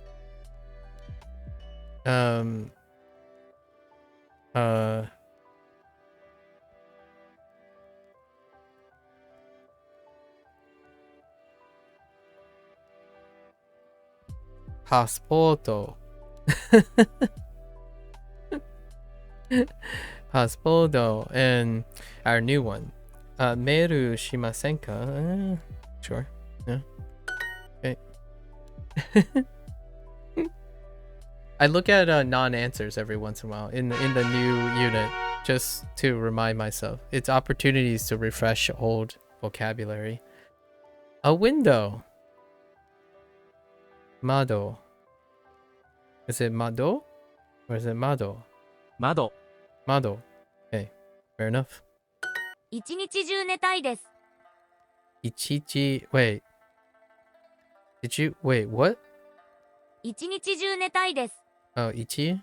Ichinichi? Okay, Ichiti. 一日中寝たいです。一日中 Oh, really? Ichinichiju. 一日中 Well, 一日中 all day long, all day. Okay. Interesting. Netai desu. No one say this either. I don't want to hear excuses. Guys, I'm kidding, obviously. Rest if you can, but whenever someone says this phrase, ichinichi ju netai desu, I start thinking, I hope you're really tired. But man, go out there and do something great. At least get up to eat. The phrase is, I want to sleep all day long. Makes me worry when someone tells me they want to sleep all day long.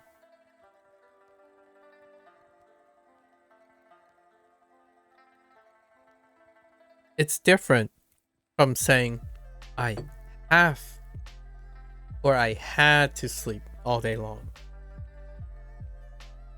Wanting to sleep all day long, that's a different story.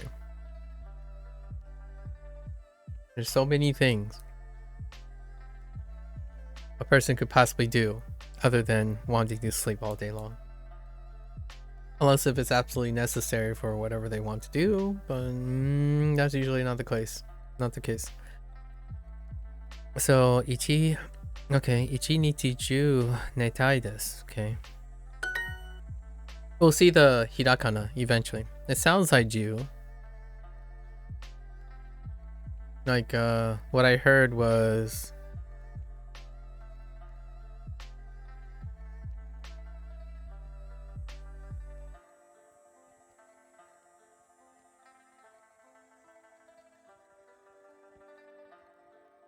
maybe this? Oh. Like this? This is what I heard, but we'll see.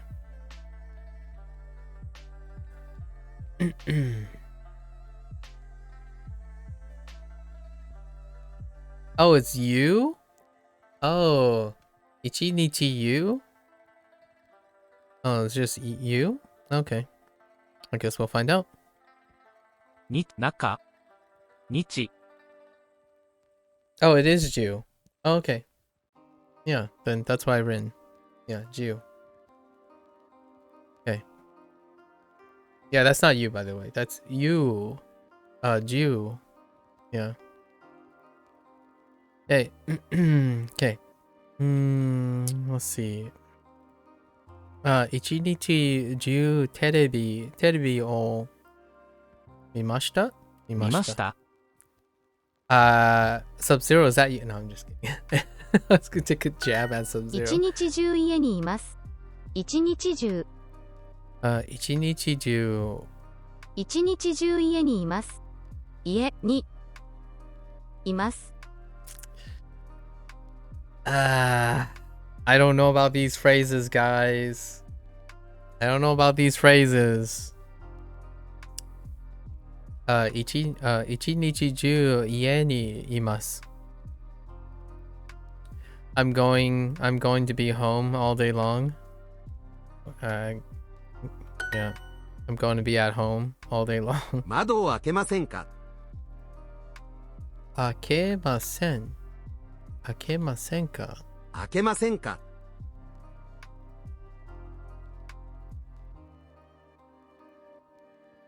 Open.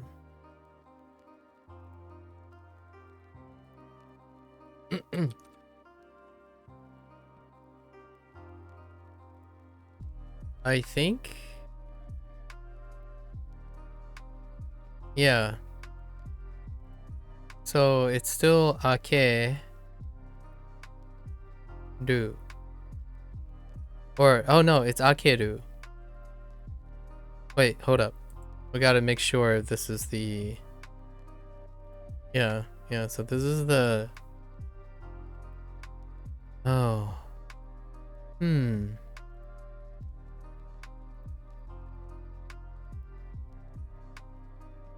thinking of something else. Like... Hold up.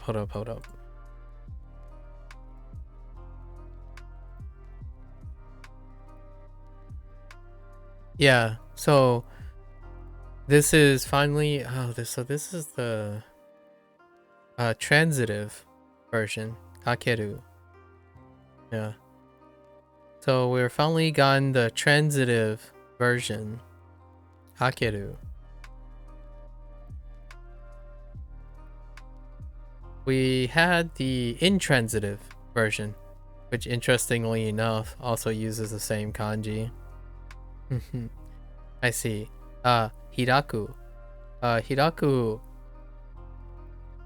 is what was introduced before. Hiraku, which is the intransitive. And they both use the same kanji. I wonder when they're gonna show me that. So akeru. Mado. 窓を開けませんか Mado o.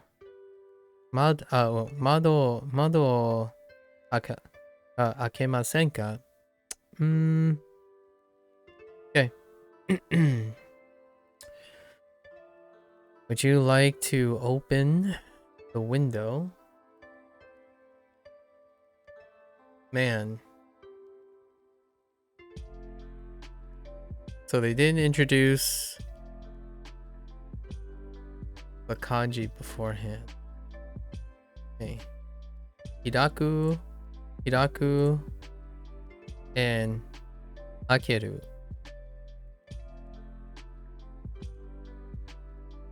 Okay. マスクはありません。マスクはありません。マスク A mask. I see. Ooh, this is a deep cut right here. Mask. マスクはありません。Ooh. Old vocabulary.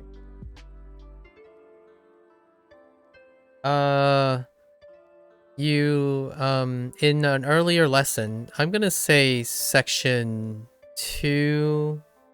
Oh, the unit numbers are all messed up now. Maybe like between unit 20. No. It's somewhere between like the teens, like between 10 and 20.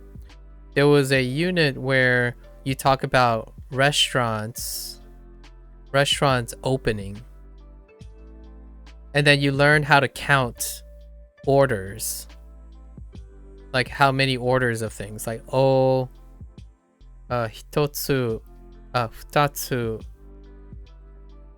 like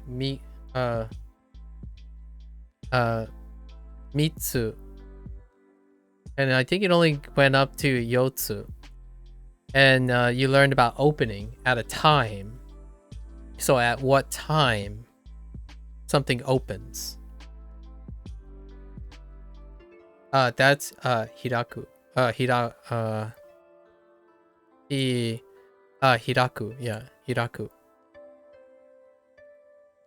Oh no, akeru is new. It was highlighted as new. Akeru is new. It's this unit.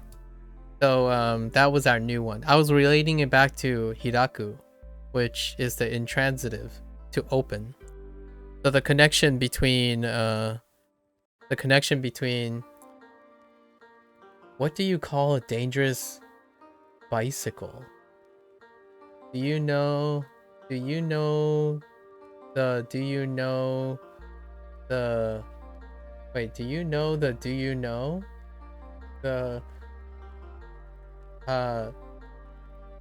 Maru and Meru? No, not yet. Not those yet. They didn't introduce either of them yet.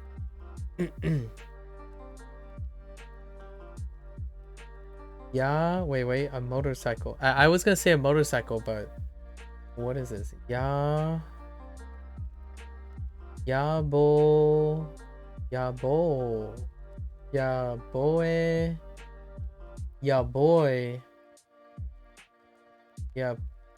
Boy in Uru.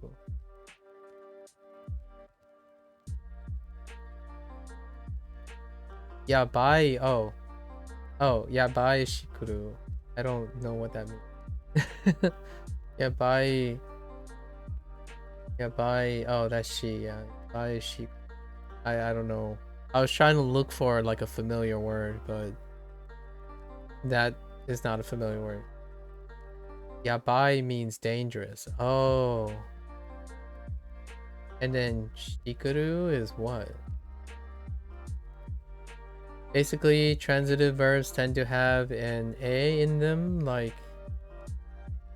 Yeah, that's fine. Granola. I know that. You asked me if I have the intransitive and transitive pair. I said no. But I already know the whole A thing. Bai... Oh, like baishikuru. Oh, okay. Like bicycle. Oh, okay. Oh, I see. Oh, like shikuru as in cycle. Okay. Okay, fair enough. Yeah. Fair enough. The other one that hasn't been done yet is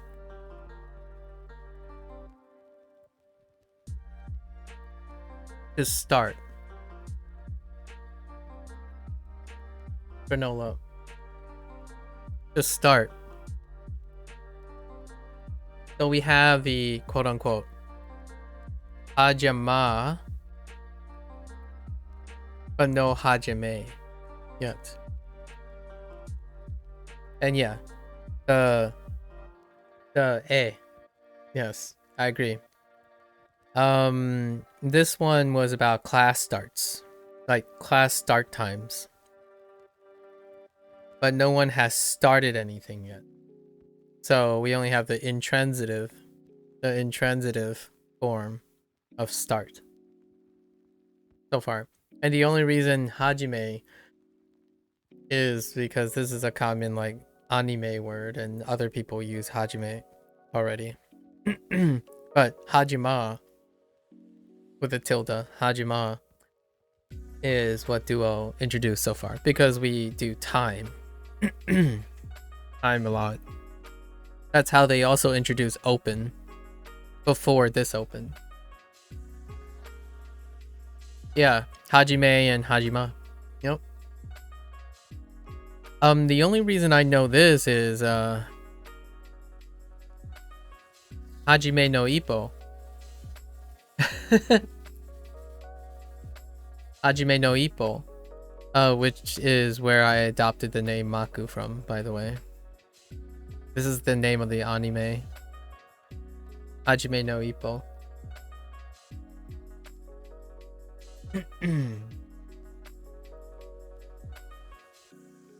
Which is it translates, it's interpreted differently actually. It's more like the first step. I don't know what that means, Timmy.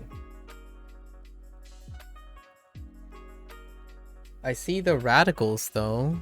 Let's see.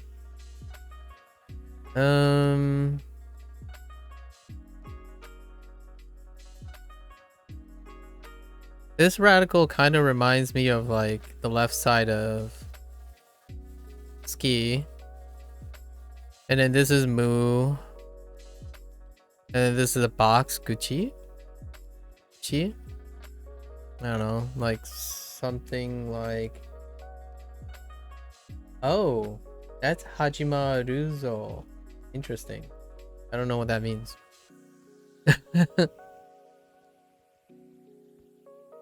Would it be the beginning of Ippo? Yeah, that's pretty much what I would interpret it as now. Yeah, the beginning of Ippo. And Ippo itself does mean something, but Ippo is also the name of the character. So that's where it came. Right. Hajime no Ippo. And Ippo Makunochi. Makunochi was the family name. And then that's where I adopted Maku from. Yeah.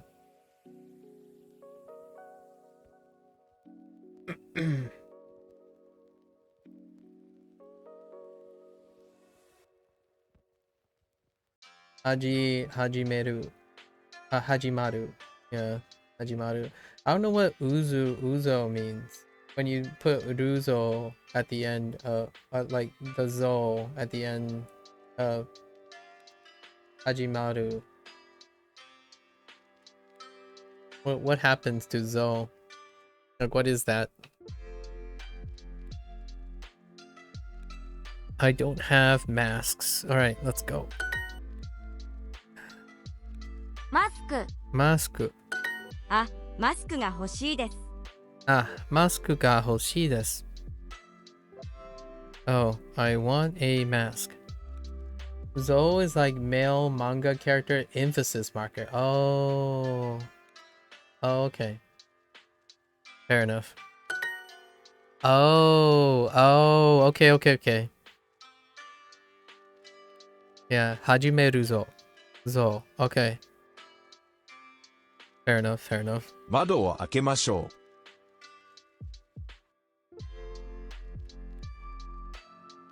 窓を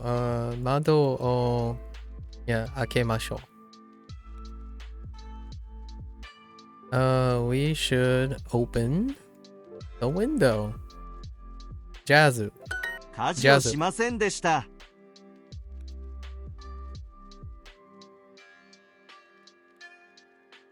家事をしまで Oh, don't say this. しませんでした。I don't want to hear any of you saying this, okay? Don't make me virtually stare you down, okay? I didn't do the chore. I didn't do chores. I'm telling you. Responsibilities, folks. Kaji o shimasen deshita.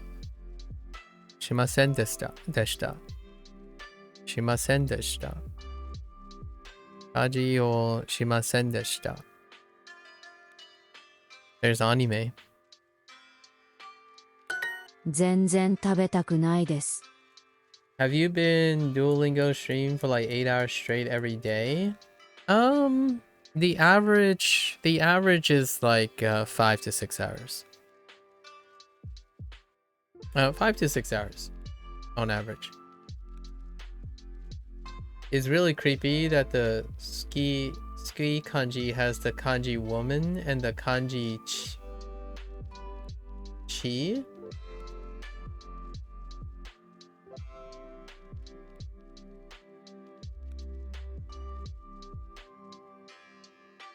I haven't thought of it that way. Child. Yeah, I haven't thought about it. Yeah. Oh, no, wait. The child thing. Someone told me about the child thing. But yeah. And the ski part, the left side, yeah.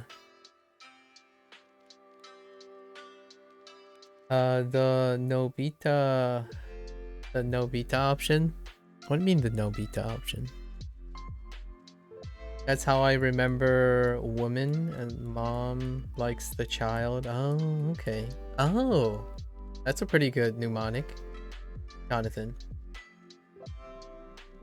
Do you agree that the only way to get proper speaking output is to practice with another person? To get proper speaking output.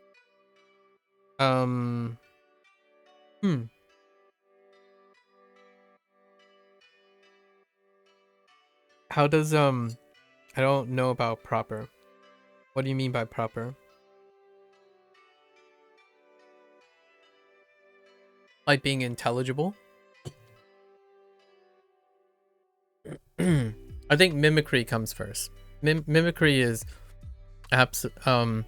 precedes speaking to another person. You need the capacity to produce the sound. So if you're speaking to another person and you don't have the capacity to do so, I don't necessarily think that will lead to production. Just making sure what you're saying is accurate, I guess. That's part of it. I don't think it's mutually exclusive. So what I mean is, to get proper speaking output is to like that the only way. I disagree. In terms of the only way. Oh, no chores. Oh, okay. Give me. One can always speak to another person and still not be able to accurately reproduce. Waylon. There are many examples of people having a conversation with another person and still being unable to accurately reproduce something. I don't think it's the only way to get proper speaking output. But generally, output in general is multifaceted. So approaching speech production in a reductive manner is kind of, I feel like it's a crutch for people. So instead of thinking of it as what is the best way to accurately produce something, how many ways can you engage in vocal production is probably my best question. Are you learning Japanese or just playing with Duolingo? I already know some Japanese, so I'm not learning anything, but just do for fun. But I think that for beginners, they don't do good job explaining. They don't explain at all most of the time. So yeah, it's not their job to explain. It's probably Jonathan. Because you say they don't do a good job, you are expecting Duolingo to explain, which I don't think Duolingo explains. Like, I don't even think it's the intent of them trying to explain the stuff that you might be expecting it to be explaining. It's a implicit learning model, so less explaining, more doing. And for beginners, is that useful? Not explaining things or explaining things? That's definitely a deep cut. I don't agree or disagree with it. For some, maybe. For myself, for example, it's very engaging because I already do explaining to myself as opposed to having a tool explain it to me. I find explanations myself.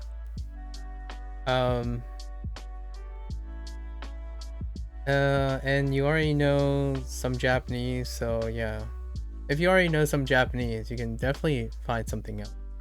Am I learning Japanese? I'm learning Japanese with Duolingo, and I'm also playing on Duolingo. And I'm also not using Duolingo as well. So all of the above.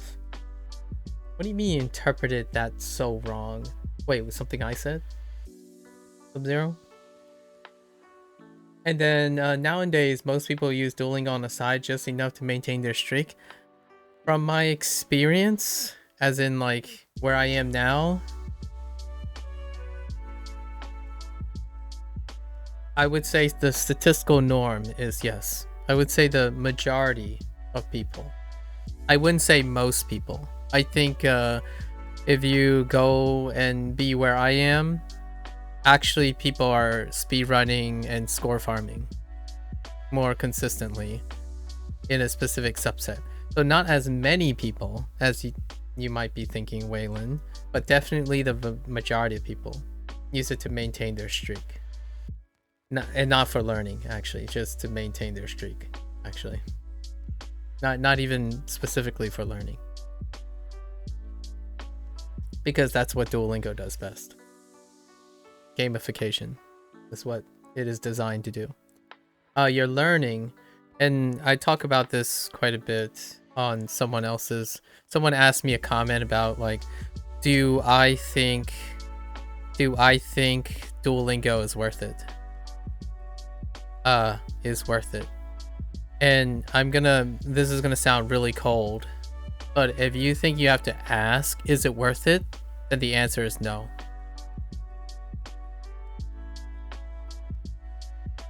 When something is worth it, intuitively, most people do it because they can see how it's worth it. Most of the time. I'm not saying like all the time. Maybe like the answer is no 70% of the time. If you're asking someone if Duolingo is worth it, I will spend probably a lot of time explaining what it can't do. What it can't do. Because what this person is asking is that I can't see how this is useful. Can you convince me if it's useful?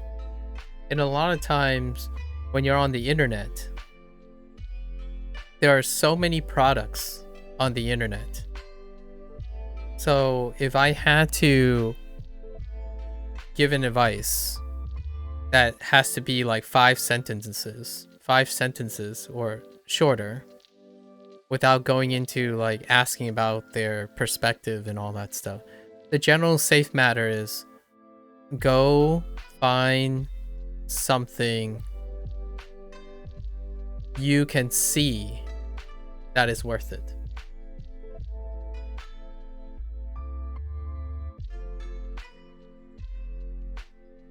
But once you exhaust that, then ask another person if it's worth it or not. The reason why I say that is because before you stop looking, right? When you're asking someone an advice, there's this presumption that I don't want to make yet. And that presumption is that that person looked a lot and understood that they've exhausted their options based on their own competence. To me, a lot of times people want someone to give them the answer, but this is double-edged. This is double-edged. It's reinforced by the internet culture. It's reinforced by the internet hustle culture.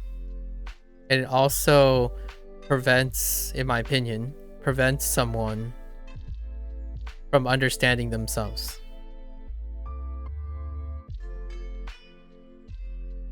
So a lot of times I try to encourage them to keep looking.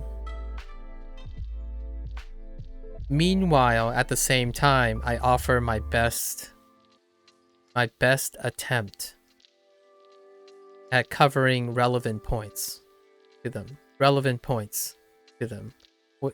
And if I can't ask them questions, I would use like statistical averages or something.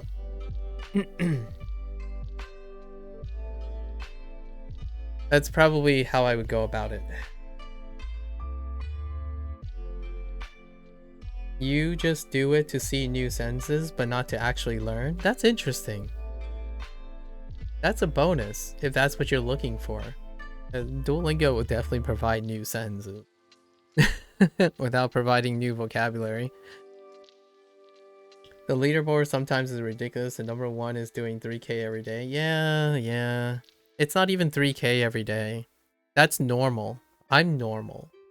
3K every day. The ones that are abnormal are the ones that score 50,000 to 60,000 in one day. Like I'm normal. That's 3K a day is like it's almost average compared to some of the things I've seen. But that's not the rule. I mean, it's the exception, not the rule, right? So I agree with you about most people are maintaining their streak after a while. Because they moved on, you know, they've incorporated other different learning techniques. Zen. Okay. Zen. At all? 全然 At all. Not at all. Not. Oh, okay. It's another one. Right. I'll have to remember that. So, 全然 食べたくないです。食べたくないです。Okay. Don't want to eat at all. Yikes. I hope I don't like hearing that. Usually that means that person's really sick or very depressed. Or maybe in a very euphemism way, maybe they just don't like it, then that's fine. Like they don't like it. Maybe it's like broccoli or I don't know. But whenever I hear this, like I don't want to eat at all, I start to worry about that person quite a bit. I'm very concerned whenever someone says I don't want to eat at all. Who is this duo? Who is this person? This person duo is talking about. I know. Honestly, though, here's a slight deep cut. I've heard this before. I've heard this 3 times before. I like 3 people before. I've met 3 people who've struggled with eating because they don't like the act of eating at all. So, kind of a real thing, and it's usually associated with self-loathing, hyperfocus, self-loathing, hyperfocus, chronic pain, and both physically and mentally chronic pain. Yeah, it's like punishment. Yeah. Another thing that I feel that helped you is to stop translating sentences in English in your head. I don't know if that makes sense. If it works, it works. Jonathan. You'll probably find me saying the exact opposite. So, people differ, right? I translate all the time in my head. I translate all the time, even when I'm speaking English.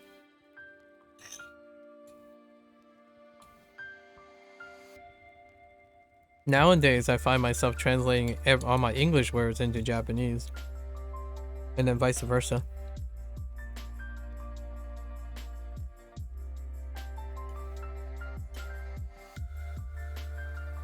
Thanks, Nojo. It'll probably not work for a lot of people, I suppose. I saw Zen only with negatives. You can use it with positives? I don't know. That was my first suspicion. I think Zen is only with negatives. So far. This is the first phrase, so I don't have a large enough sample size. Hey, I don't want to eat at all. Don't. I'm telling you guys, don't you dare say this to me. You're gonna get a lecture from me. I don't want to hear this from any of y'all, okay? Find something you want to eat, at least, okay? You have to do it to stay alive. So, enjoy it, at least. Or try to enjoy it. Don't come at me and say I don't want to eat at all. Unless you're violently ill. That's acceptable. Or like until you recover. Okay? Alright, guys. Don't give me that. I don't like my Brussels sprouts.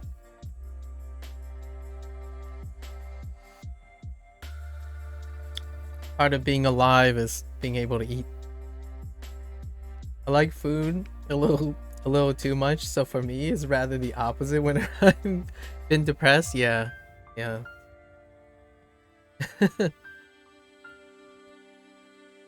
Zenzen netakunai desu.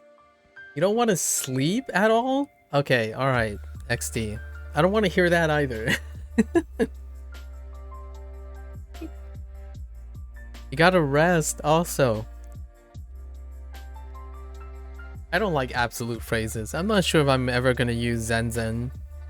Like absolute phrases, like only, always, like itsumo. I just don't use itsumo. Itsumo as well. It's always some. You gotta do some.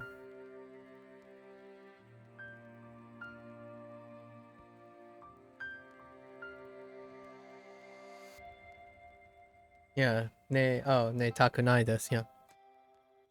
Are the people working for Duolingo trying to tell us something? I know, right? No, it's the other negative one. You know what their examples for the negative verbs, present tense? It was like, I don't want to go to school. I don't want to do work. I don't want to clean. I don't want to do I don't want to clean. I don't want to wash things. I don't want to go to work. Jeez. Okay. Kino zenzen. Oh no, is this is probably shikudai. Yeah, shikudai. Shikudai o shimasen deshita. Of course. 宿題 Of course. Okay, this person only said yesterday though. Yesterday, I don't want to do homework at all. Okay, that's fine. Just yesterday. It's fine. Just yesterday. It's okay.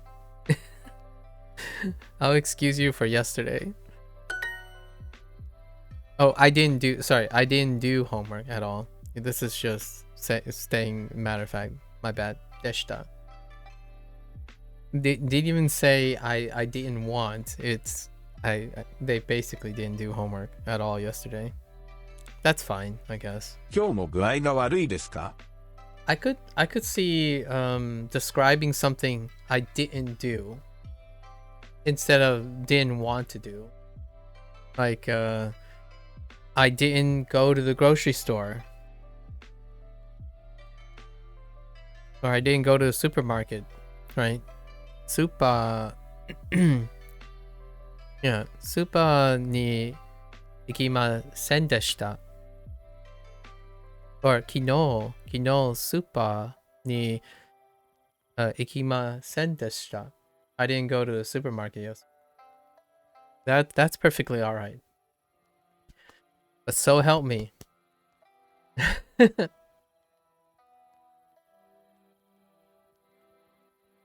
Mada is also a good way to say you didn't do something. Yeah, Duo does that too. Duo ropes through all the setup words. Yeah, setup words. Mada is a good one. That was introduced in the first time when they start saying things they didn't want to do. They didn't do.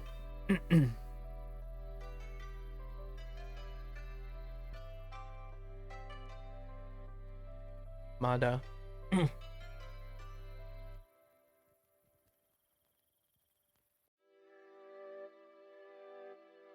In that same unit, they also introduced atote.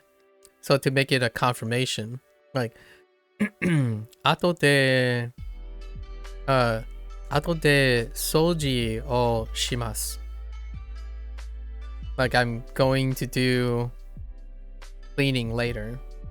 So it's like the flip, but it's like the positive way of pushing your responsibilities away. In the same unit to say how you don't want to do it. And I'm like, procrastination. If I hear I didn't get paid today, then I'm calling the police. Oh god, that's actually kind of funny. If one of the phrases, one of the prompts, I didn't get paid today.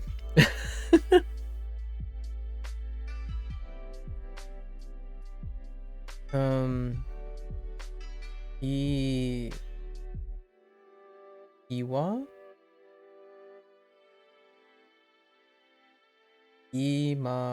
Sorry. Ima zenzen kaki takunai desu.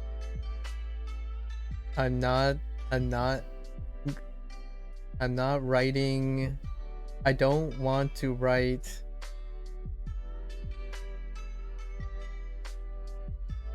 now at all. I don't want to write at all right now. Or now? I see.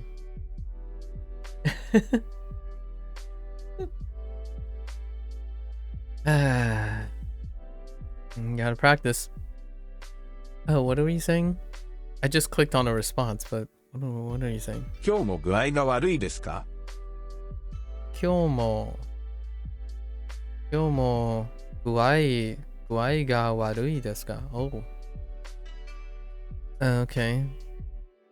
Today I'm feeling sick. Today are you feeling sick? Are you feeling sick today? Are you feeling sick today also? Are you also feeling sick today? はい。全然 Okay. はい。全然宿題をしませんでした。Okay. I mean, that's fair. I accept if you're not feeling okay. I think that's one of the exceptions. If you're not feeling okay, all right, you can sleep. You can rest.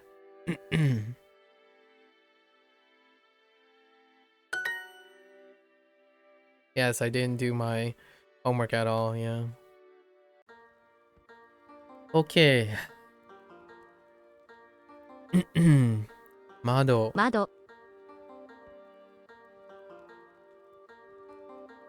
うさぎ、うさぎパンダ、マスクマグネット少し窓を開けましょうか。少し窓を開けましょうか。窓お、Open 借りませんか。少し窓を開けましょうか。Oh. 借りません。開けましょう。I picked the other one, which was the other new predicate. Let's not talk about it. I can't do it. Okay. 少し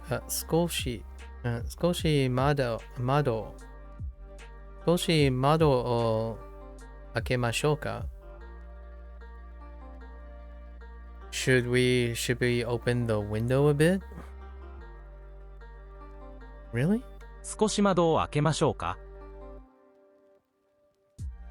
Okay. 少し窓を開けましょうか。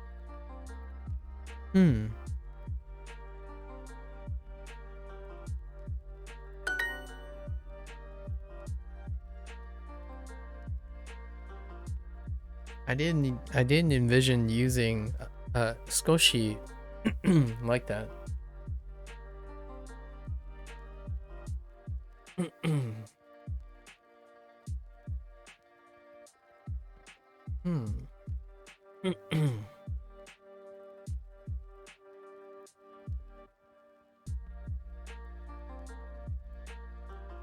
Skoshi.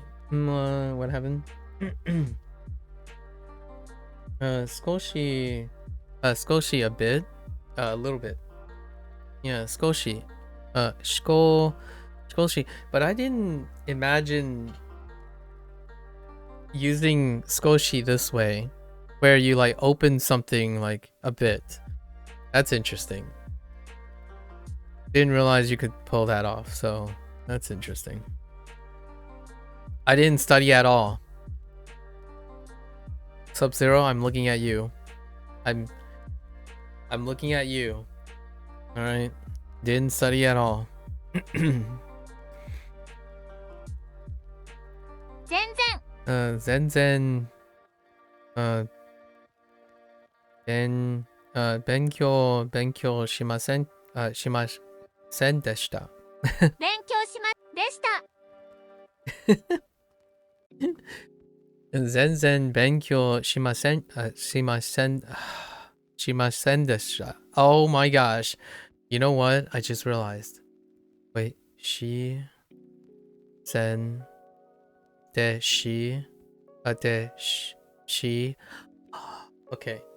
Okay, never mind. We're having a she sells seashells by the seashore problem here.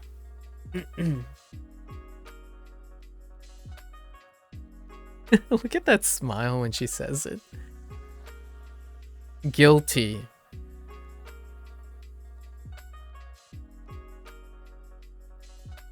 Guilty. Absolutely guilty face. You got one more week? Alright, one more week, Sub-Zero. I'm holding you to it. Zenzen benkyou shimasen deshita.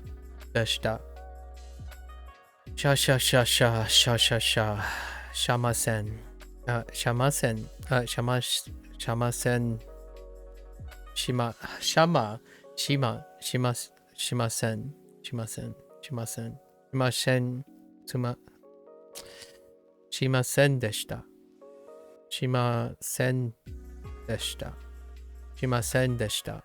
Shimasen deshita. I didn't do anything at all. I didn't do anything all day long. Ugh. I don't like this unit anymore.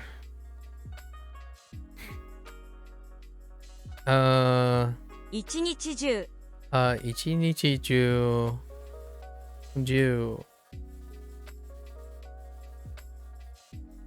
何も Nanimo. Oh, they're just stacking all of it together now.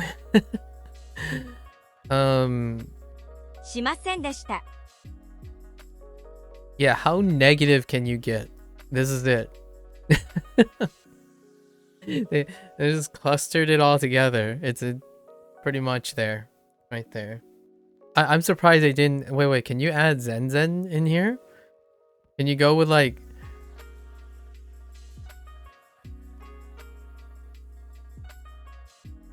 Oh no. Zenzen would kind of be the same as Ichinichi Ju, but just somehow like Zenzen.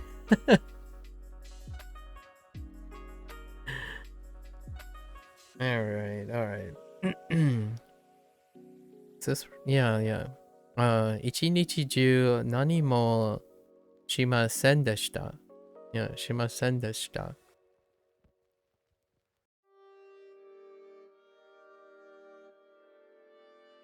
Yes. Alright, now I really gotta remember my vocabulary. I totally forgot all my vocabulary already. Let's focus. Kusuri is getting reintroduced. 薬 Kusuri. 薬 We already know this. So weird. Interesting. 山口さん、薬を飲みましたか？ And then there's the nomu. The nomu use of kusuri. And the reason why that is for interpretation. Interpretation wise. Not really a Japanese thing, but interpretation thing. So Yamaguchi-san, kusuri o nomimashita ka? I could use a shoe. Is it still Jew though? I'm sure they'll introduce it soon, but right, if I do this like this, is this still Jew?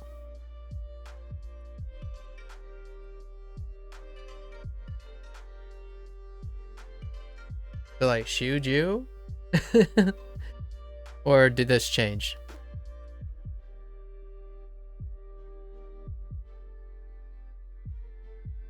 Oh my gosh.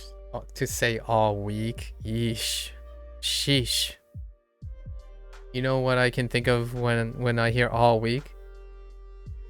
I wasn't productive all week. That's a phrase that gives me nightmares. It makes me want to light a fire under the person's butt. Not like figuratively. When this stands alone, it's Naka.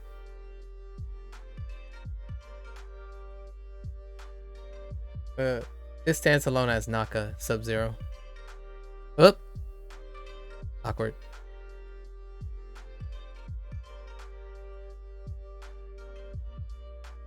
Oh wait, what's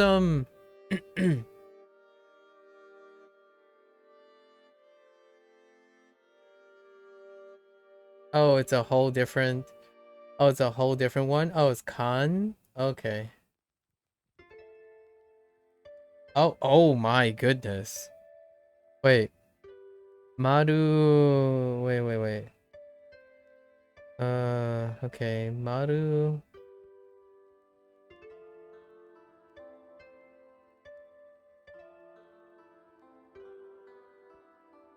Maru Isho on what? Oh, okay. Maru Ishokan.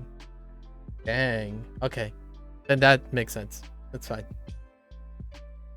What is the Chinese for this? What's the Chinese for this? Sub-Zero. Middle. Maybe the word for middle?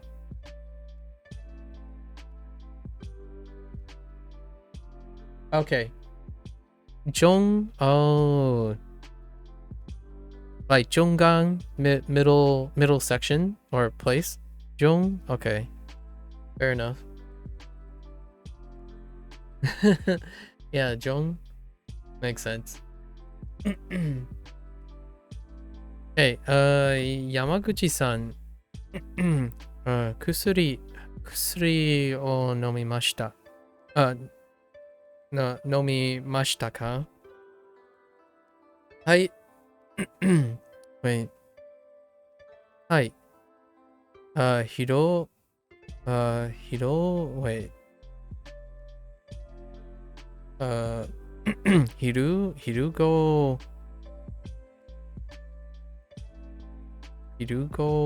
What the freak? Oh, Hirugohan. Oh, I'm so not used to seeing Gohan. Oh, Hirugohan no ato. Oh no, that doesn't help. Oh, Hirugo no hat. Oh yeah, Hirugohan no ato. Chanto. Okay, chanto nomimashita. All right, then. Yeah, fair enough. That makes sense.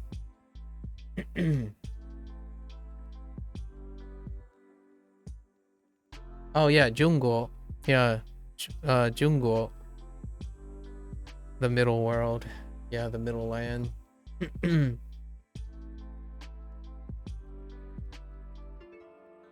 They're the center. China is the center.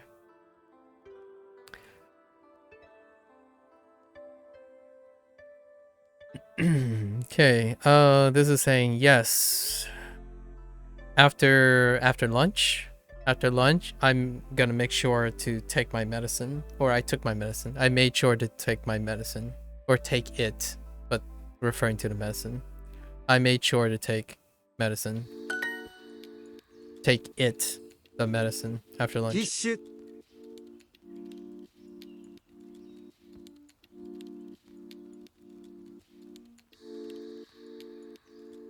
No. Okay. Dodo. Whatever the word means now. The hirakana is now. In the middle of loading in the context of video game, yeah. Is it Dodo Naka? I don't like. You can't tell from hirakana from that, but yeah, get the Dodo Naka. Maybe Dodo Naka.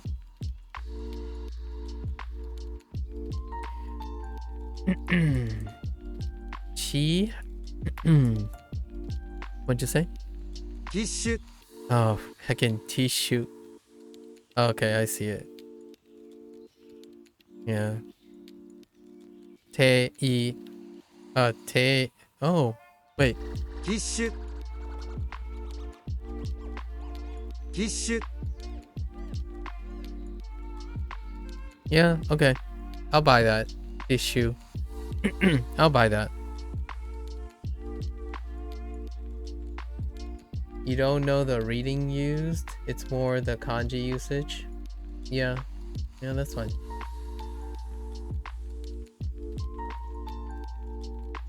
I kind of need to know both. Fair enough. Tissue. Tissue. ティッシュ Yeah, tissue. Tissue. Tissue. Tissue をたくさん使いました? Yeah, 使いました。使いました。使いました。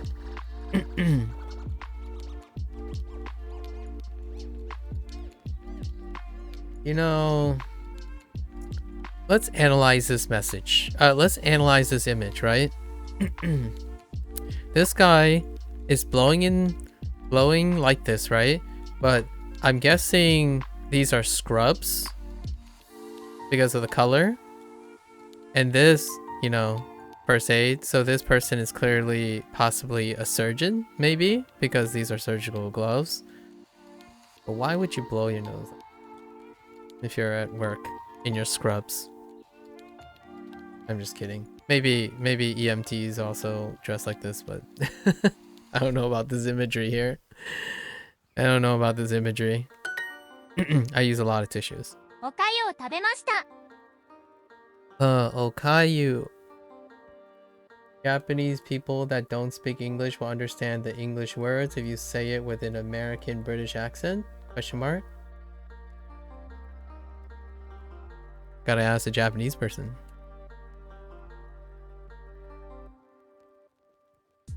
Don't know. Do we have any Japanese people in the house? I've asked a few in my life and they say yes. However, with that said, it doesn't I don't think they've said like if it was comfortable or not. I didn't ask them if they were comfortable with it or not.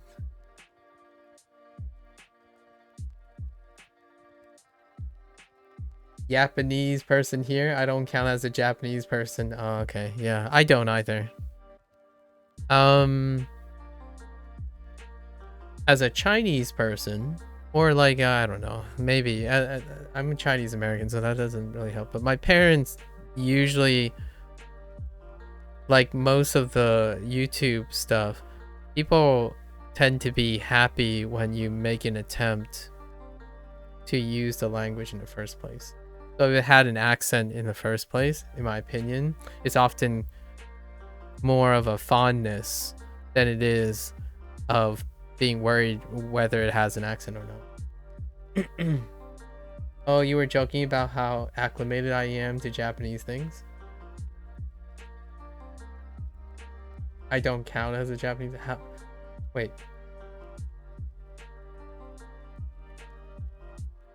You lost me, Jimmy.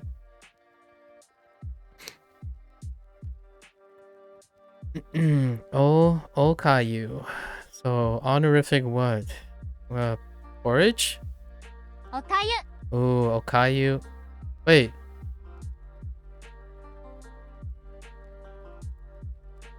So what the heck is? Where's the origin? Hold up. Oh. Kanji is the term for Chinese porridge. Oh. That explains why I use the word kanji most of the time. Okay. Okayu. Okay. Okayu o tabemashita. I ate rice porridge. You try to immerse yourself in the Japanese internet a lot? Still do? Oh, okay. Oh, so you're saying like and then you're making a joke because you don't count as a Japanese person even though you make an attempt to and you become accustomed to it. I see.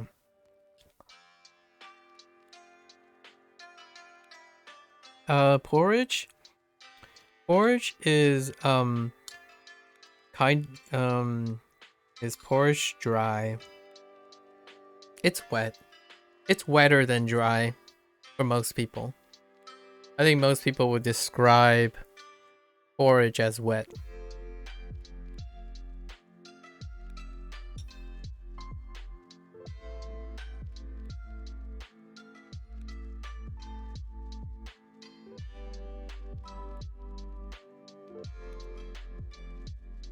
Um, this is a staple of this is a staple for a Chinese household a lot of times. I don't know how popular this is in Japan. I don't really know. But usually rice porridge, or usually the word I would use is kanji. Kanji is very common for breakfast.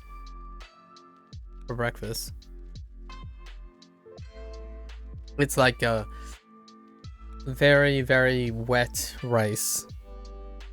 I like pudding, like rice pudding. It's closer to rice pudding, although rice pudding is it's a different type of dish.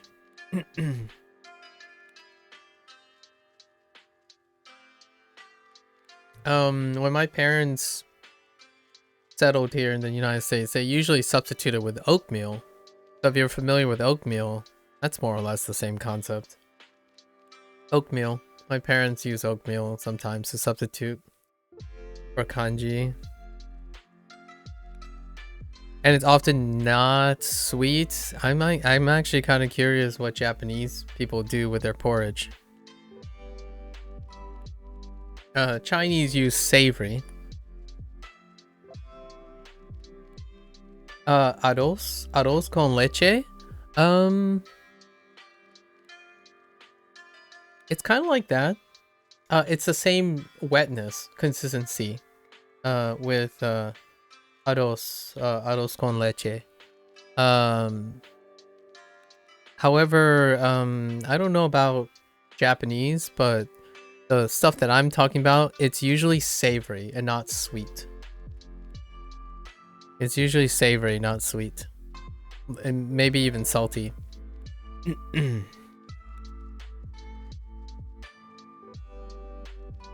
At least that's what I think rice with milk is. Hang on.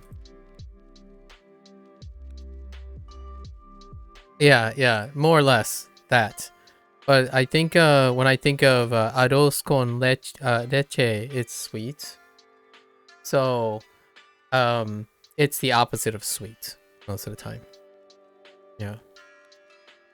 I do like rice pudding though, like Mexican rice pudding. Grits? Yeah, it's kind of like grits. I think in most cases, people, different countries around the world have some sort of version of a grain cooked more, like a lot more, so that it's light on the stomach. It's like light on the stomach in the morning, right? Light on stomach. So it's like extra cooked. So some might even say wet, soggy version of some grain to start the day off. You could kind of also think of it as like soggy cereal. Soggy cereal. Although not sweet though, most of the time. Oh, I really wonder what Japanese people eat with their rice porridge. I like mine's with pork, like floss. I don't know if people have floss, pork floss. Maybe a side with like pickled radish, or go with the standard tomato and eggs. Tomato, right? Tomato to tamago.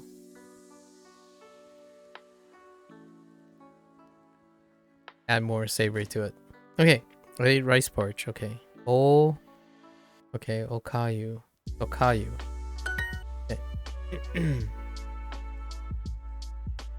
先週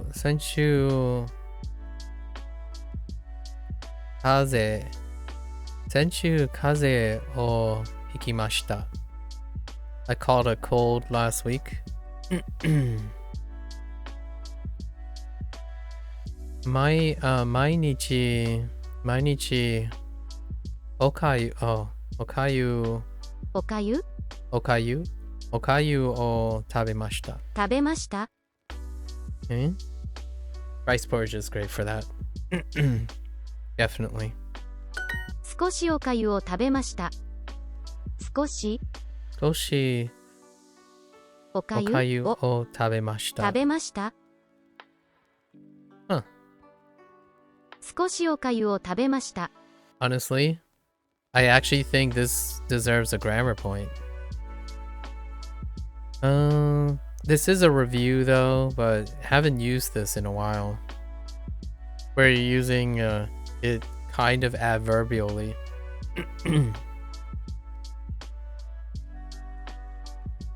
Kind of. I ate a bit of rice porridge. もっとビタミンが欲しいです。 Vitamin. Okay. Vitamin.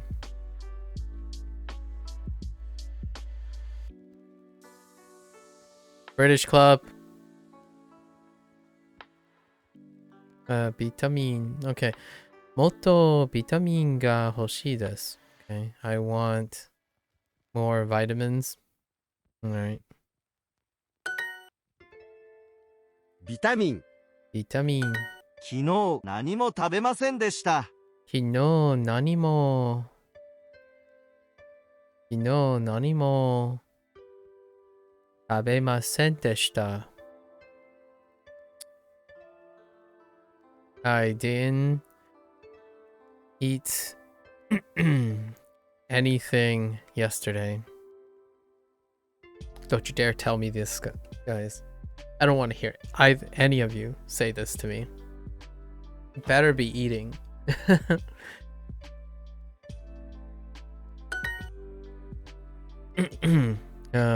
Tissue. ティッシュ Tissue. Tissue. Tissue. ティッシュ Tissue. Tissue.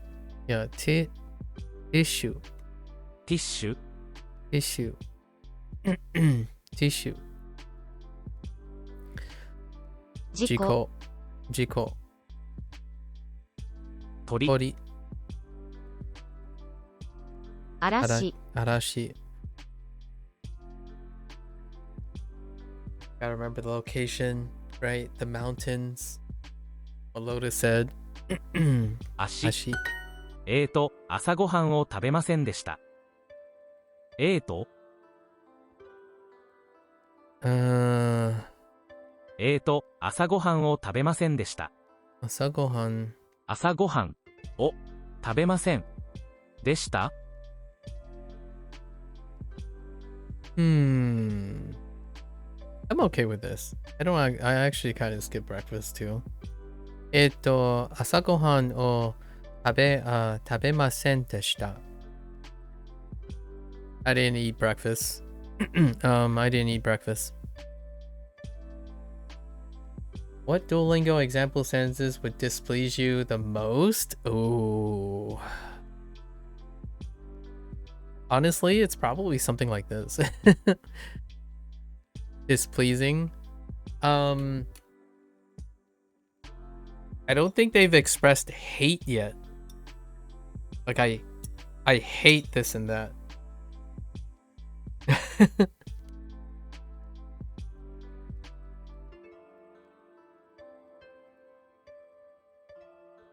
I think the closest they got was I don't really like something, or I don't really do something.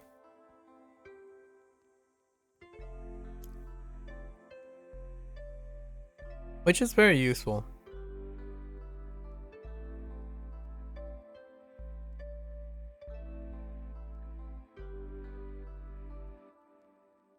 Something. Oh. No, we didn't get that yet. Is it like you're an idiot or something?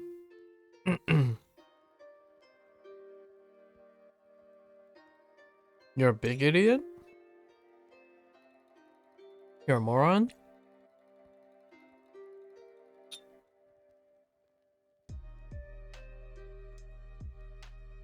Oh, homework is stupid. Oh, Oh. Homework is stupid. That's kind of displeasing. You got me. You got me. You got me. Shikudai wa baka desu. You got me. Homework is stupid. Yeah, that's kind of displeasing. It's not kirai? What's kirai?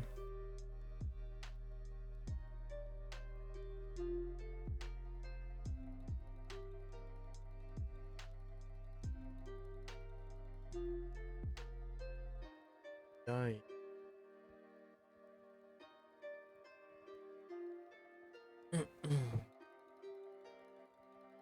Oh, hate. Oh yeah, kirai. Yeah. I know they didn't introduce the word hate. They express things like using amari, right? Using amari and saying you don't really do something. Like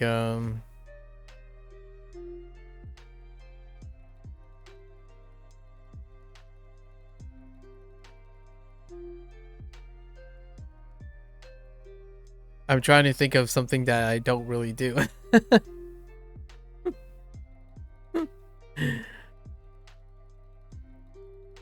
Like, I guess we can use your example. Like, shikudai o amari.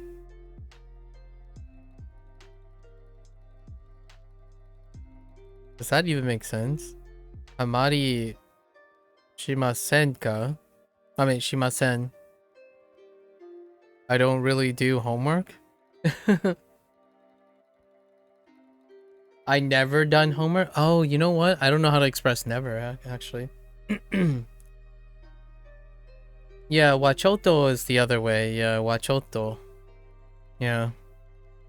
Skudai wachoto or something. Yep. Yeah, very displeasing. 朝ごはんを食べませんでした。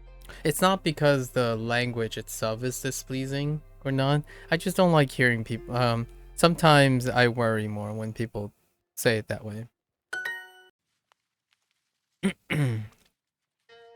And I need to find uses for when I would say that, which I would typically not say something like that. So it's kind of one of those things like, I'll keep it in mind. Akachan. 赤ちゃん Akachan. 窓 Mado. 事故 What's this again? Vitamin. ビタミン Vitamin. Vitamin. Oh yeah. キーホルダー Key holder. Key holder. Okay. Last unit. 朝ごはんを食べませんでした。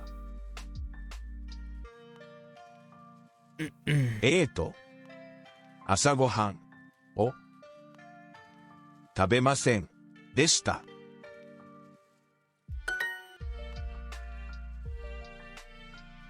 昨日昼ごはんを食べませんでした。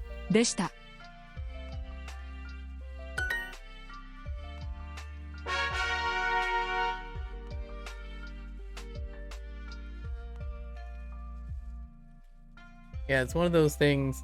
You learn a phrase and you're wondering, when are you gonna say that? Well, the only way that I am going to say it'll be useful is probably in a situation where I'm worried about the other person. So when someone says I never do my homework, while I wouldn't say that, the times that I would hear that is probably in a situation where I'm probably concerned about the other person. So if someone told me I have never done any homework, I like to believe that when I'm surrounded by people and I'm talking to people, that doesn't come up as often, where someone doesn't know how to find any value in doing homework, right? But it does happen. It does happen, right? Sasuke.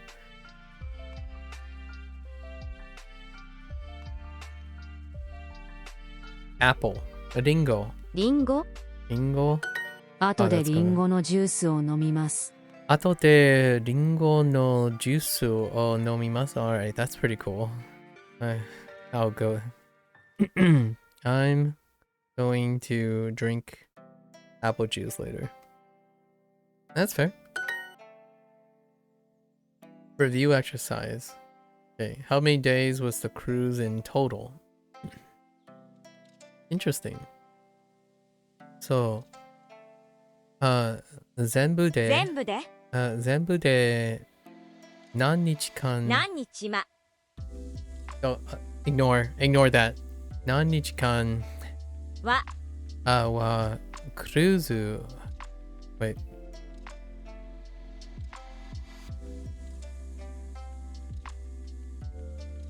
Just kidding. クルーズクルーズは何日間でしたか Wait. 全部で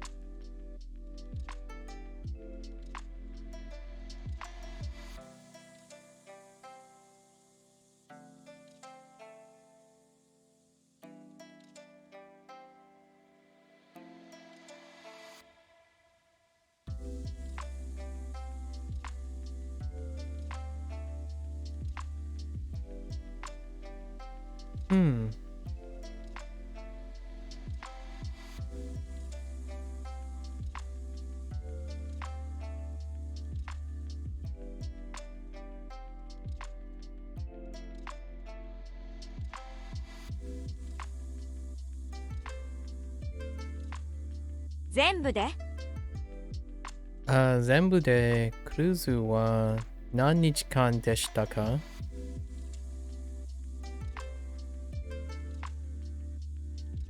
I'm gonna go with this.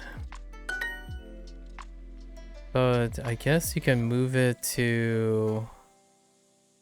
Yeah, you move it either place. Or you can... Oh, okay. Yeah, you can move it to either place. Yeah, that's fine.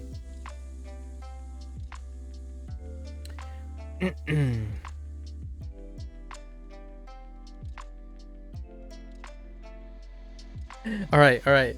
Hang on. I have a funny comment about this. I'm gonna be honest. This is a juice box, right? I'm gonna get all American on this. All American on this. Let's have a show of hands. Which has anyone drank a juice box where the straw thing was in the middle of the box or on the side of the box? We need a poll right now. We need a poll. Do you have juice boxes where the straw is to the side or in the middle? And the only time I can think of a juice box in the middle is I think of those like Capri Sun pouches. Like the pouches.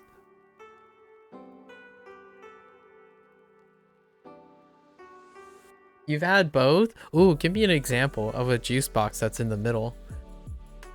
I don't know if I've had any other examples where a juice box is in the middle.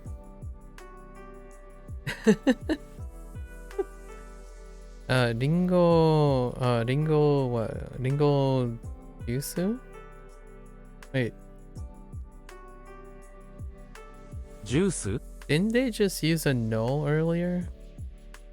Ringo juice o nomimashita. Juice. So it's plus or minus no?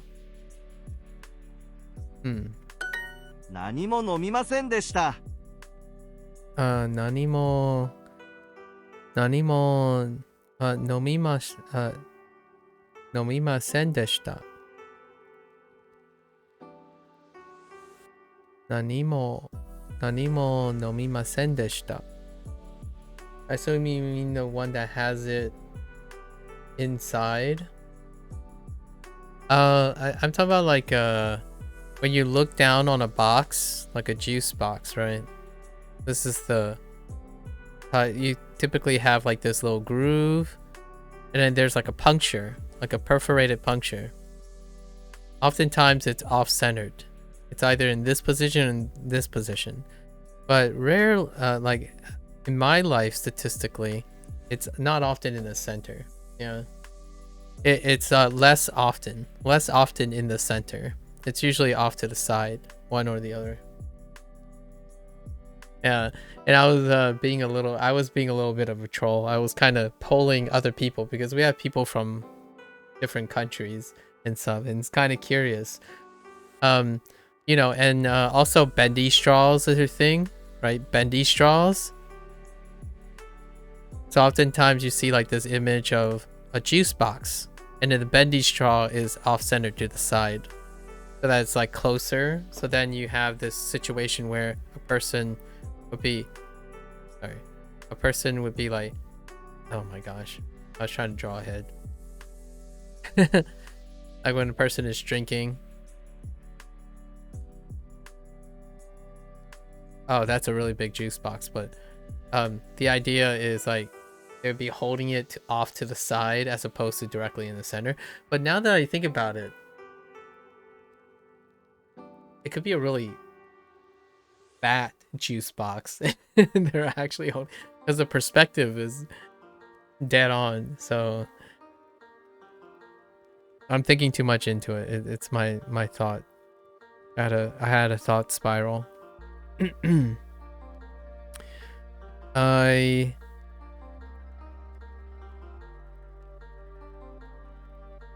Okay, I didn't drink the I didn't drink the banana.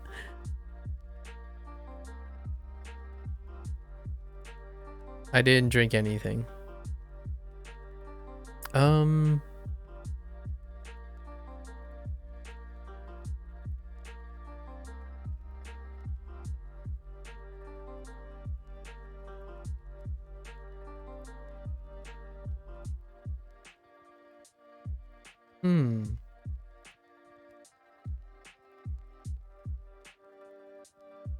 Itsumo is from itsu, when, and the particle mo. Yeah. Itsumo. Yep. If you wanted it to relate nani and mo. Yeah. I brought up itsumo earlier to contrast with nani mo as well. I didn't drink anything, so that's fine. Koda is Koda in this? I don't see Koda anywhere. Oh, Koda is what I'm looking for. コーラ Koda.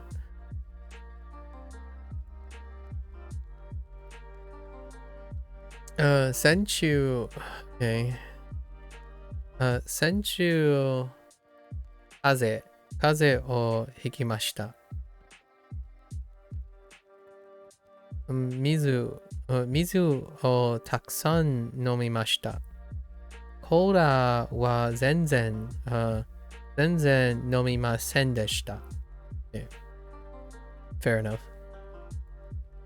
You used nanimo incorrectly until now. Oh, how was it used before? Kimmy. So dokomo would be everywhere, right? You might think that it might change completely. Dokomo, I could see it working like that, dokomo, but I pretty much always doubt that it's that convenient. It's kind of like when someone said when I noticed you know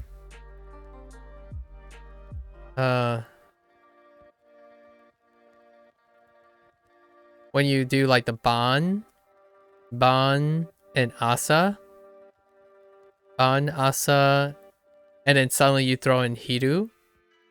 They're like, oh, okay, so you can't Gohan this, and then they change it up every once in a while. It's a natural language, so the pattern might not follow a lot of times. For some reason, I thought it meant nothing or none. Actually, I was just about to make a comment about that, Timmy. Like, that last phrase, I didn't do anything. In English, like Americanized English,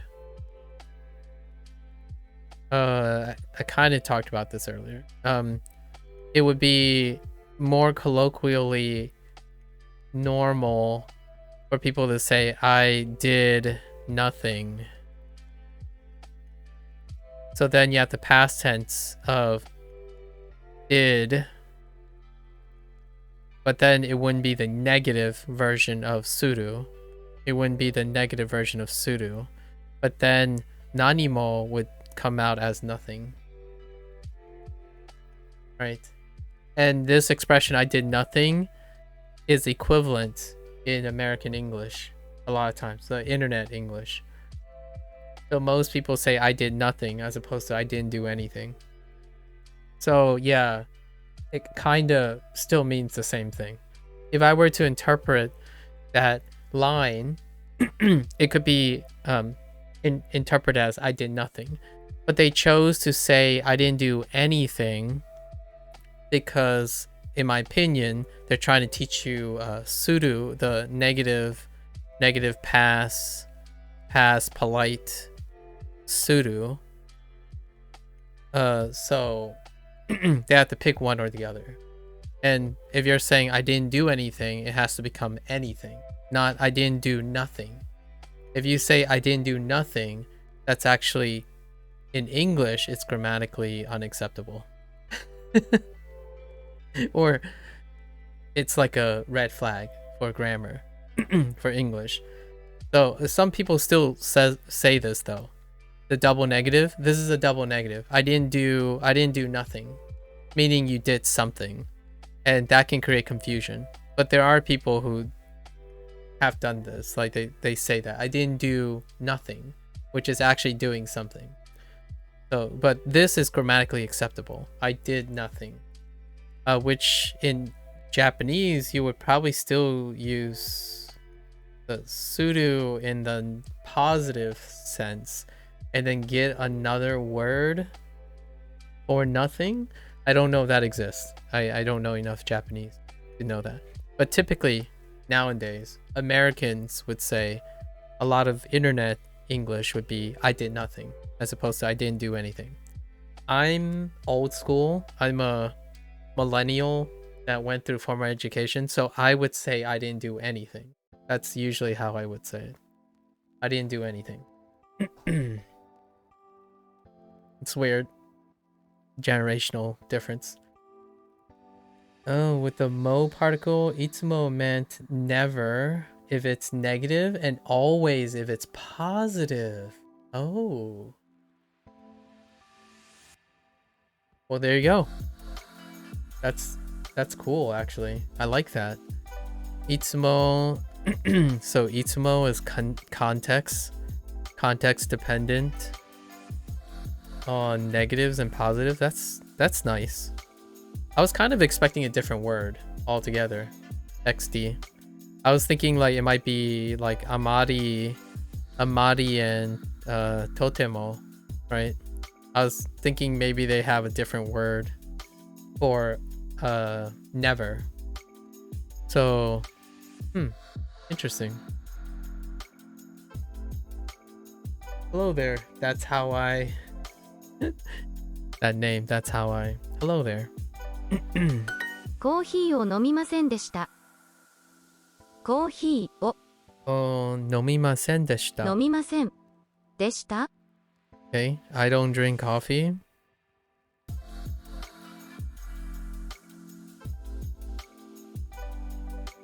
I didn't drink coffee. Yeah, I didn't drink coffee. Sure. コーヒーを飲みませんでした。昨日医者と話しました。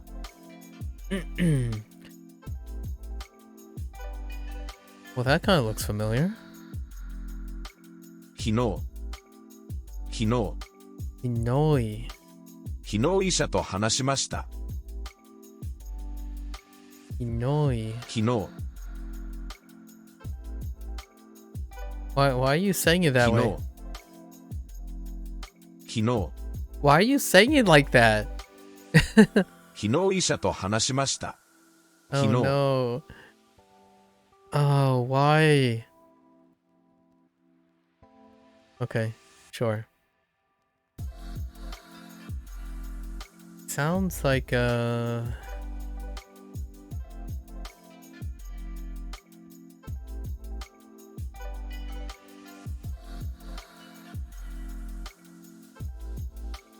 Am I the only one hearing that? Inoi? Inohi? 昨日医者と話しました。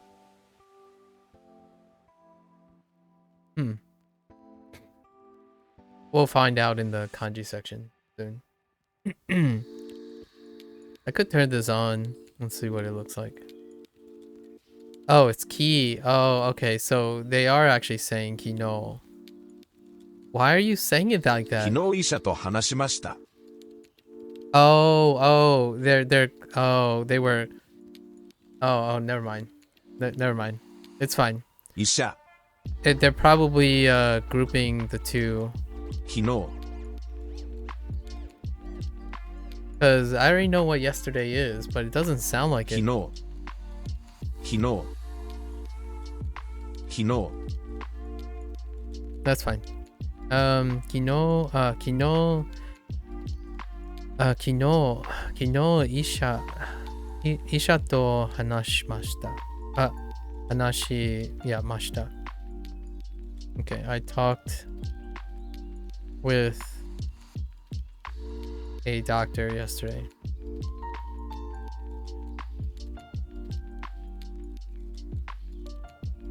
Ohio.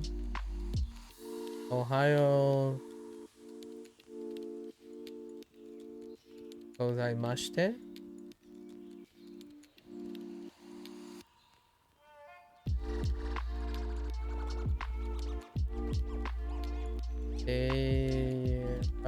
Hello there.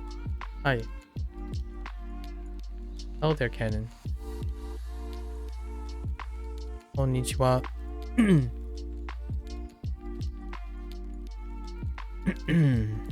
Let's see. 昨日近くの病院に行きました。昨日近くの病院に行きました。 This voice sample is a little bit clearer. 昨日近くの病院に行きました。 Yep. You're Bioni?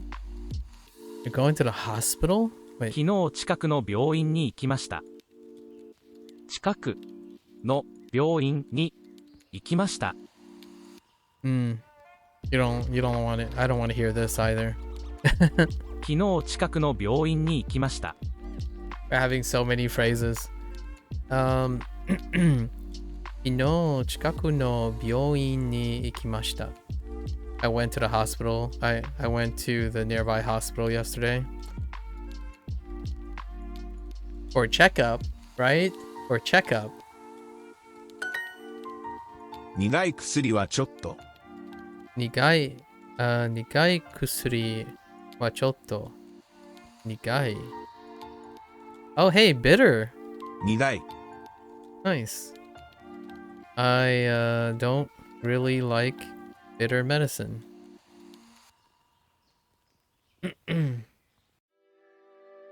Why is not Kai Yonin? Wait. That was Shikaku, right? Are you talking about Tonari? Oh, chikai. Oh, you mean near. Oh, yeah, that chikai. That's a good question, actually. Yeah, chikaku versus chikai. Yeah. You're right. I forgot about chikai. That's a good question. Why isn't it chikai? Let's see. It's a distance. Close in time, close in relations, closely related.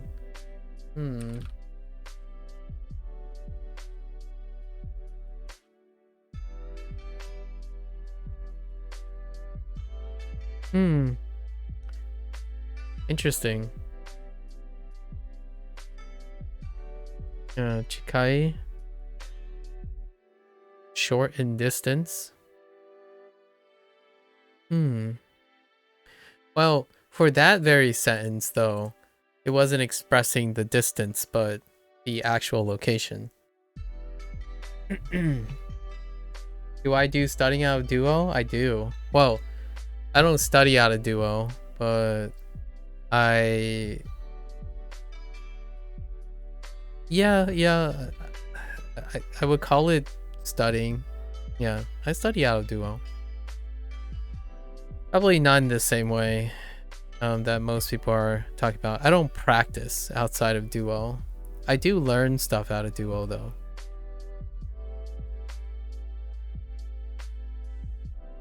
However, sometimes I output out of Duo for practice.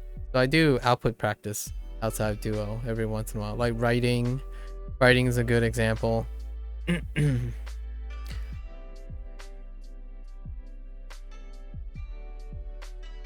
Sometimes I'm not quite clear by studying.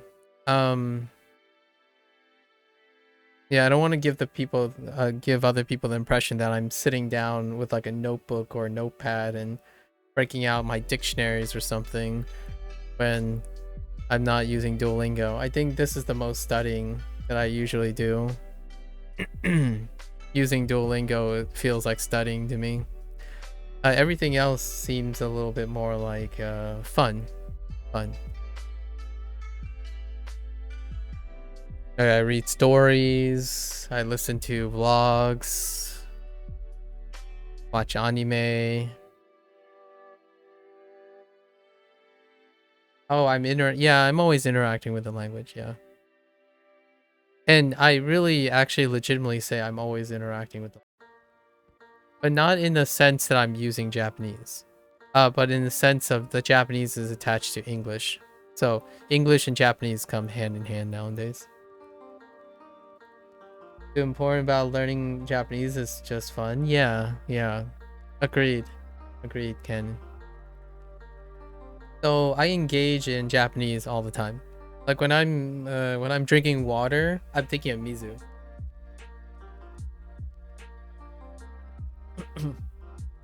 I just learned tissue.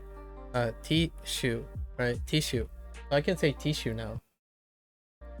That type of tissue. And masku. I have mask here. Or like demoto. Oh, democon. Yeah, democon. Right. So I interact with the language in a constructive way most of the time. Outside of Duo. Yeah. Oh, it's Rimocon. Rimocon. Yeah, there goes my English coming in. Like, you know, Keiburu, right? We have Keiburu. I actually do have some kusuri. My allergy medications. Arerugi, right? Arerugi. Pen, pasokon, keyboard, lots of things. So most of the time when I walk around and eat things and everything, when I think about it in English, I also try to translate in the Japanese. Not like full sentences if I can't express them, but usually I do them unaided. I try to do it unaided, like kapu.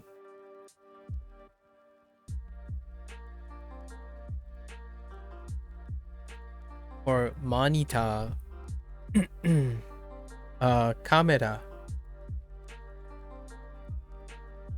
What else we got? Various things. Huh. You know what? So, ultra this, right? Demo, ultra this, demo, amai ultra?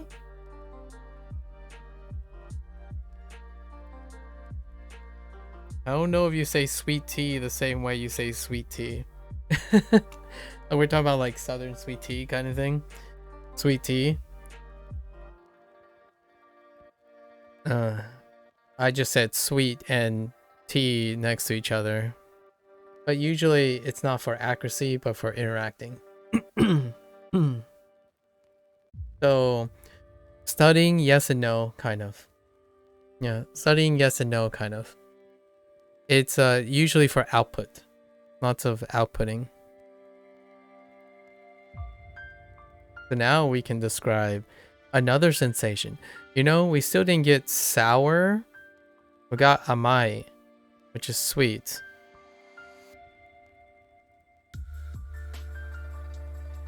Sobai for salty.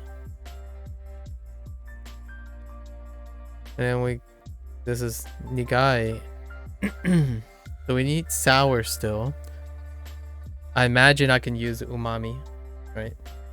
Shubai, sorry, shubai. Sorry, shubai, yeah. Salty. Shubai.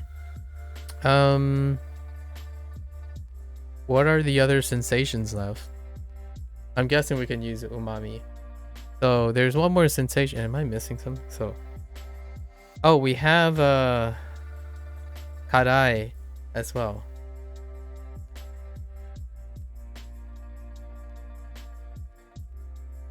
Lots of sensations. So nigai. Okay. 苦い、 Nigai. Unless if you want the nasally thing, right? Nigai. 多分来週元気になります。 Tabun laishu genki ni narimasu. Genki, oh sorry, genki. I said tenki. Genki ni narimasu. Okay. So we're using our old predicates, so I'll get better.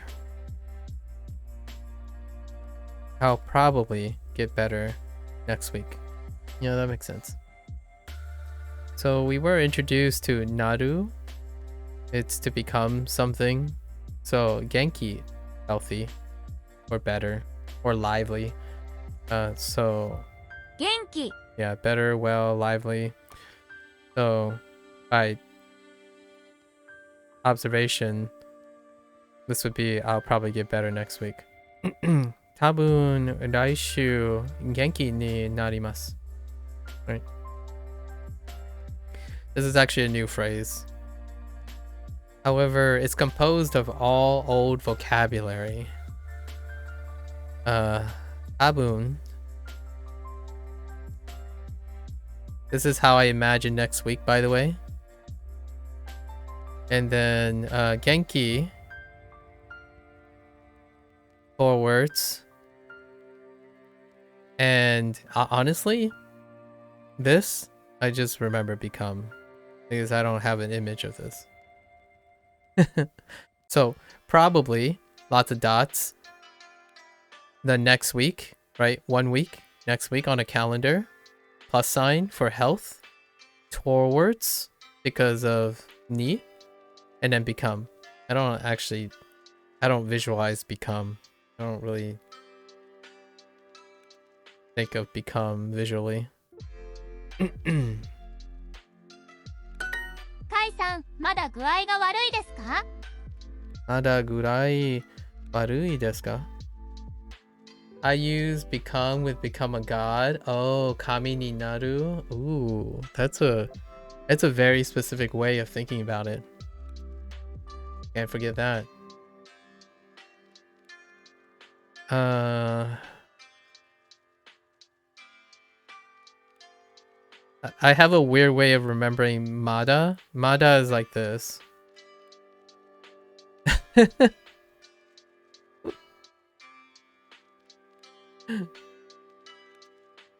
Basically, like, you plateaued, so you stay the same.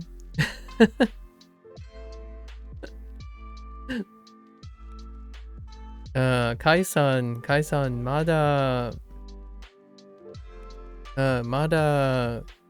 Still is the phrase, right? Still. So, like, you get to a point and you're just, like, still the same. Kai-san, Kai-san, Mada... Gurai ga warui desu ka? Kai-san, do you still feel sick? Right. Are you still feeling sick? Hi. Hi. Demo... Tabun... Mosuku genki ni narimasu. Oh, okay. Cool. I like it. I have an inside joke for this too. But with 3 T's. But with 3 T's. Probability. Soon. I use this as soon. And then health again. And then become. With towards. Right. Big butt with 3 T's. Demo. Big butt with 3 T's. And then this is Mosuku, which is soon. So it's right next. If you're right next to someone, it's right next to something is soon.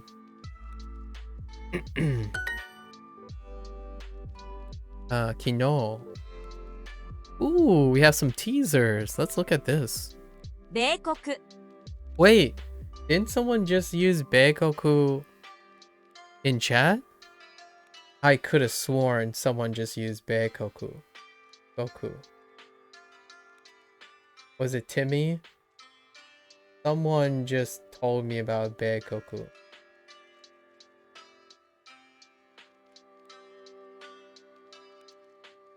I don't remember who. Oh, wait. I could've... Wait. Let me scroll up.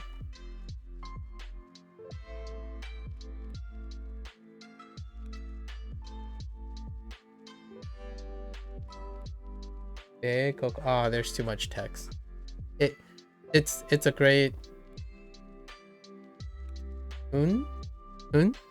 Someone told me this. Beikoku. Or at least this, I recognize this kanji. But I totally forgot in what context anymore. And it was a discussion earlier. Yeah. It's a coincidence, but I like to keep it in mind. What was this? What was this context?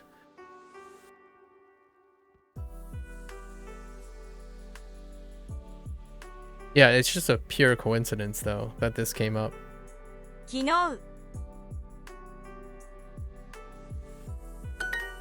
I try to remember what people say so that it gives me like extra motivation. Oh yeah, you called yourself... Oh yeah, that's right. You called yourself a Americajin. Yeah, right. You were introducing yourself as American and you used the older school thing. Is that the same thing? Beikoku hito? How is that whole hiragana? What's the furigana for the Beikoku with the hito thing? Is it still... And oh yeah, and Lotus explained the thing to me. Yeah, that's cool. It's such a coincidence though that it came up.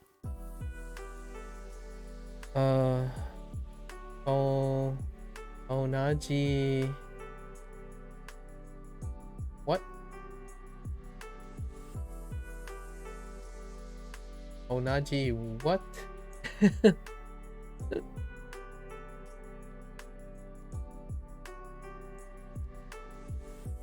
You're gonna have to explain to me. More explain. I need more explainers. Onaji same.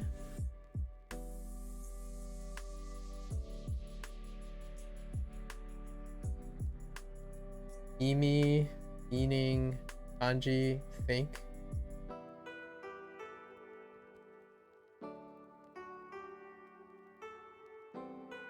It's the same in this case, I think. Oh. Hey, Geek. Oh, I'm doing pretty well, Geek-chan. How are you? What have you been up to last time we spoke? Onaji, it's the same. Oh, okay. Okay. Oh, you're saying you say America gene for both.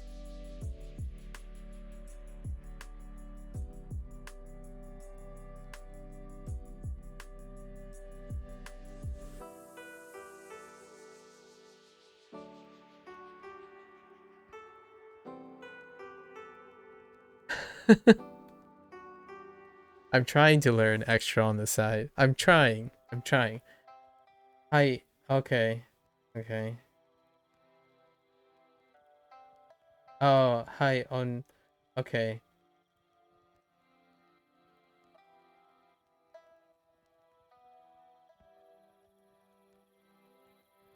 Unitas. There's so much kanji that I still need. All right, it's fine. I got the point. I see. Interesting. I wonder if it means the same thing. Here. Okay.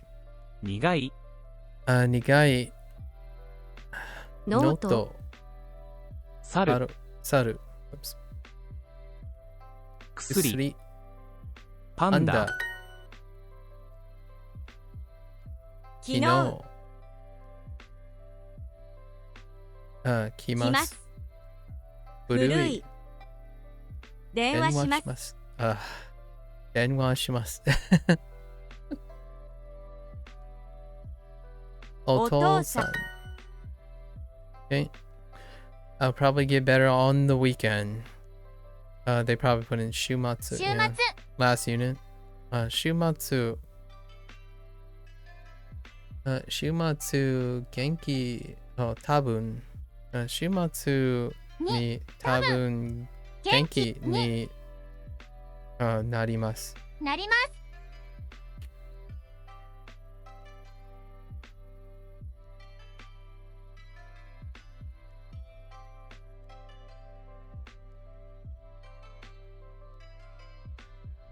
Yeah.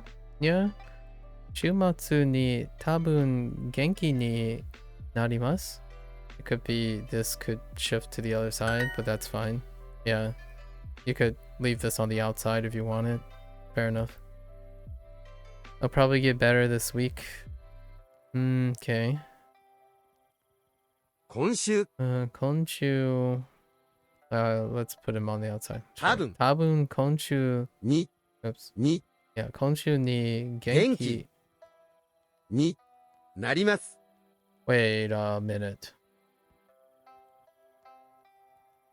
Oh yeah, that's fine. The way it's phrased in English, I suppose. I see. 今週 I'll just put it up here actually. Konshu tabun genki ni narimasu. I know. I like it the other way though. You'll be curious. Introducing the Duolingo family plan. Encourage all your favorite people to learn a language with unlimited hearts, no ads, and more to help them learn fast. Add anyone to your plan. Your family, your friends, anyone. Save together, learn together with the Duolingo family plan. You can skip the ads if you want it, but I usually take a hydration break whenever the ads show up.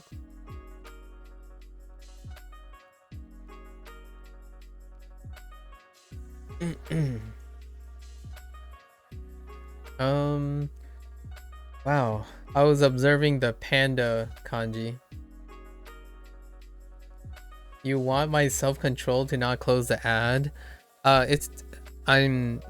Yeah, in a way, I didn't close the ad because I'm trying to tell myself to take care of myself. But a lot of times, I don't really take care of myself when I'm studying or doing something.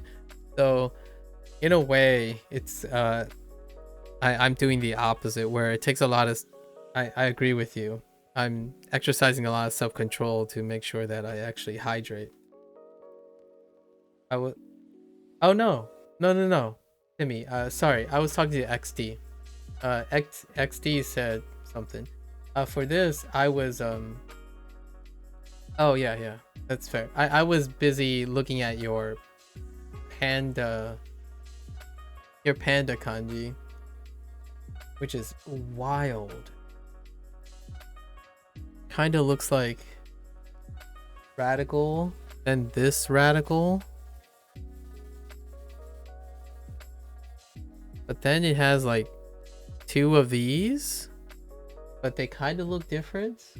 It's so tiny. Whoops. Like this one. Whoops. This one's a little bigger.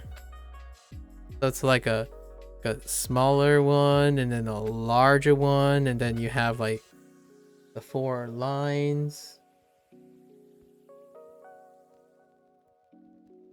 Oh, I do see the neko. Yeah. Interesting. And then I haven't ever seen what looks like this radical yet. So I haven't seen this radical before, or like written this radical. This radical is familiar, and then this one is too, right? It's Bearcat. Yeah, that's what everyone's telling me now.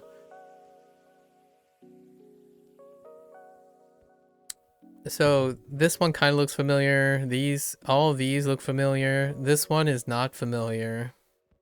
This one and this one's fine. I was trying to write it in my head. You wonder who thought of calling a panda a bear cat?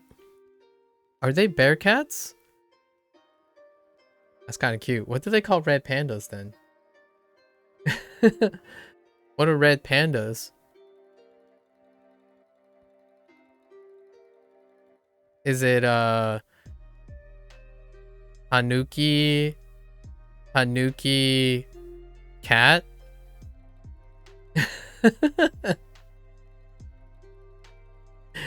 Tanuki bear?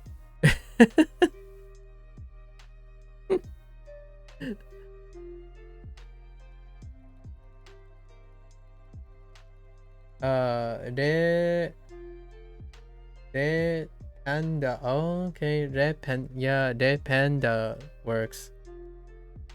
That probably works. All right. Let me know. I actually don't have the word for red panda. 苦い薬はちょっと。苦い薬はちょっと. Okay. I don't like bitter medicine. I mean, who does? Wait. I don't really like bitter medicine.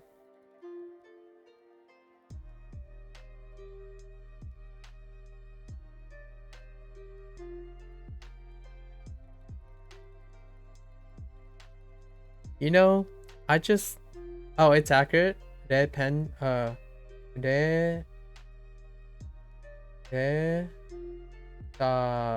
Wait.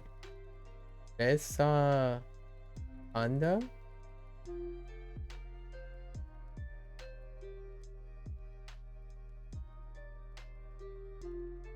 Resa panda? Oh, lesser panda. Oh, like the Chinese name. The lesser panda. Yeah, Resa panda, yeah. Like the Chinese origin. Yeah. Fair enough. You know what I thought about here? I don't know if you guys think this is funny in English or not, but you know how in Japanese, this is supposed to be attempt to be like phrasing it in a polite way, as in I don't really like it. It's like I don't really hate it. But if you look at this phrasing, right, really is supposed to increase the intensity. A lot of times to emphasize it. But since you don't really like something, you actually dislike it less. Does anyone feel like this is confusing for anyone who's learning English? You see what I mean? Like, if you really like something, it means more, right? Right? It means more. It's less humble, right? It's less humble. However, when it becomes negative and you use the same really like structure, it becomes more humble.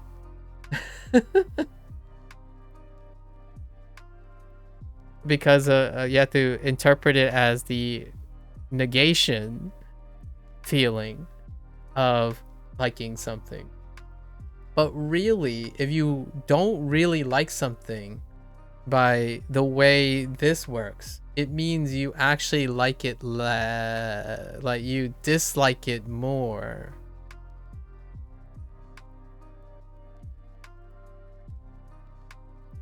You know?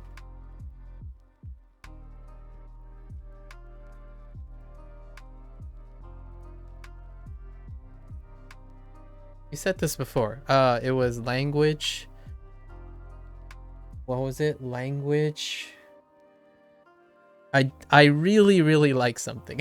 I really like something. What was this again? It was like language. Gengo. Language. Yeah, language. Mother. Language. What were you saying again? Like how did that phrase go? Amari is like that too, I think. It can all mean a lot or not a lot. Yeah. And amari is only used in a negative sense as well, right? It's only associated in the negative sense, which is kind of nice. In English,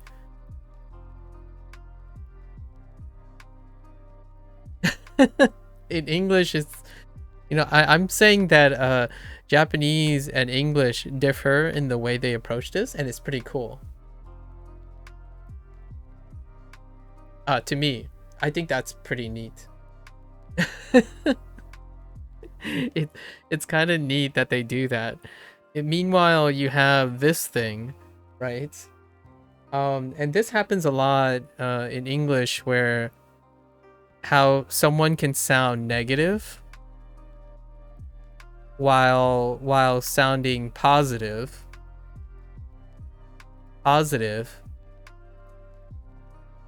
or someone trying to sound positive but sounding negative, but instead sounding negative. And to me, this highlights a lot of the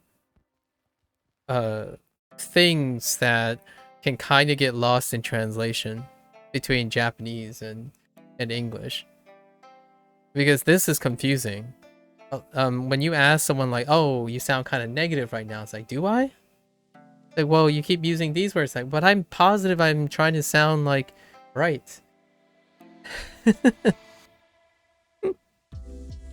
The first time I read this, it was yeah, wachoto, and then they introduce the other phrase to say something like, I don't like amari, I don't know, jazu o amari ikimasen, right? I don't really listen to jazz, right? That kind of thing.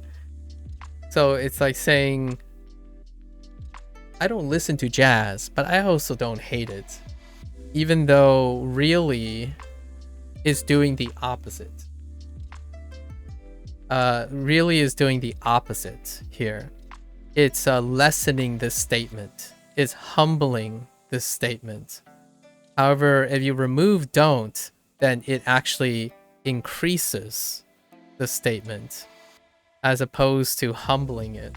And I don't relish trying to explain that to English learners. Yeah, choto, a bit, kind of, yeah. So this person is saying, I don't really like bitter medicine, but it's not that bad. You know, it's not that bad. At least that's what they're trying to communicate to me, right? This phrase is supposed to say, yeah, I don't really like bitter medicine, but I'm okay with it. It's like, it's fine. It's fine that medicine is bitter. Sorry, I'm going a little too much into this, but I think it's really funny. It's hard for me to forget like amari totemo hontou ni all the degrees things, because you think about it in English and it starts feeling really weird. Like what do you think very really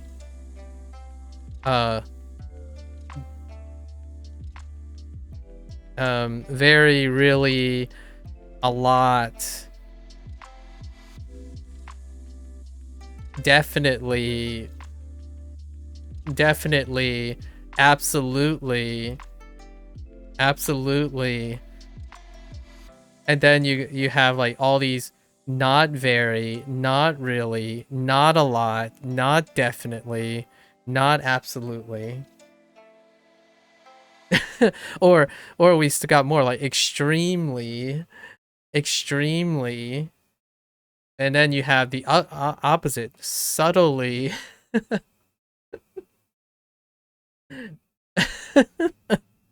Like it's like, okay. Hontou ni translates very effectively to really, yeah. And all the way down to its more subdued nuance. It's insane. Yeah, hontou ni.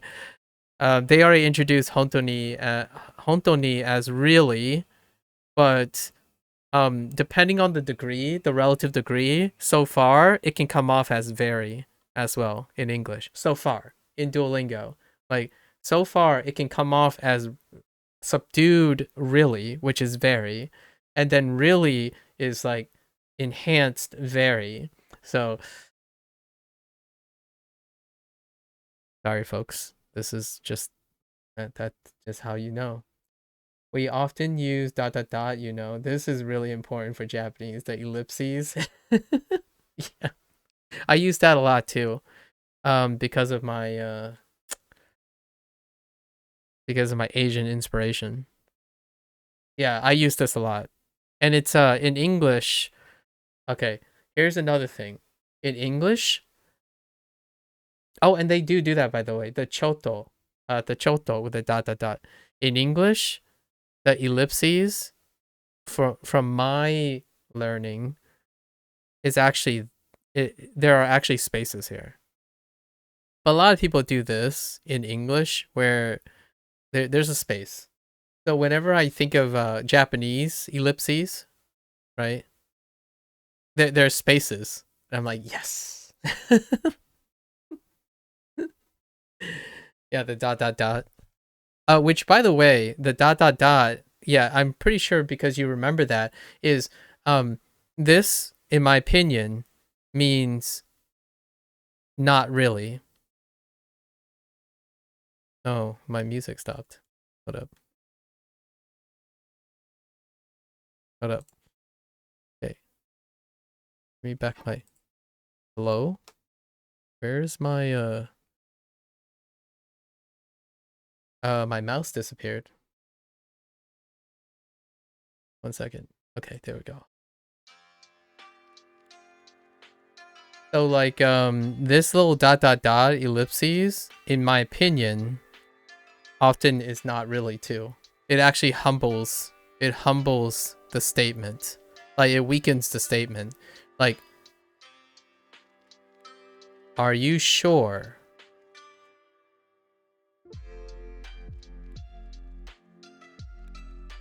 Are you sure? ... What it does is it creates it weakens the statement. or it weakens whatever comes before it on the ellipses. And it's funny because this would basically communicate the same thing as not really, like amari. Like, I don't like pineapples. ...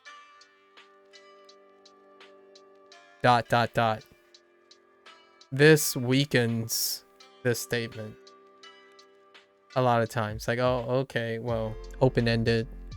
Oh, all right.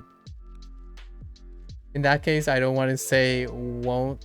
I don't want to say won't to do that. Yeah, that's fair. Yeah, it leaves it open-ended quite a bit. It still weakens the statement. So like, in both ways, either you want to be stronger or more agreeable. Most of the time is like, I don't want to say more. I don't want to be more direct with you. So it's the same way that they're trying to do with don't really. I don't want to be offensive, right? I don't want to say this strongly. So here's the Japanese. Yeah. Ambiguity. Yeah, and not just, yeah. And even in the language itself, but for me, in English, I slip in ambiguity. So, what is that?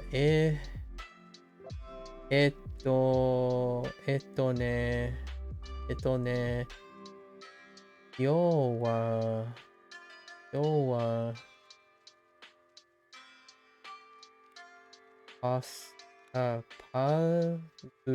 パズルしました。Right? Oh, okay. ちょっと I don't know what that kanji is, but she got something about you did a puzzle today, but Japanese people often use 4 languages: hiragana, katakana, kanji, and air. That's pretty funny, actually. So here's really is greater than very. Yeah, it's supposed to be kind of XD, kind of. Here's my 2 cents. I have a 2 cents as an English speaker. The way I speak is very different from a lot of people. And when I mean a lot of people, I'm talking about, yes, certainly English has this way of being quote-unquote more direct overall in terms of its diction when it comes to framing Japanese. So a lot of times, like, Japanese people rely on ambiguity for social peace reasons, right? Like face culture, like the face culture thing. However, that doesn't necessarily mean the face culture, right? That doesn't necessarily mean English people don't do that, right? However, I do agree and concede that most people, like a majority of English speakers like to use direct, what I call the indicative voice. However, I am not part of this group most of the time. If you listen to the diction and attempt to, I don't know, tear apart my word choices, you may find that as one becomes more in a professional setting over time, one also begins to sound like Japanese diction. Largely due to the nature that when you're a professional, you use the subjunctive voice most of the time.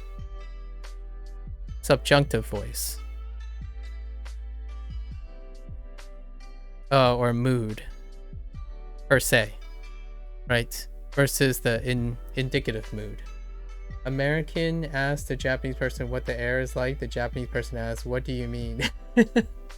Oh, and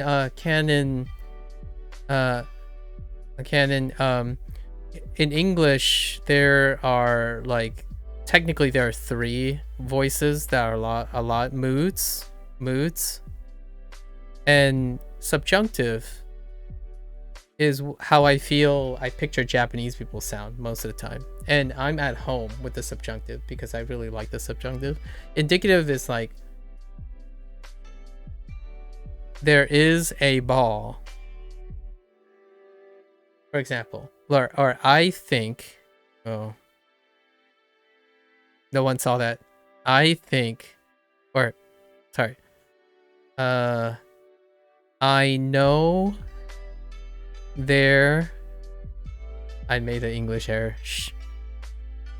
I'm not that great at English. I know there is a ball. Okay? That's indicative.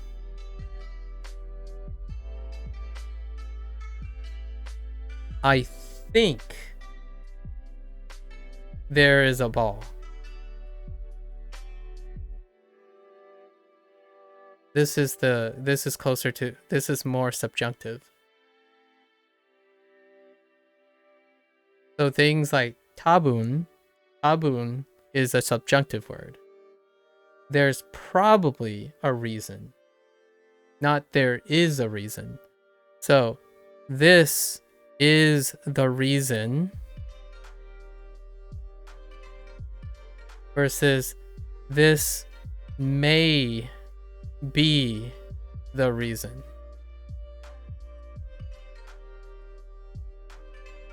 So most of the time, like saying most of the time as opposed to all the time, this may happen, this is likely to be the case, that's subjunctive. When you say this is the case, that explains this. I know this is the right answer. That's indicative. So most of the time, Americans do predicate on being direct when it comes to talking in English.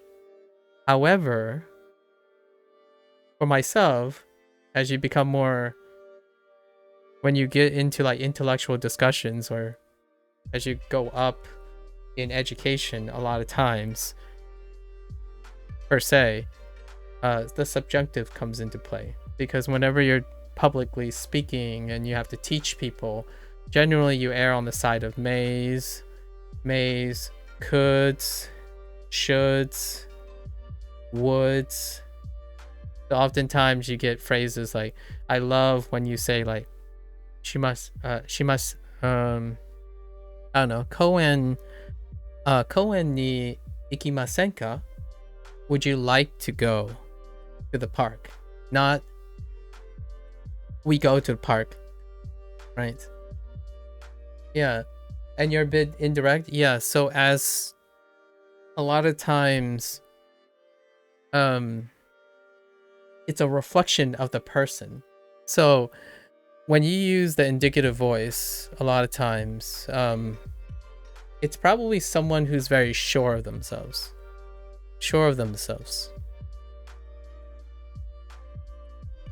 Right? So there's a lot of pros and cons to this, but it can exude confidence, but it can also exude arrogance. And that's oftentimes not Japanese, right? So it's not Japanese. The default is oftentimes more subjunctive. And maybe that's also because I'm raised by my parents as a Chinese person, right? So oftentimes the default is subjunctive in Japanese, and I feel at home most of the time.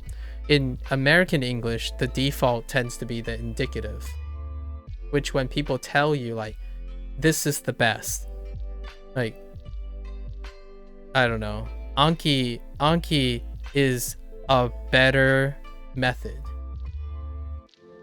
right? Instead of Anki may be better. right? So it's always ambiguous. It's like, oh, it's likely to happen. But try it out for yourself. This worked for me.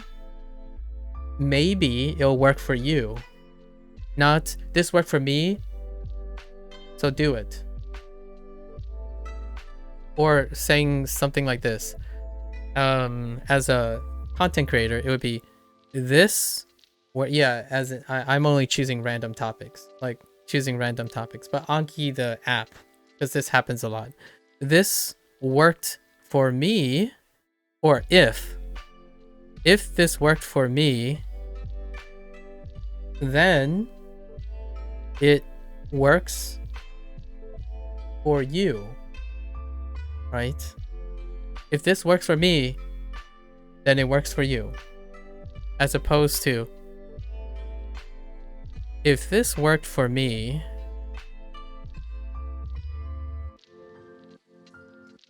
there is a chance. There is a chance, or it may work for you. That's kind of how I'm encapsulating the Japanese language a lot of times, because I actually speak in this voice most of the time. I always tend to, like right there, always tend to attempt to deflate my statements by introducing ambiguity. So I don't like necessarily, right? I don't necessarily like to say I hate things, I like things, but I may find them enjoyable and I might find them disagreeable, as opposed to saying I hate this and I like that kind of thing. Sorry, that was inane. Wait, what was inane? What you typed? I have no idea what you typed though. Anyways, it's a fun little talk about not really in this stuff. It's very indirect, and I talk very indirectly as well. It's actually the reason. Right, the Anki and comment. Oh, okay, yeah. The Anki Pan comment.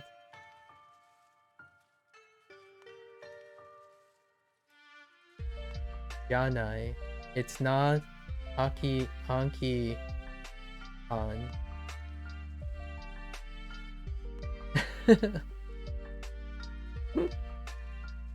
Okay. All right. Let's just go back. You talk in English most of the time, like me? Oh, okay. Okay.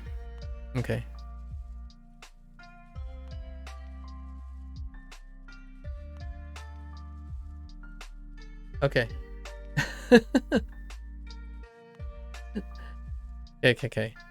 I go back and forth.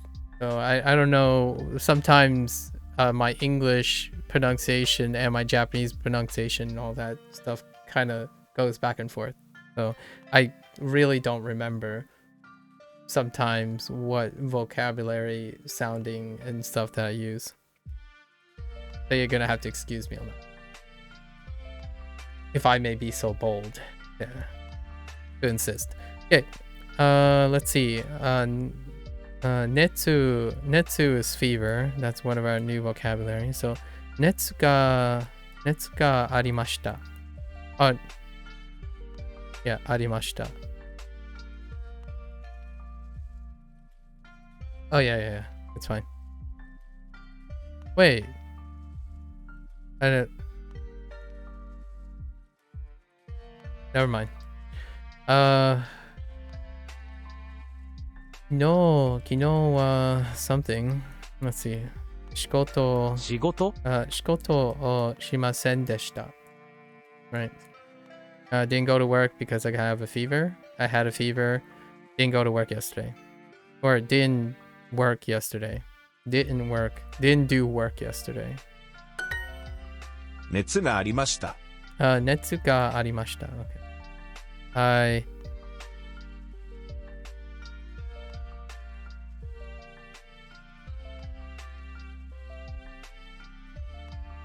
What? Wait. Hold up. Just kidding.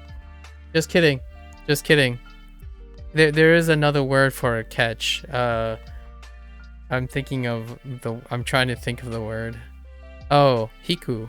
Yeah, they use hiku before. But it's for cold, and I'm guessing it's a very specific phrase for cold, catching a cold. They can't use it for fever? I still haven't determined if it's a shower situation yet. I had a fever. Sure. Makes sense. Alright, cool. That's double interpreted, by the way. It's aru. But it's double interpreted. Ringo, yeah. ジュース Juiceを飲みました。I 何 tried. もしませんでした。何もしませんでした。I didn't do anything. That's it. 少し窓を開けます。少し窓をopen 開けます。少し窓を開けます。Okay. 開けます。I thought they were going for something else. 週末に雨の中でバーベキューをしました。週末に前の中でバーベキューをしました。Okay. We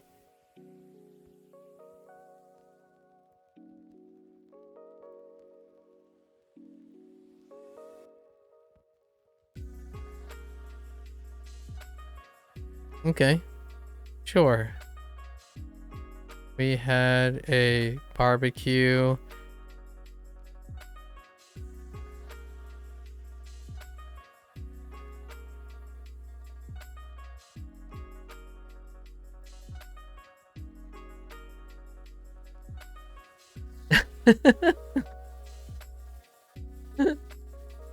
Alright, sure. We had a barbecue in the rain on the weekend. It almost sounds like a weird humble brag or something.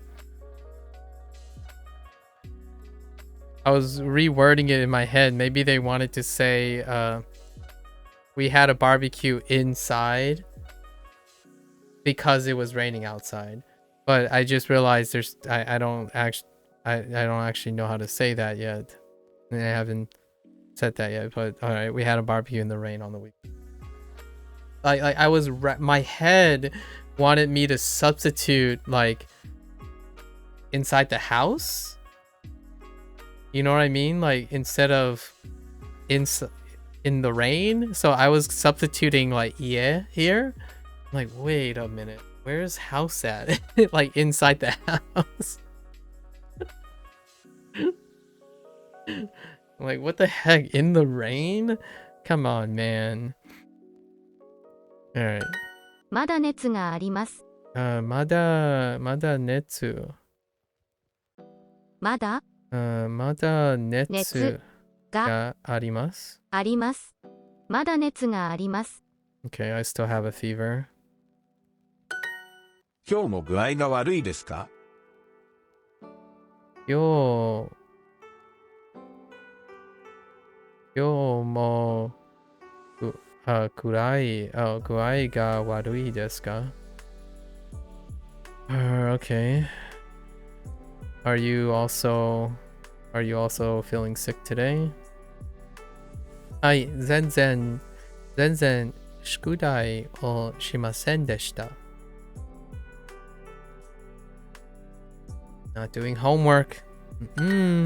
後でマスクを買います。後でマスクを買います。マスク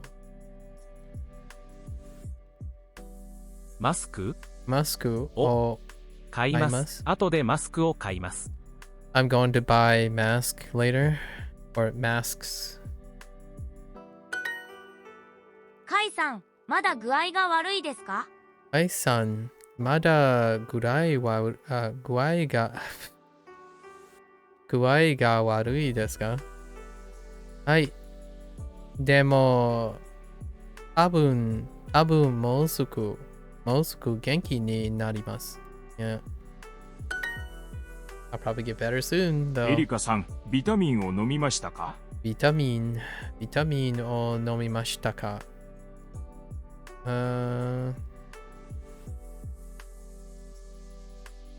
はい。朝ごはんの後、ちゃんと飲みました。Yes, after breakfast, I made sure to take some, to drink some. It's largely take some, but they use nomimas for vitamin. Interesting. Kind of like kusuri. Interesting. I agree with in my opinion, I like the interpretation Duolingo is doing for taking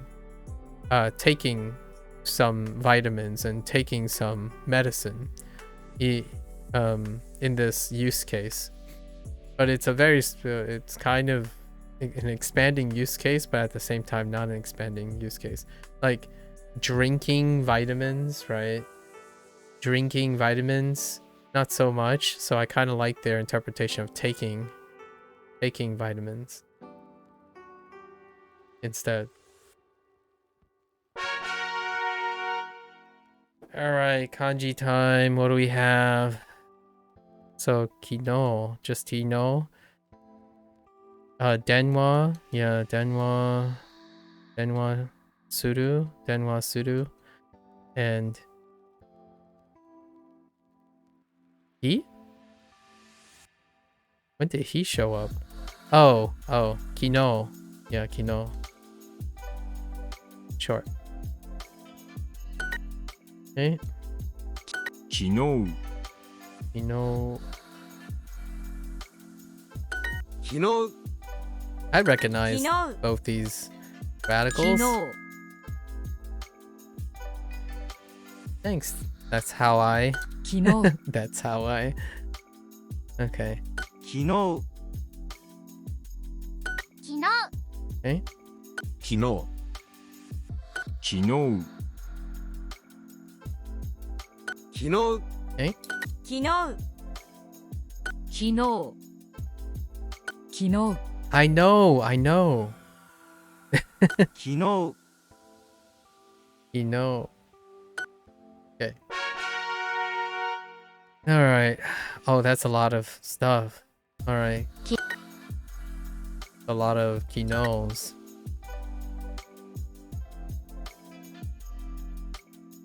昨日 Okay. 昨日 Wow. 昨日 That's the top radical Kino. of kakimasu. 昨日、 That's the bottom right hand radical of G. 昨日昨日昨日昨日昨日 Okay. Get more with Super. Yes. Later. 昨日 Okay. Let's see if we can pick up any more choices. 昨日 This is the right hand radical that very similar radical Kino. of skurimasu. 昨日昨日、 Similar. 昨日、昨日昨日昨日昨日昨日 No, nothing interesting. All right. No. All right. Okay. 昨日 Got to put in the reps. All right. 昨日昨 same radical. 昨日、昨日、We have the top right radical of G. They really like to put in G. And the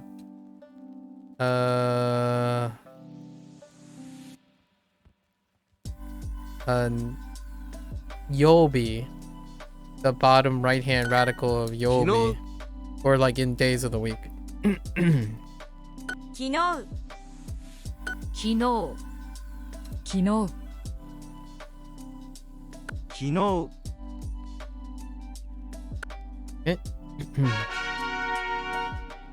Alright. Something else, maybe? 昨日昨日 Nope, still the same. 昨日、昨日、 That is the top left-hand radical of Kyoto. The right kanji of Kyoto. 昨日昨日 That's the only Kino. occurrence so far anyways. 昨日 Those are very unique radicals so far. 昨日 If they are.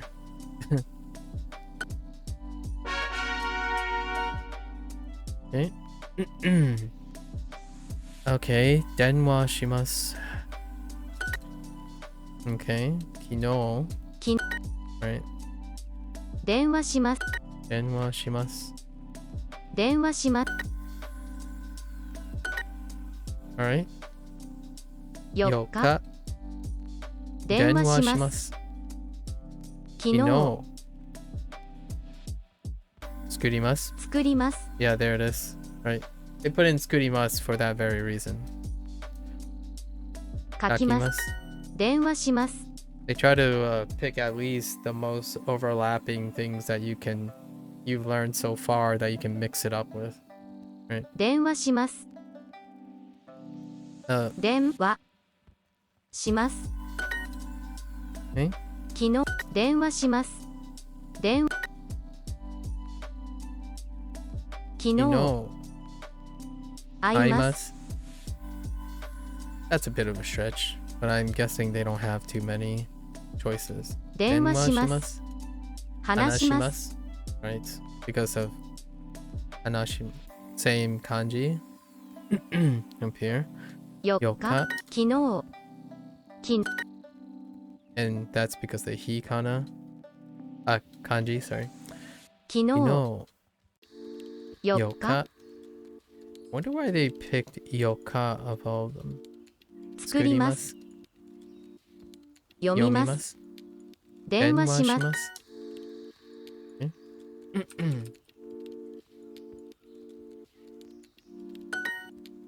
Eh?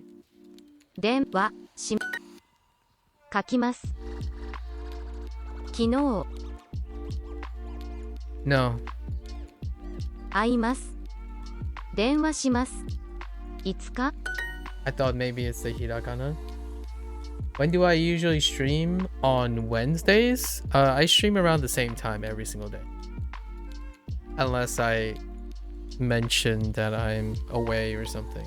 But usually the exception is I always stream around the same time every single day.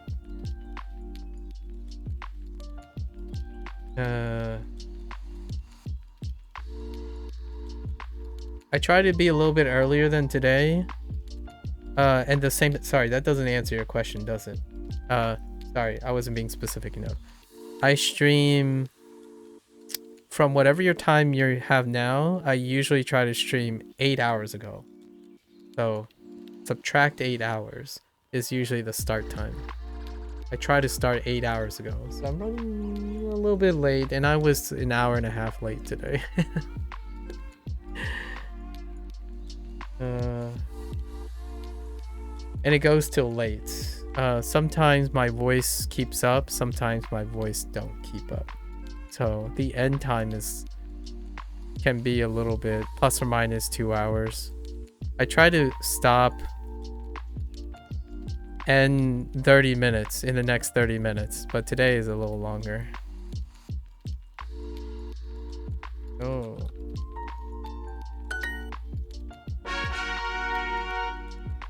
作ります。 Skurimasu, sure. 昨日、 Right? Comparing skurimasu and kino makes sense, right? 昨日 Kino and then skurimasu. 作ります 作ります。 Right? We have the right radical of nani and then ki, 昨日 right?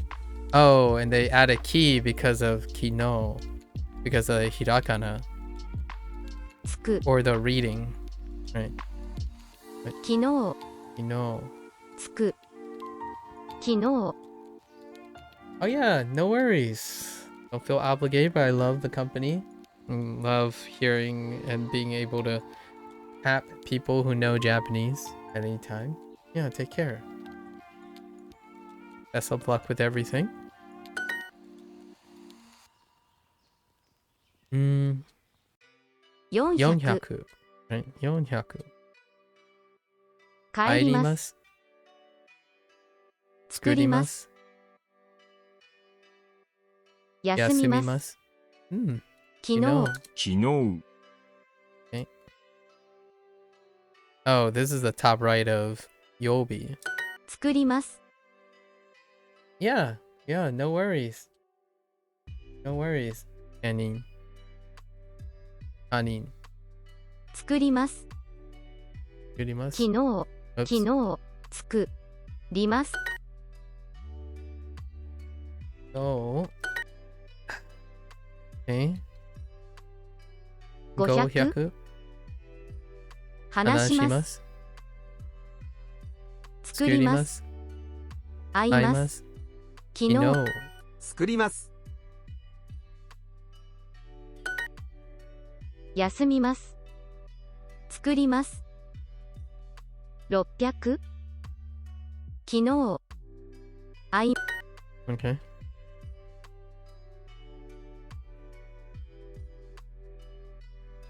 Okay. 昨日、 Oops. They almost got me. Alright, now we got some overlaps. Talk, hanashimasu, sure. 話 And then denwa shimasu. Den- Makes sense. Sure. 電話します Hanashi. 話 Hanashi, yeah. Oops. 話 I didn't mean to click on that. 休みます帰ります話 Hanashimasu. 電話し話します。 We have the right kanji, the right radical of nomimasu, and then the bottom right hand of ji. Papa. 花見ます見ますします 電話します。 Oh, okay. This is actually horse, but it's actually the left radical of eki, and then this is the right radical of atarashi, or the left. Sorry, the left. 電話します 飲みます 作ります densha. 電車話します Of course. Gotta throw in a densha. Okay. Mika? 3日 I guess it's another another he. Yeah, okay. 昨日 Kino and Mika, Mika. sure. So they picked third day and fourth day. 3日 Do not pick Suitachi. Don't you dare ichi nichi me. Kino. 昨日3日 Okay. 3日昨日 Ooh, Ashita. That's a good Kino. one. 昨日 Kino. Oh, they did it. 1日 It's Suitachi. But it's fine. Itsuka. 5日 Itsuka. 3日土曜日 Fair enough. 昨日 Kino. Oh, yeah. There's Kyo as well. Kyo. 昨日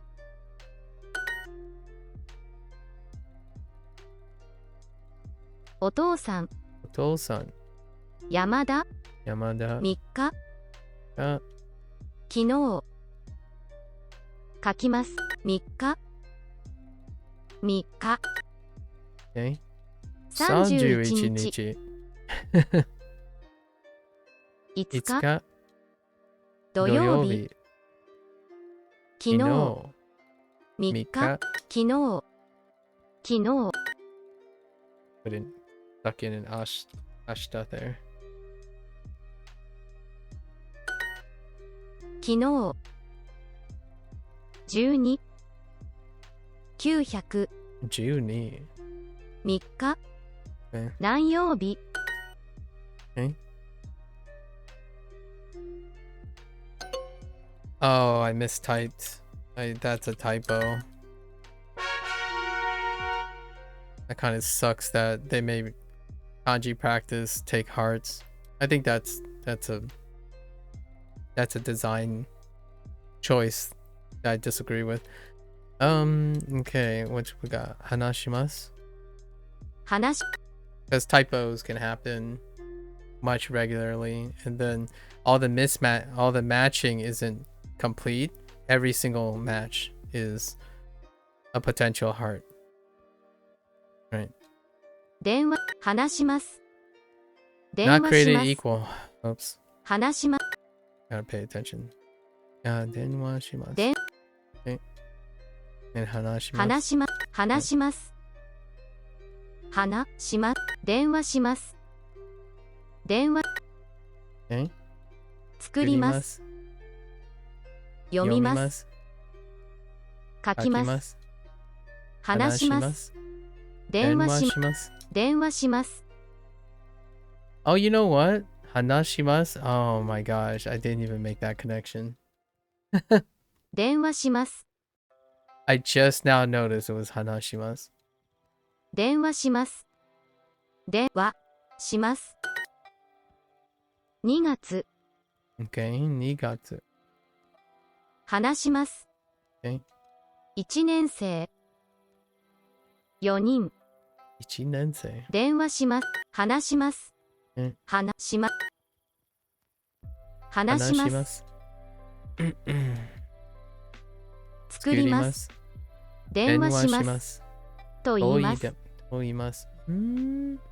What? No, no. 帰り Kaerimasu. 電話します電話します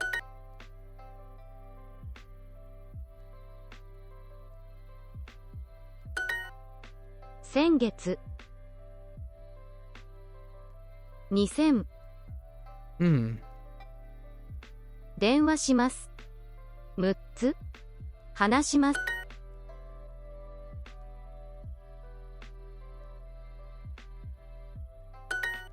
Okay. Alright, that's the end of 15 minutes. Yeah, we're only going 5 lessons into this, right? We're pretty good. Half day. I played soccer in the rain. That sounds lovely. 雨 Ame の中で no naka de. Ame no naka de. お Shimashita. Saka. Oops. O. Saka. サッカ Saka O. o Shimashita. shimashita. Okay. かも Kamo. ベンチ Benchi. 嵐 Arashi. Keyholder. キーホルダー And ピン pink. ク Okay. 雨 Ame. の中で Ame no naka de. Yaku o shimashita. 野球 Yaku o しました shimashita. 鳥 Tori. マグネット Magneto. 熱 Netsu.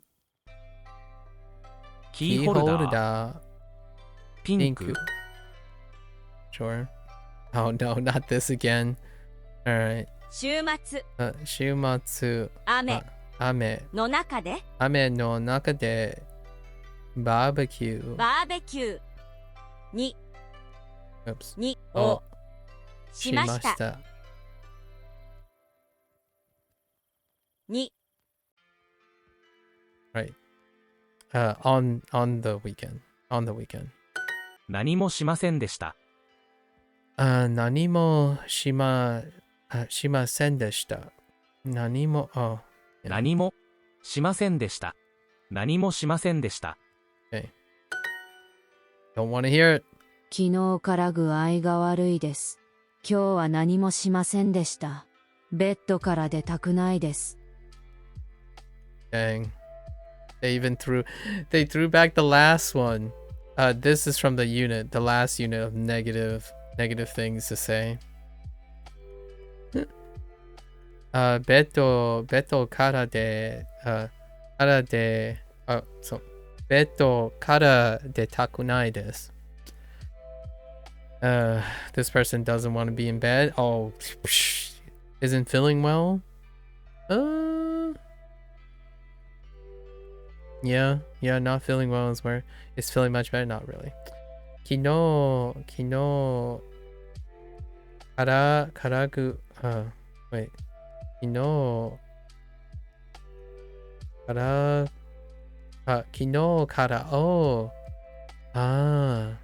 から具合が悪いです。From yesterday? How's that translated? From yesterday? I got sick from yesterday? I guess. That seems I'm feeling sick from yesterday. That's fair. Actually. And then 今日は何もしませんでした。Yeah, I didn't do anything today. ベッドから出たくないです。I don't want to get out of bed. Fair enough. 雨の中でパレードを見ました Oh, パレード。雨の中でパレードを見ました雨の中でパレードを見ました Okay. I watched a parade in the rain. Where I saw a parade in the rain. 週末はサッカーの試合がありました。嵐の中でサッカーをしました。サッカーの試合の後、風邪をひきました。今日は学校に行きません。After the soccer game, they were, I guess, sick. Yeah, because they got a fever. Yeah, and then they didn't go to school today. Let's see. So, they were watching a soccer game. Or playing, a soccer game, I think. Let's find out. I heard Shumatsu wa soccer no, shiai ga arimashita. There was a soccer game this weekend, sorry. Or on the weekend. There was a soccer game on the weekend. Arashi no naka de, it was storming. Oh yeah, in the middle of the storm. Okay. Arashi no naka de soccer o shimashita. Oh, so they played soccer in the middle of a storm. Or inside, like, yeah. Yeah, in the middle of a storm? Yeah, in the middle of a storm. That works. Then, soccer no shiai no ato. Okay, so after the soccer game, kaze o hikimashita. I caught a cold. Sorry, not a fever. I caught a cold. 今日は学校に行きません。I didn't go to school today. 風邪をひきました What? Duh. 風邪をひきました。 Okay. I caught a cold. Natsu ga arimasu? Arimasu? Sure. I think they're contrasting it, having a fever versus catching a cold. And I think the reason why they didn't choose any other choices a lot of times is that that phrase is probably very special. It's like a special phrase, like shawa o abimasu kind of thing. Like it's a very, it might be a very specific phrase. 昨日何がwhoops. Oh, okay. So that now they're giving you the heads up that it is a particle, right? You didn't actually know it was a particle up to this moment because they kept grouping them together. Or particle-esque, I guess. I don't want to say particles too loosely. 昨日何もしませんでした。熱がありました。Is there anything else different from here? No, not really. It's pretty self-explanatory. 嵐の日? That's a pretty neat way of bringing back a day, like a stormy day. So, 嵐の日にサッカーをしました。I played soccer on a stormy day. Fair enough.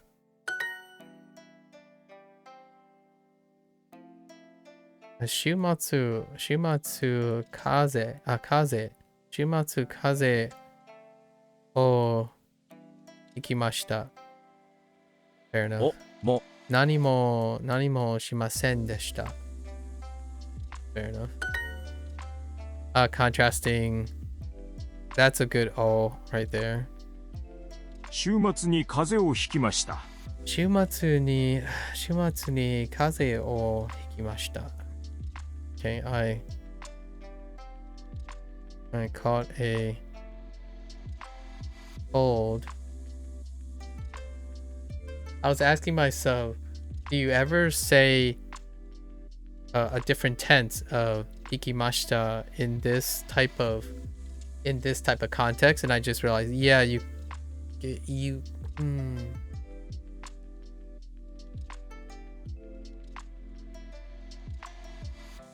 you ever say the present tense of catching a cold?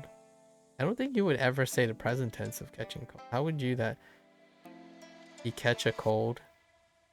He or she catch a cold? The cat catch a cold? I don't know if I would ever say it in the non-past tense.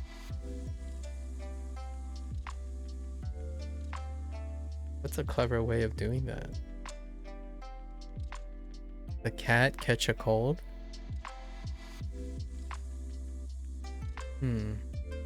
Anyways. Obviously, hiku has other uses. I don't think I've ever said anyone caught, like... So, I almost feel that, kaze o hikimashita. Kaze o hikimashita is almost like locked in. Right. In a way. I caught a cold on the weekend. Sure. Shumatsu. I went out on a stormy day. Why would you do that? Unless it's fun and there's no lightning. Arashi. Arashi. Although I feel like storming would imply it's like a little bit sussy. Arashi no hi. I went out. As in like dekakemashita. Oh, wait. Out. Went out. Yeah. 出かけました。に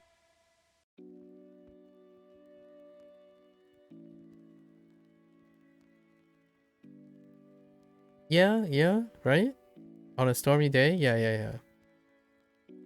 Arashi no hi ni de kakemashita. Yeah, that works. I have a bit of a fever, so 少し少し熱ががあります。あります。 Sure.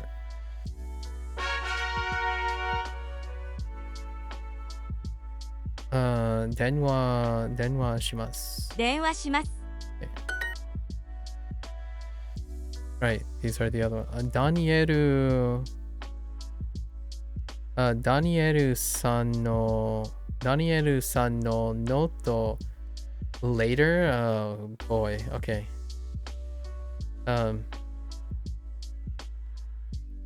後でダニエルさんのノート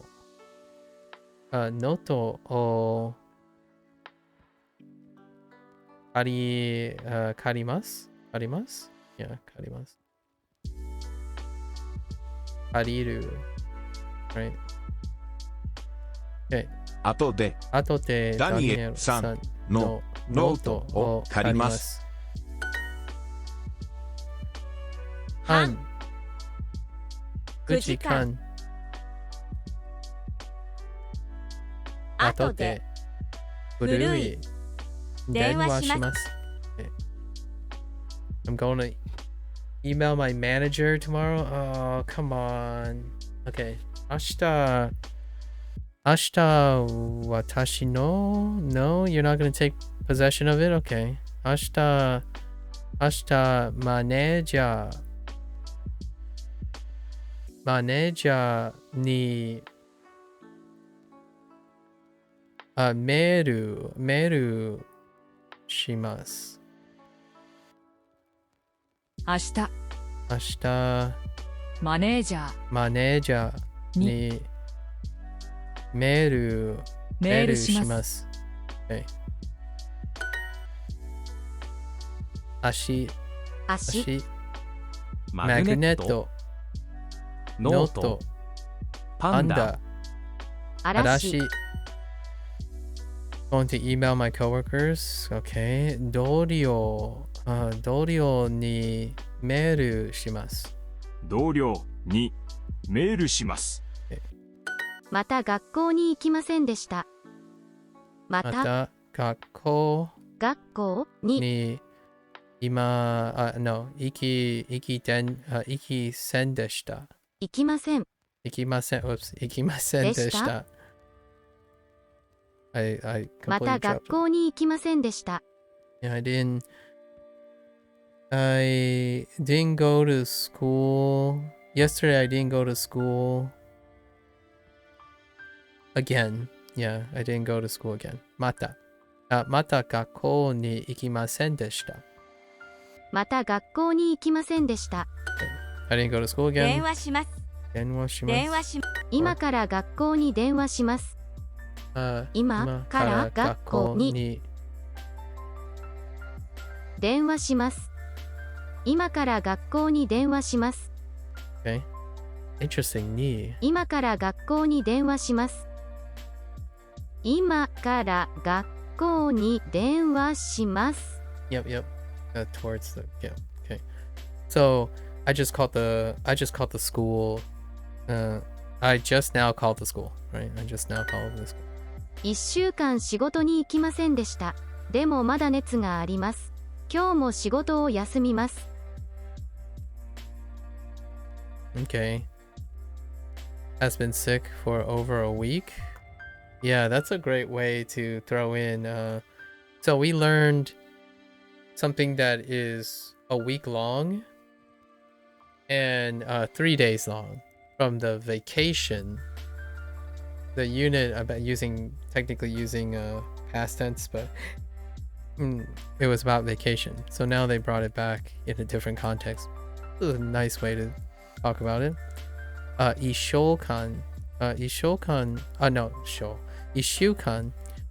週間仕事に行きませんでした. I haven't gone to work. for a week now. Demo. Oh. Actually, are they getting better? Demo Mada. Oh no. That sucks. Demo Mada Netsu ga arimasu. Oh, they still have a fever. But they still have a fever. That's what I heard the first time. Kyo mo shikoto o yasumimasu. Shikoto o yasumimasu. Oh, I'm going to be absent. I'm also going to be absent for work. I'm going to be absent at work today. I'm also going to be absent for work today. From work today. マネージャーに電話します。マネージャーに電話します。マネージャーに電話します。I'm going to call the manager, sure. Or phone the manager. 明日テストがあります。でも先週学校を休みました。今日クラスメイトのノートを借ります。That's kind of neat. Needs to make up a test they missed. Yeah. Or catch up before a test? I mean, true? Wait. Some of these actually kind of...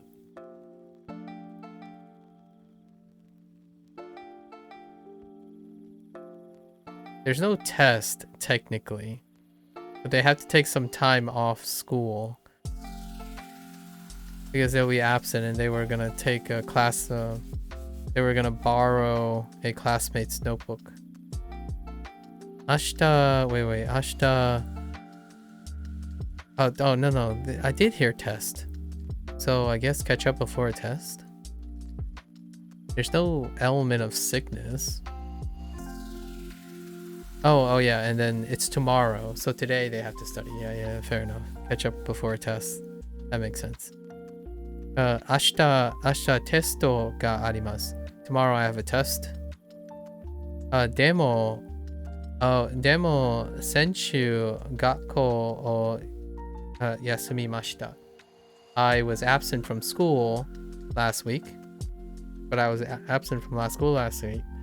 Yo classmate no note o arimasu. I have to borrow a classmate's notebook today. Sure. Makes sense? Okay. Kino blank ni denwa shimashita. Manager works.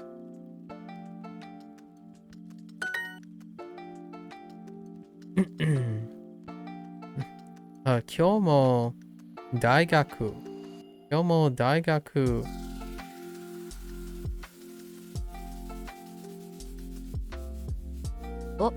Oh. Yasumimasu? Wait a minute. Oh no, I wasn't paying attention enough.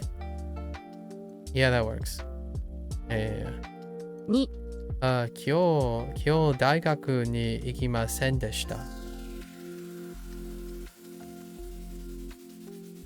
Wait, well, yeah. That's a good point. This is a good point that I did not pay attention to. No, I might get bopped for this. No, I didn't get bopped from this. That's a good point they're making here. Yasumimasu. So the way this is interpreted, right, is absent from somewhere. How they were interpreting absent from the university. But when you're froming something, oftentimes it could be a direction. It could be an element of a direction, right? Or like a kind of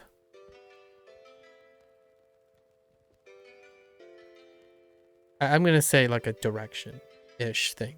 And when you kind of think about it, sometimes you might be inclined to use a ni. But however, since you're from somewhere with no actual like pin, right?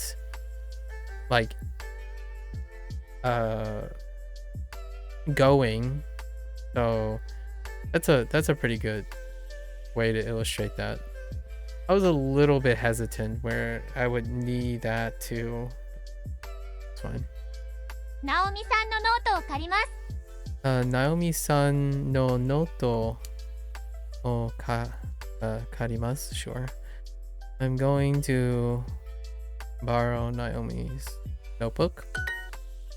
Moving right along. Did you email Professor Smith? Sumisu sensei ni meru shimasu ka? Shimashita. Oh my god. Shimashita ka? Oh my gosh. It's actually really hard to say. Hold up. メールしました。メールしました。メールしましたか？メールしました。Okay, so スミス先生にメールしました。メールしました。メールしましたか？ That's a lot of shus. スミス先生に I almost feel like I'm speaking Mandarin at this point with this sentence. There's so many shushing. There's so many susas. スミス先生にメールしましたか？しましたか？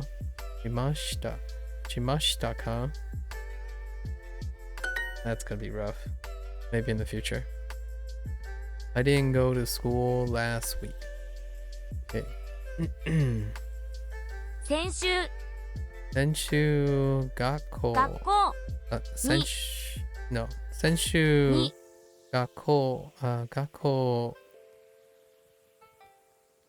に行きません。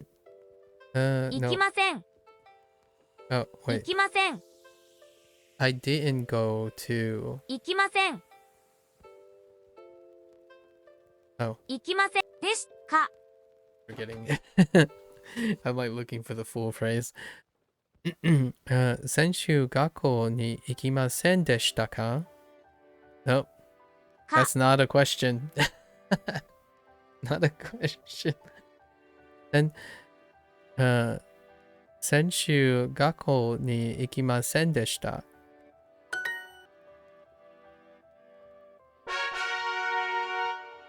Oh, okay. We gotta squeeze in more here. Should we open the window a bit? Okay. 少し window 少し窓を It's like 開けましょうか。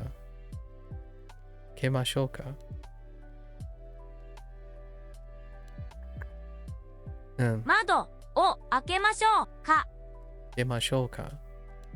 少し窓を開けましょうか。パンダ、事故、マグネット、ピンク、マスク。Would you like to open the window? Okay. 窓を開けませんか？開けませんか。今日は全然家事をしませんでした。今日は全然家事をしませんでした。しませんでした。今日は全然家事をしませんでした。Never say this to me. No, I'm just kidding. 今日は全然家事をしませんでした。I didn't do the. I didn't. 今日は全然家事をしませんでした。Today, I didn't do chores at all. Okay, sure. I'm going to open the. Okay. 少し少し窓を開けます。開けます。少し窓を開けます。後でドラッグストアでマスクを買います。後でドラッグスト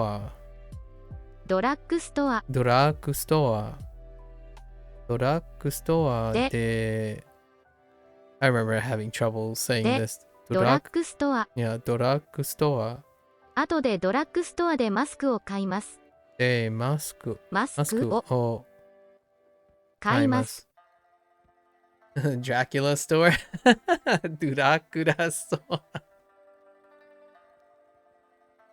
Oh no, I can't unhear that anymore. Now whenever I think of Duraku, I think of this now. And no, not Batman, okay? We're not talking about Batman, but we might as well make it Batman at this point.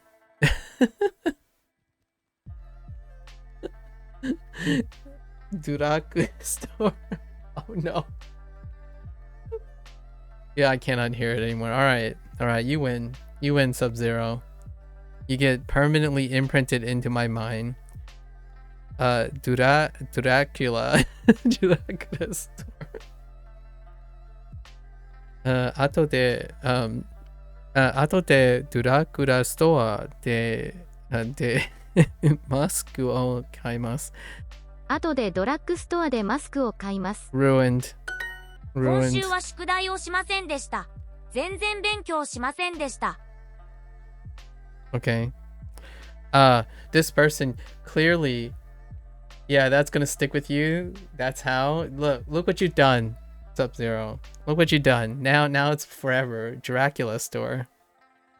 Let's file it with junkies. You know, file it with junkies. Oh, what was the other one? Oh, the more recent one, risotto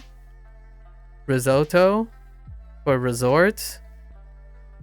Risotto, and then it's not even close to the Italian. It's risotto, but it's closer to what Japanese say. Risotto, risotto. But risotto, right? And then we have junkie, freaking vending machines, junkie. Just toss it all in. It's ruined. The worst one for me is still suck a cow. Wait. What was suck a cow again?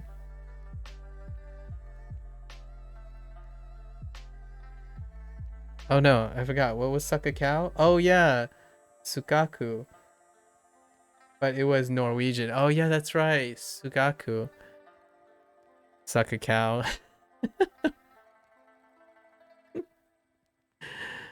All right, Dracula store. All right, I'll take my lickings. Dracula store. There was another one as well, recently too. It'll come to me when the word comes up. It's hard to forget. All right, so this person definitely didn't do any work whatsoever. So konshu, 今週は宿題をしませんでした。They didn't do the homework. They didn't do this week. They didn't do homework. 全然勉強しませんでした。The person didn't study at all. Basically, they didn't study at all. No, for shame. Shame. すみません、全然掃除をしませんでした。すみません、全然掃除をしませんでした。しませんでした。Sorry, I didn't do chores at all. Yeah, you better be sorry. すみません、全然掃除をしませんでした。I'm telling you. Sub-Zero, if you forget to study, you better learn how to say I didn't study Mandarin at all. Okay? Alright? Better learn how to apologize in Japanese. I'm expecting you to study every day. Starting a week from now. I'll show you a Dracula store. Oh wait. Yeah. Ichinichi Ju, right? Ichinichi Ju, ie ni imashita. Yep, that works. Demo kaji o shimasen deshita. Shimasen deshita. So I was at home all day long yesterday. But a big but, demo with 3 T's, maybe even 4 T's, but I didn't do chores. Excuses. I was at home all day long yesterday and I didn't do the chores though. Big butt. Ichinichi ju terebi ga mitai desu. Ooh, that doesn't age very well. I want to watch TV all day long. Okay. When are we gonna get the Netflix, right? Kino natsu ga arimashita. Ga arimashita. Souji o shimasen deshita. I had a fever yesterday. I didn't do the chores. That's perfectly fine if you had a fever. I'll accept that. Or the cleanings. Alright. I didn't do the cleaning. Soji. Suck. The suck. Sojiki. Suck machine. Kino masku o kaimashita. Okay. I bought mask yesterday. Fair enough. Skudai o shimasen deshita. I didn't do homework. Ichinichi ju heya de nemashita. I slept in the room all day long. Okay. Or I slept all day long in my room. 全然勉強しませんでした。全然勉強しませんでした。This is the phrase I'm telling you. I didn't study at all.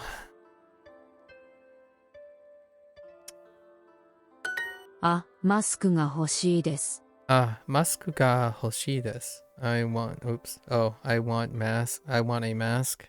Fair enough. はい。全然熱があります。Okay, sure. はい。Oh, no, wait. All day long? Oh, 一日中熱があります。ありました。had. My bad. Right? Yes. We're good. Moving right along. We should open the... Okay. 少し窓を Whoops. お Yes, actually. お開けましょう。開けましょう。 Okay. 2 more. Let's go. Which medicine did you take? Oh, interesting. どの薬を飲みましたか？飲みましたか？飲みましたか？ Okay. smoothie. Okay. 薬 tissue. 窓、うさぎ Okay. I want more vitamins. ビタミンもっともっともっとビタミンが欲しいです。が欲しいです。 Works for me. Okay. ベンチ、 Oh no. キーホルダー。キーホルダー。キーホルダー、キーホルダー。Oh my god. Keychain is gonna end of me. ノート、ノート。薬。熱、熱。Okay. ティッシュ。ティッシュ。ティッシュ。ティッシュ、ティッシュ。薬とジュースが欲しいです。Something juice. What is it?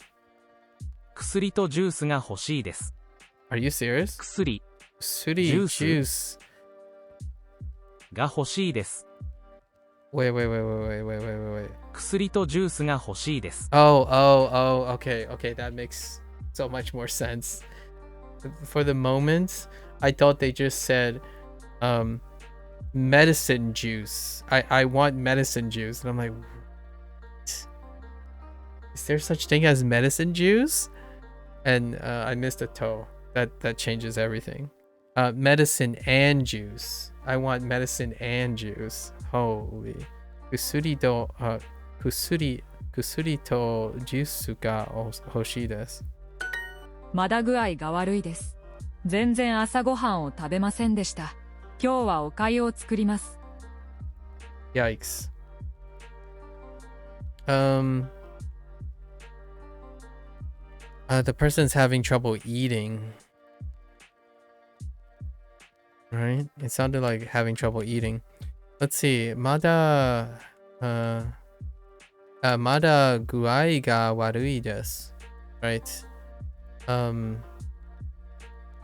still feeling sick. Yeah, I'm still feeling sick.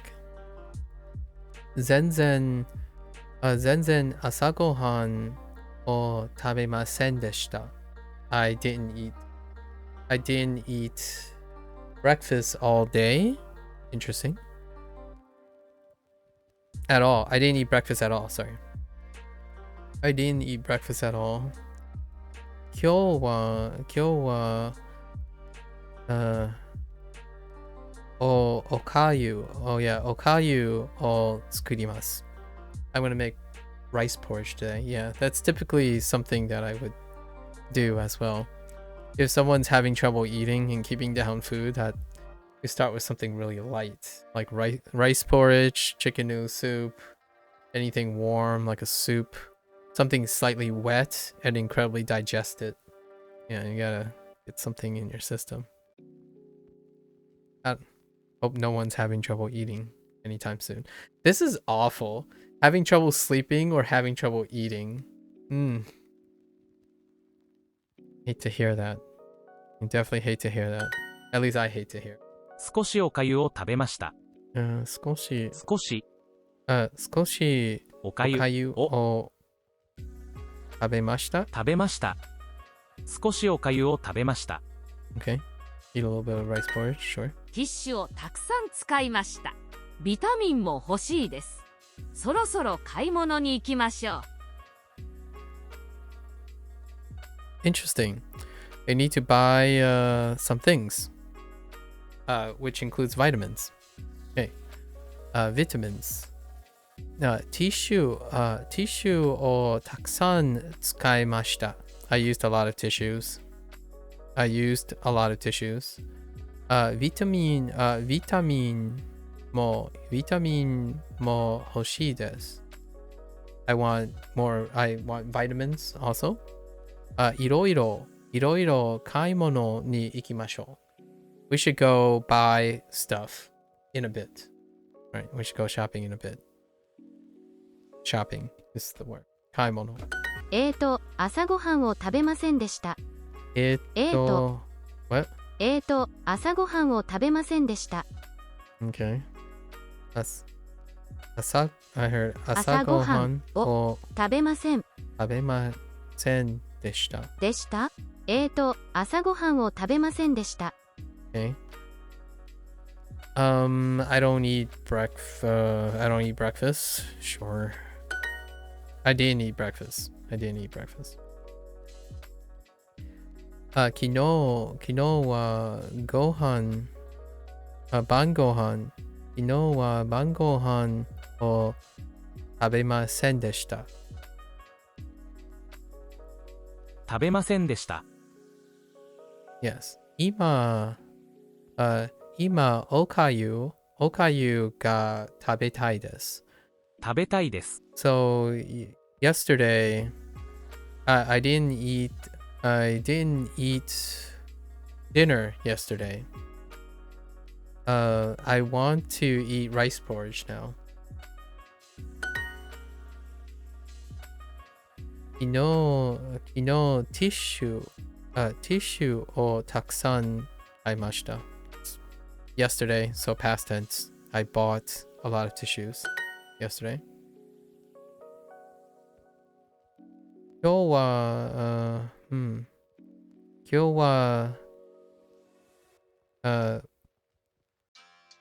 運動がうどんJeez. 今日はうどんが食べたいです。食べたいです。うどん。昨日何も食べませんでした。Heading off? Take care. Take care. 食べませんでした。楽しかった。ありがとうございます。またね。おやすみなさい。Perhaps? It might be early where you are. Take care.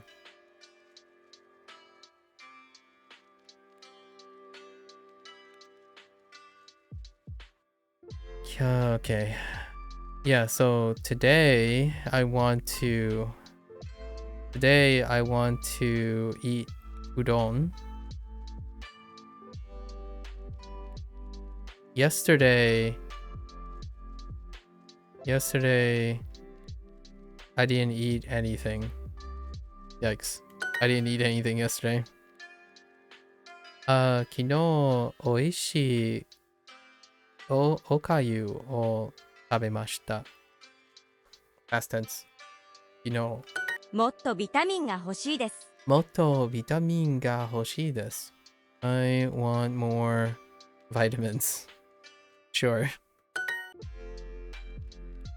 That's some expensive urine. Hopefully they're not making expensive urine. 晩ご飯の後ビタミンtook を飲みます。or 飲みました。So, let's see. 晩ご飯の後ビタミンを飲みました。Okay. I made sure to take medicine today too. Okay. 今日もちゃんと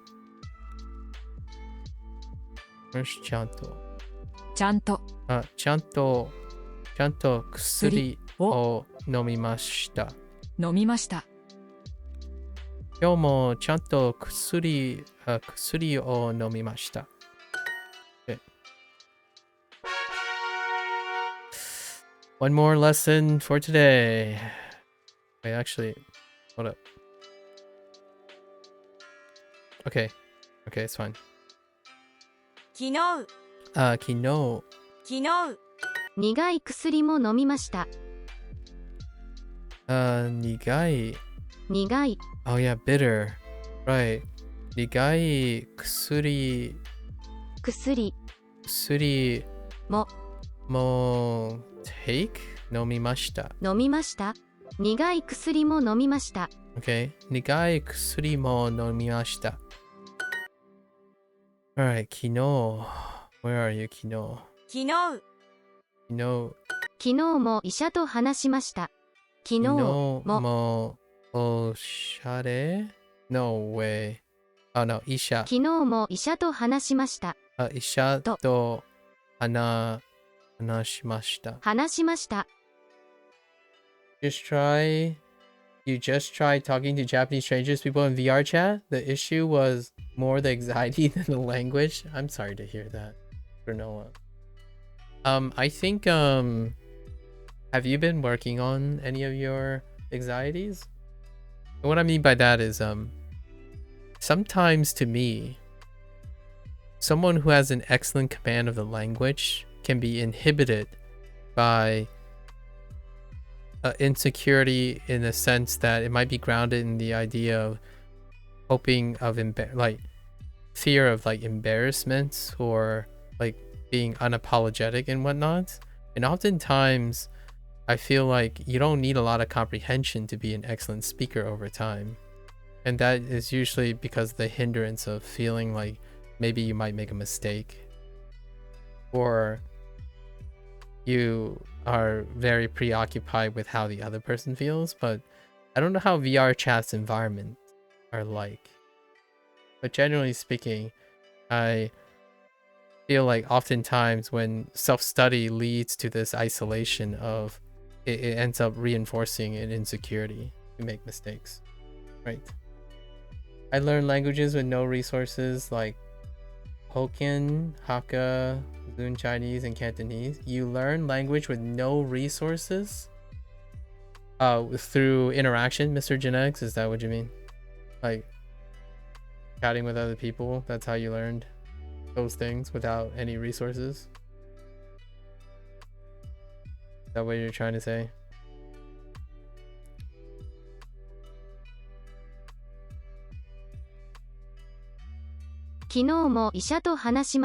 Or are you saying you learn languages that have no resources, like those languages? That's perfectly fine. I that's understandable. I know Fujianese, it doesn't have any resources per se. Although Gabriel did show that Glossica has like this PDF that is insane, and apparently they have free offer, like you can use a free introductory thing to different dialects of the Chinese language that I haven't touched, but I looked at the PDF. It was pretty nuts and pretty cool. I don't know if you want to check that out. I know Fujianese as a product of immersion, so my parents, all my Fujianese comes from my parents. I'm illiterate in Mandarin though, and characters that deal with Chinese because of that. And there's obviously no resources that are very accessible for the Fujianese accent, or the Fujianese dialect, sorry. I misspoke there. Yeah, definitely need to talk more to get over worrying too much. Yeah, Granola. And I think that's a perfectly reasonable thing. Oftentimes though, I find it very helpful if you introduce your insecurities. Like, since you're in a VR chat, right? The chatting is things like, oh, hey, do you mind if I practice Japanese with a Japanese stranger? Like, do you mind, that kind of thing? That often gets you at least the first sentence, a couple of first sentences. I honestly think when people speak other people's languages, it's actually quite, you'd be surprised, honestly, how open people are when they have a language like that. Japanese is a nearly homogeneous language, so the people who have command of the language are either the rare learner or someone in Japan who would be, I would say, pretty stoked to hear someone else outside that's actually learning the language. It's kind of like Fujianese. in my opinion. It's less so Mandarin, but Fujianese. If you walk down Chinatown, if you walk down Chinatown in the United States and try to speak Fujianese, pretty much all the Fujianese people would, their faces would light up, regardless of how much you can speak or not. It's actually genuinely pretty. I think you will have more hits by introducing yourself as someone like, hey, you know, I like the language. Can we spend some time talking? And if they say no, at least you know right ahead instead of having to worry about the anxiety of like, oh yeah, but do they want to talk to me? That kind of thing. Oftentimes, that's kind of what I would encourage people to do. Even the most incompetent people become some of the greatest smooth talkers. Whether you're competent or not, I don't think anxiety should be part of the equation, in my opinion. It doesn't have to be part of the equation. Sometimes knowing how incompetent you are provides a push away from the anxiety. You know how much you know in Japanese, so tell them how much you know and then practice, right? I know it sounds a lot harder than it sounds, and I'm not going to brush over that. It is quite hard. Anxiety sucks.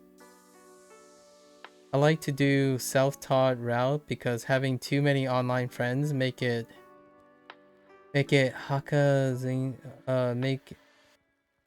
Yeah, I don't have. I mean, oh, I was reading that, but all right. Okay. I think it's fine. Whether you like it or not, like, whatever works for you, Mr. Genetics. Yeah.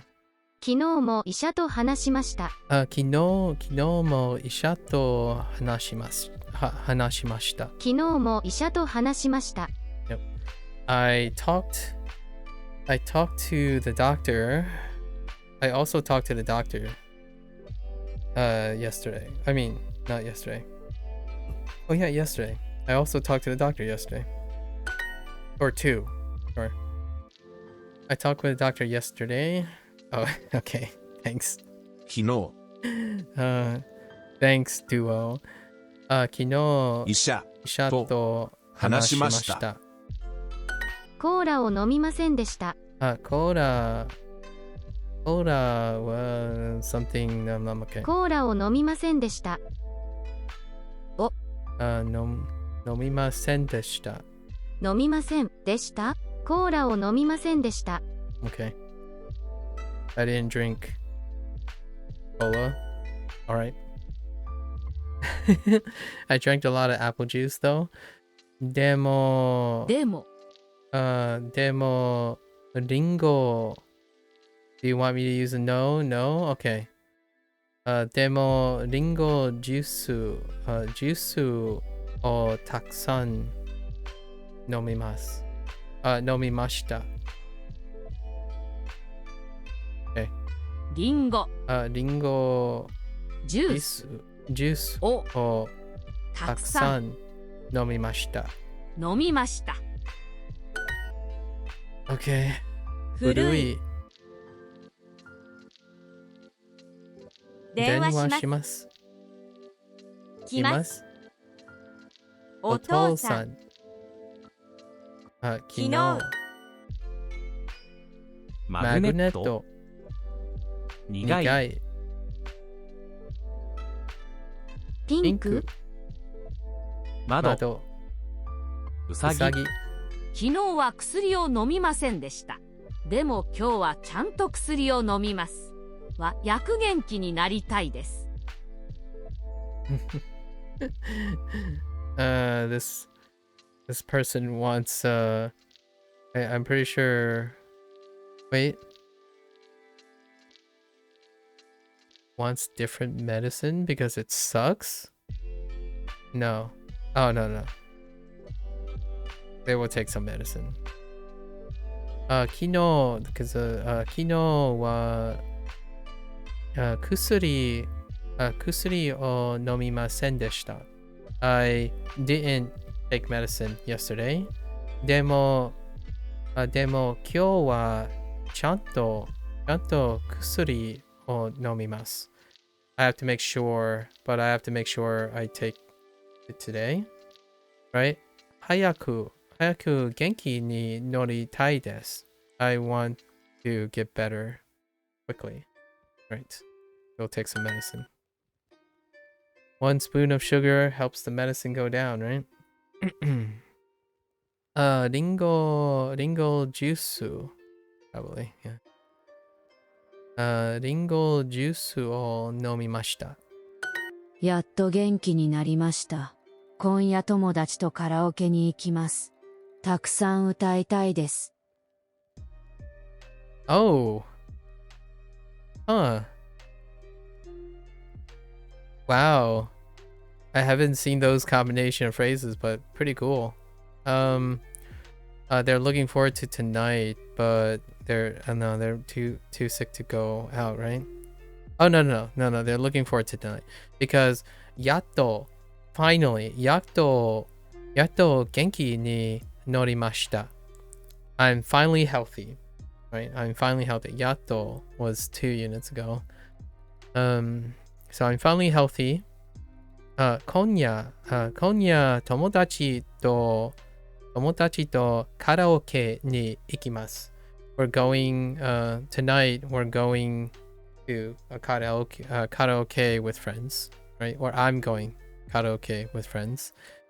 And then taksan utaitai desu. We're going to sing a lot. It's kind of funny how utaitai desu, how that works out. Yeah, taksan utaitai desu. Okay. Nice. Kino, byonin, oh no, kino byonin ni ikimashita. 行きました I went to the hospital yesterday. 多分明日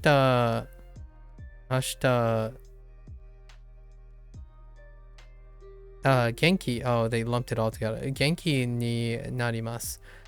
Okay, that might be like 元気になります one of those also specifically related phrases too. Genki ni narimasu seems like a very useful thing to become healthy. So hopefully I'll probably get better tomorrow. Hopefully. でも、リンゴジュースをたくさん飲みました。Demo, big butt. Demo, ringo juice o takusan nomimashita. Oh, okay, that's fine. Actually, I drank a lot of apple juice though. Okay, sure. Sure. Tabun ashita nomimashita.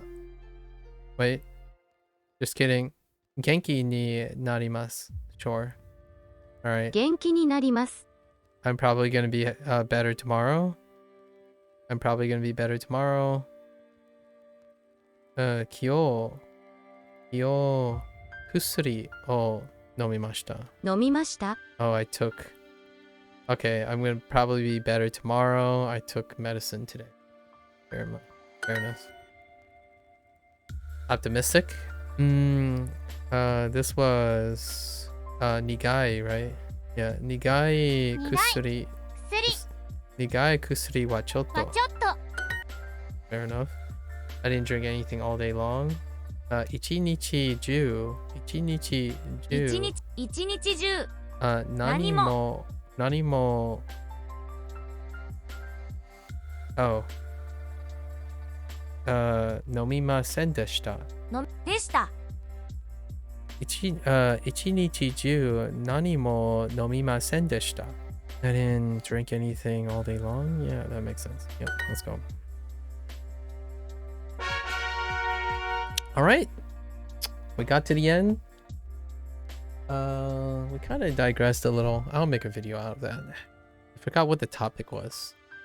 So, let's look at 13 logged.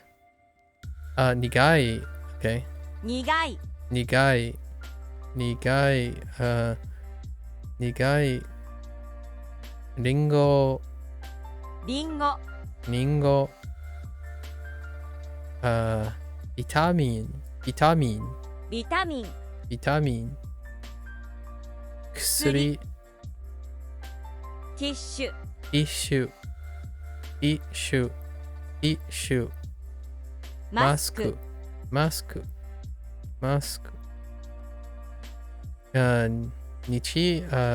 一日中。一日中、一日中。窓、窓。ノート、熱。Oh, I love this. Like, の中で、の中で、の中で、の中で。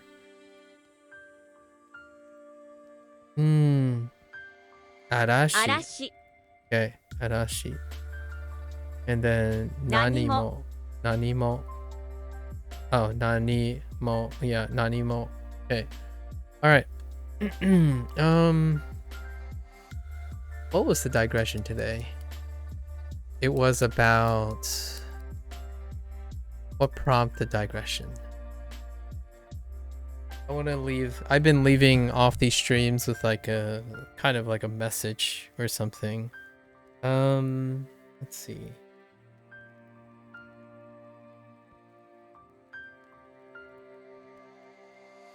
Hold.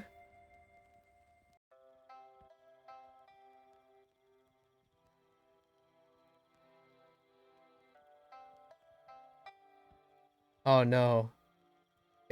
Chat history doesn't go that far back, does it? I should have wrote that down.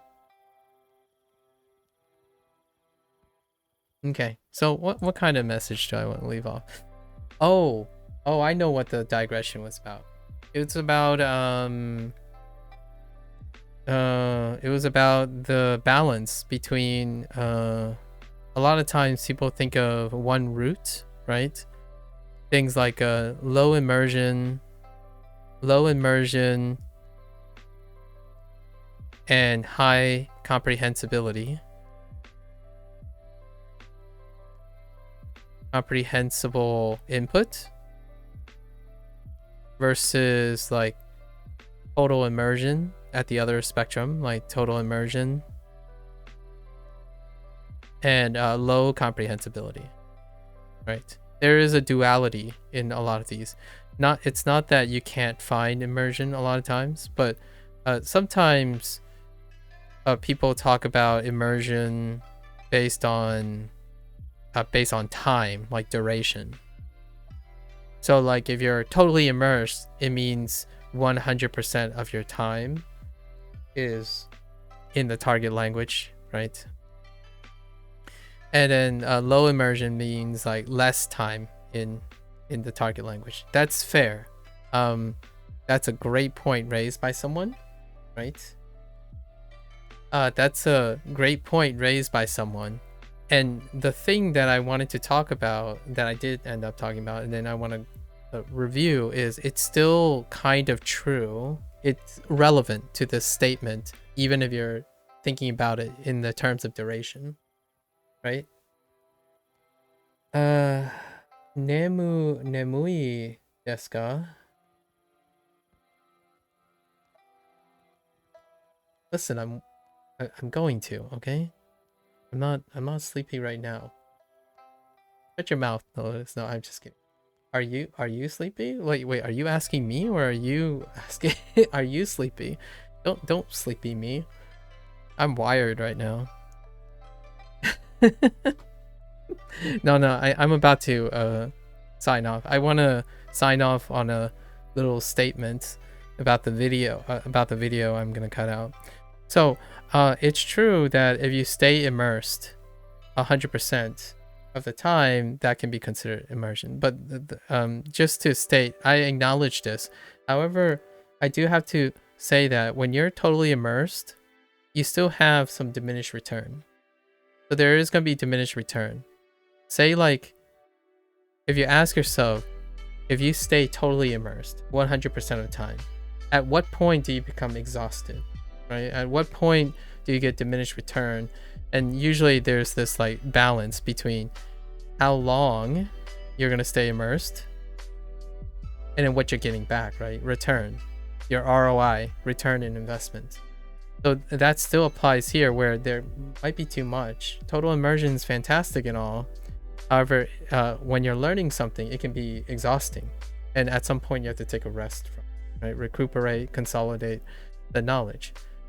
The point that I was trying to encourage to also think about is that your level of intensity, right? Lower immersion can be something like, oh, you're still translating in English where you need to, but you're also using the target language.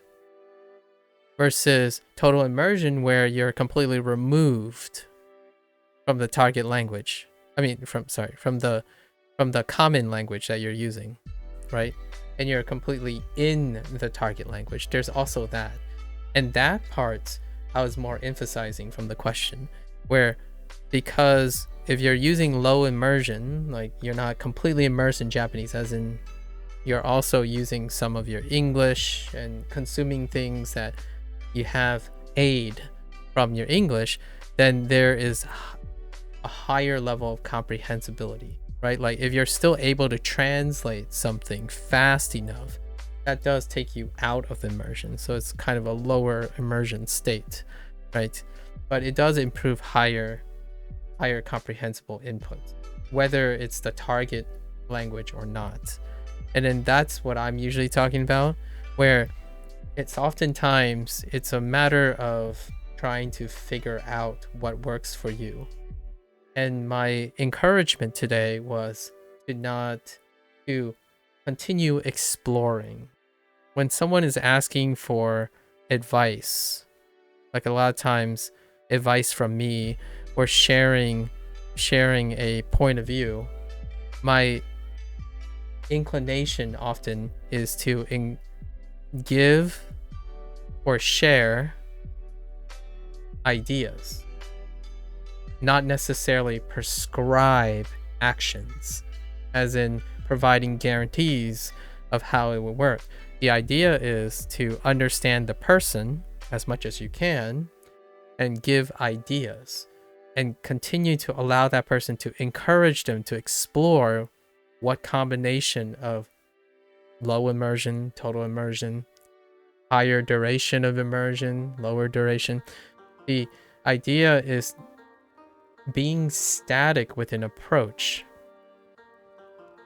As in, I've only used Anki, and I thought Anki is the only way that it works. Nothing else works. So let's stick with Anki. What, in my opinion, is one of the biggest crutches to learning is when you stick to one method. You stick to one method and you become so efficient at it. You become so efficient at the method that you become complacent. And when you become complacent, you stop learning. So one of the take-home messages I wanted to mention is, oftentimes when people say they want a challenge, right? When they want a challenge is often having to do things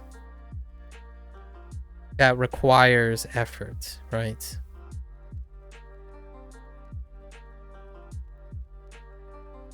Trying to make this fun,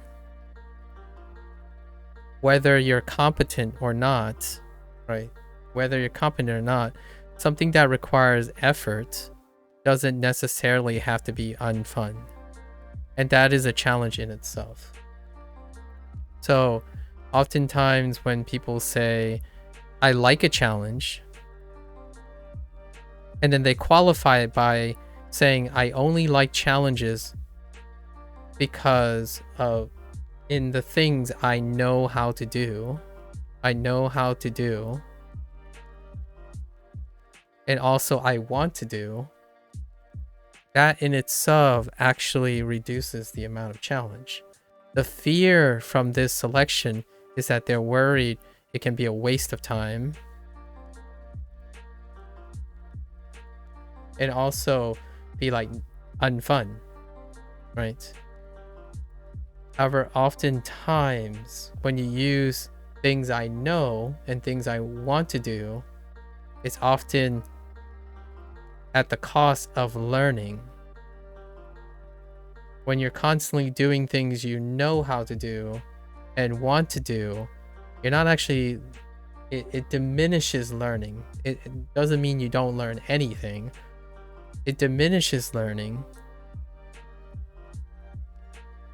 but it increases comprehensibility. And with comprehensibility, increases comfort, right? Comfort, fun, expectations. But know that you have to sacrifice, or you have to exchange comprehensibility in order to introduce new things. Naturally, when you're learning something new, comprehensibility goes down because it's something new. You don't comprehend it, right? And then you have to because of that, it can spawn discomfort. Comfort goes down. So you dial it in, right? The idea is to encourage yourself to not just stick to one tool. You're not looking for the perfect tool.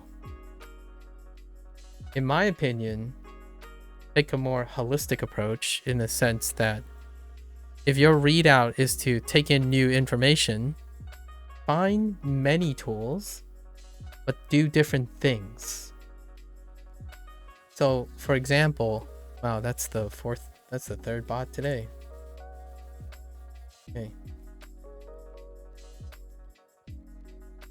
So my suggestion, the take-home message that I wanted to give today from that rant was, if you needed, say, A, B, and C to happen, in my opinion, encourage the person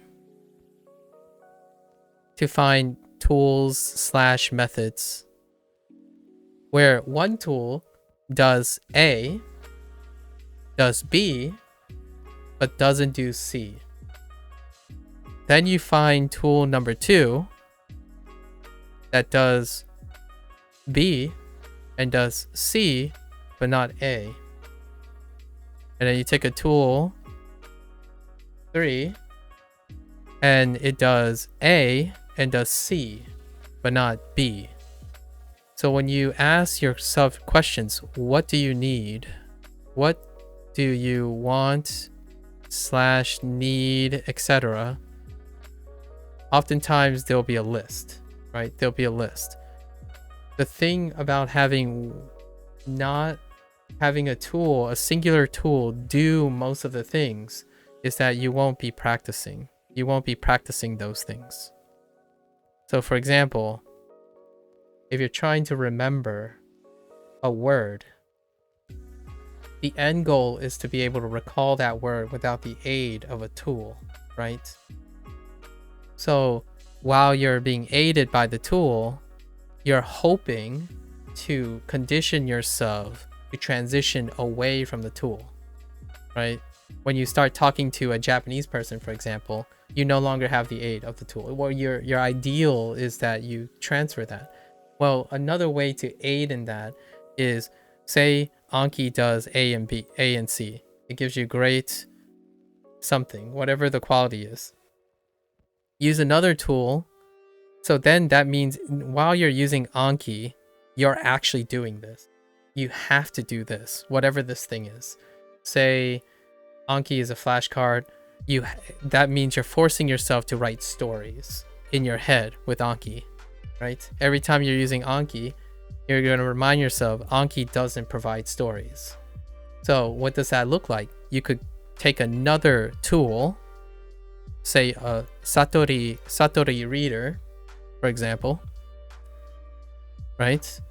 Satori reader, a reader, and say it doesn't have whatever this is. So now you use Anki. So you have this skill that Anki is already, or like this skill that Anki provides that you can transfer to Satori reader. What is that? Vocabulary or something. If you're learning vocabulary more efficiently with Anki because it's aided, Now, when you go to Satori Reader, it won't be doing that. So then you have to bring that skill and practice that skill in another tool. Meanwhile, Anki, Satori Reader is providing the context for creative story writing.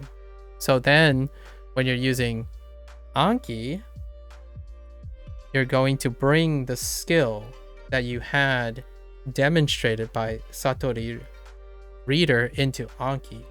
And in that way, at some point, if you have enough tools that you've explored with like things that it doesn't and does do and doesn't do, you'll eventually develop and practice all the different aspects of the skills unaided.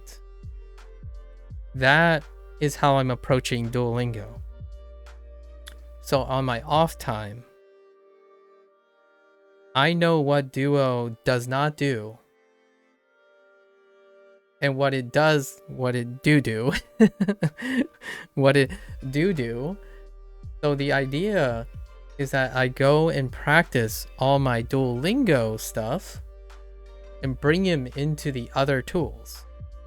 So then I'm rehearsing and practicing whatever Duolingo is doing for me, which is provide a word bank, structure, writing. So I learned how to write kanji from Duolingo. I'm exposed to the writing. So then when I go and do something else, I'm writing because it's the knowledge I lifted from Duolingo. And then in the tools that I'm using now, like grade readers and vlogs, I bring them into Duolingo. So whenever I'm reading a new grammar or like reading a new thing like past tense, right? I brought my grammar with me. So I brought what I learned, what I read from Tofuku or some random vlog, right? And I bring them into Duolingo. So while I'm using Duolingo, I'm reinforcing what I've learned from Tofuku and vlog. So what happens is I will get used to recalling the way Duolingo is providing through space repetition while I'm listening to vlogs and anime. And then with the anime experience I'm getting from all the other people, like people are suggesting anime and manga and things to read and whatnot, that stuff I bring back into Duolingo. So at any one point, you're practicing a skill that another tool is providing, but the current tool you're using is providing for you. All the stuff the tool does is something you're not practicing, right? You have to keep that in mind, that all the conveniences of a tool, they're not transferable. They're not transferable when they're gone. And this is one of the cases because language acquisition means that you don't, the goal is not to be aided by any tools, right? So you have to either go cold turkey one day, which is what most people do, and they find it very they have insecurities, they loss of confidence because their tools are no longer there. However, it can be softened. You can use tools and do a Venn diagram like this. So tool 1, tool 2, tool 3. There will be some overlap, which you can use to reinforce each other. But at the same time, you can choose to move and transfer in between the non-overlapping skills. You can practice the non-overlapping skills in each of the tools while using a different tool. Then you will naturally be practicing the things without the tool itself. So if Anki is teaching you to do something really well, use another tool that doesn't do that and use it in the process. So eventually you won't even miss Anki, and you won't even miss Duolingo. You won't miss any of that. It will become natural. The step to leaving your tools get more intuitive. Like the way I'm suggesting this is because it's the intuitive way of doing it.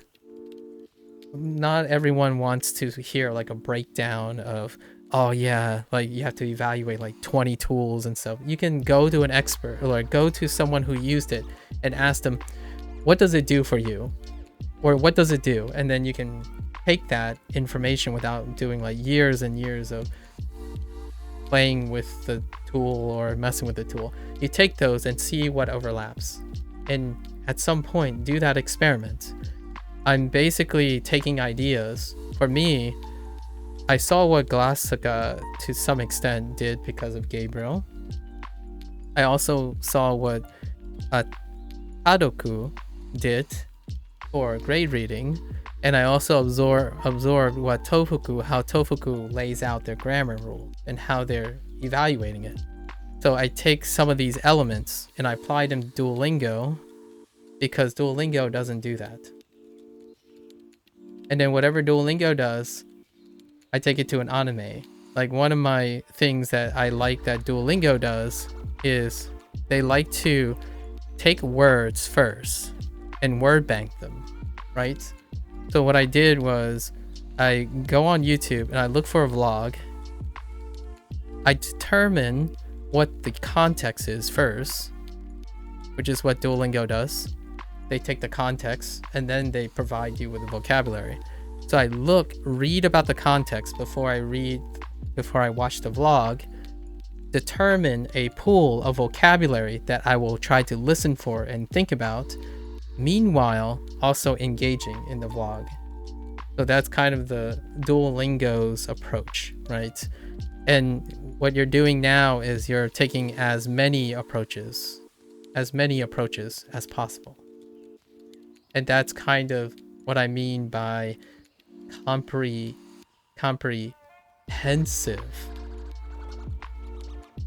practice. So you're practicing trying to integrate as many different things, and it becomes more and more comfortable. Like I don't care about making mistakes anymore, right? Sometimes when you're using a tool like Duolingo or even Anki, it actually reinforces the idea of not making mistakes. Like they don't teach you how to make mistakes. Honestly, like that's kind of one of the deficiency. What teaches you to make mistakes? Listening to something you can't comprehend all the way, right? Listening to something you can't comprehend all the way. Don't touch that dictionary, right? Do not touch that dictionary. You can save that time for something like Anki and Duolingo. Then you can mix and match. So at some point, all the complements are there. And then you'll look at each tool, in my opinion, as though you don't rely on them. As in, you don't need Anki to teach you vocabulary. You can use any tool to teach you vocabulary because you have the capacity to teach yourself vocabulary now in any form because Anki taught you that, right? They taught you how, in an effective way, to learn vocabulary. So regardless of how Duolingo does it, like this, right? This thing, I'm doing more than just this, but it's a great idea anyways. Like doing it this way, you can take advantage of it, but you can carry Anki with you. I carry my flashcards with me. I don't need something to produce the flashcards. I do it myself. So oftentimes when people ask, are you going to try this product? Are you going to try this product? Honestly, to me, it's a weird situation, but regardless of what the tool is, I will find ways to use it, because in the end of the day, whoever I'm talking to, one day I hope that whoever I'm talking to who spent a lot of time learning something, they will get to the appreciation that they are more than the tools they use. Tools are to embrace skill. It's for you to take advantage of, not to be dependent on. So that's probably the take-home message here. Sample as many tools as possible, right? People spend lots of time giving away tools, in my opinion.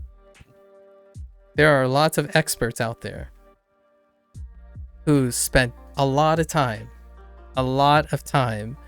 developing different tools and different strategies. In my opinion, you might be doing yourself a disservice. Might. This is very carefully worded. You might or may, if you do not take advantage of all that you can. So, if a lot of people like a certain product, test it out. Steal the things that work, take the things that work for you, use it enough to take all the good things that work for you, move on to the next one, right? Because there are a lot of people out there that spent a lot of time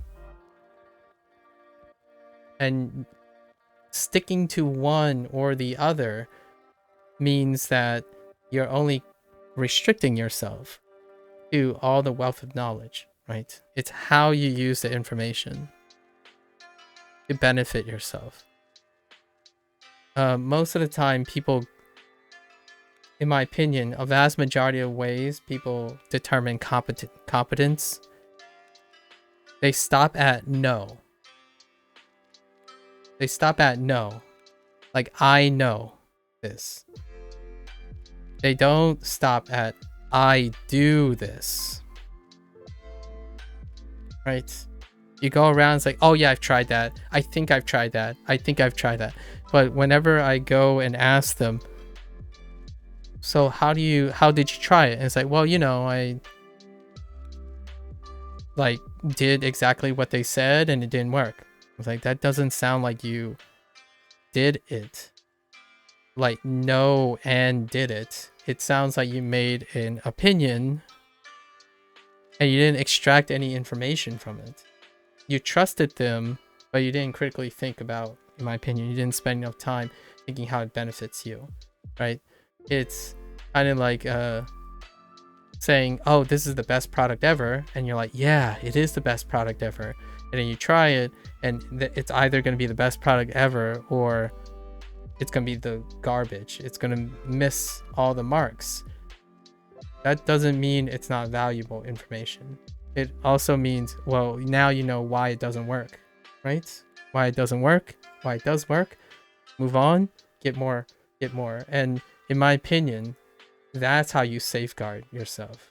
And that's how you build what I call that imaginary insecurity gate that blocks insecurity out and always have that worry, that concern that, oh no, what if I messed up? And what if this is the wrong path? You're gonna make it work. And that's the take-home message. Also, by the way, Gabriel, I already told Mr. Genetics about Glossica and how that works. I don't know if that's where you're gonna go, but you guys can converse it on your own. I'm about to head out. So that is my take. Thanks, Nojo. I always appreciate the daily reminder. I don't like seeing people who put all their if I had to say something that I am concerned about, I don't like the idea when someone gives me the impression that they placed all their hopes and dreams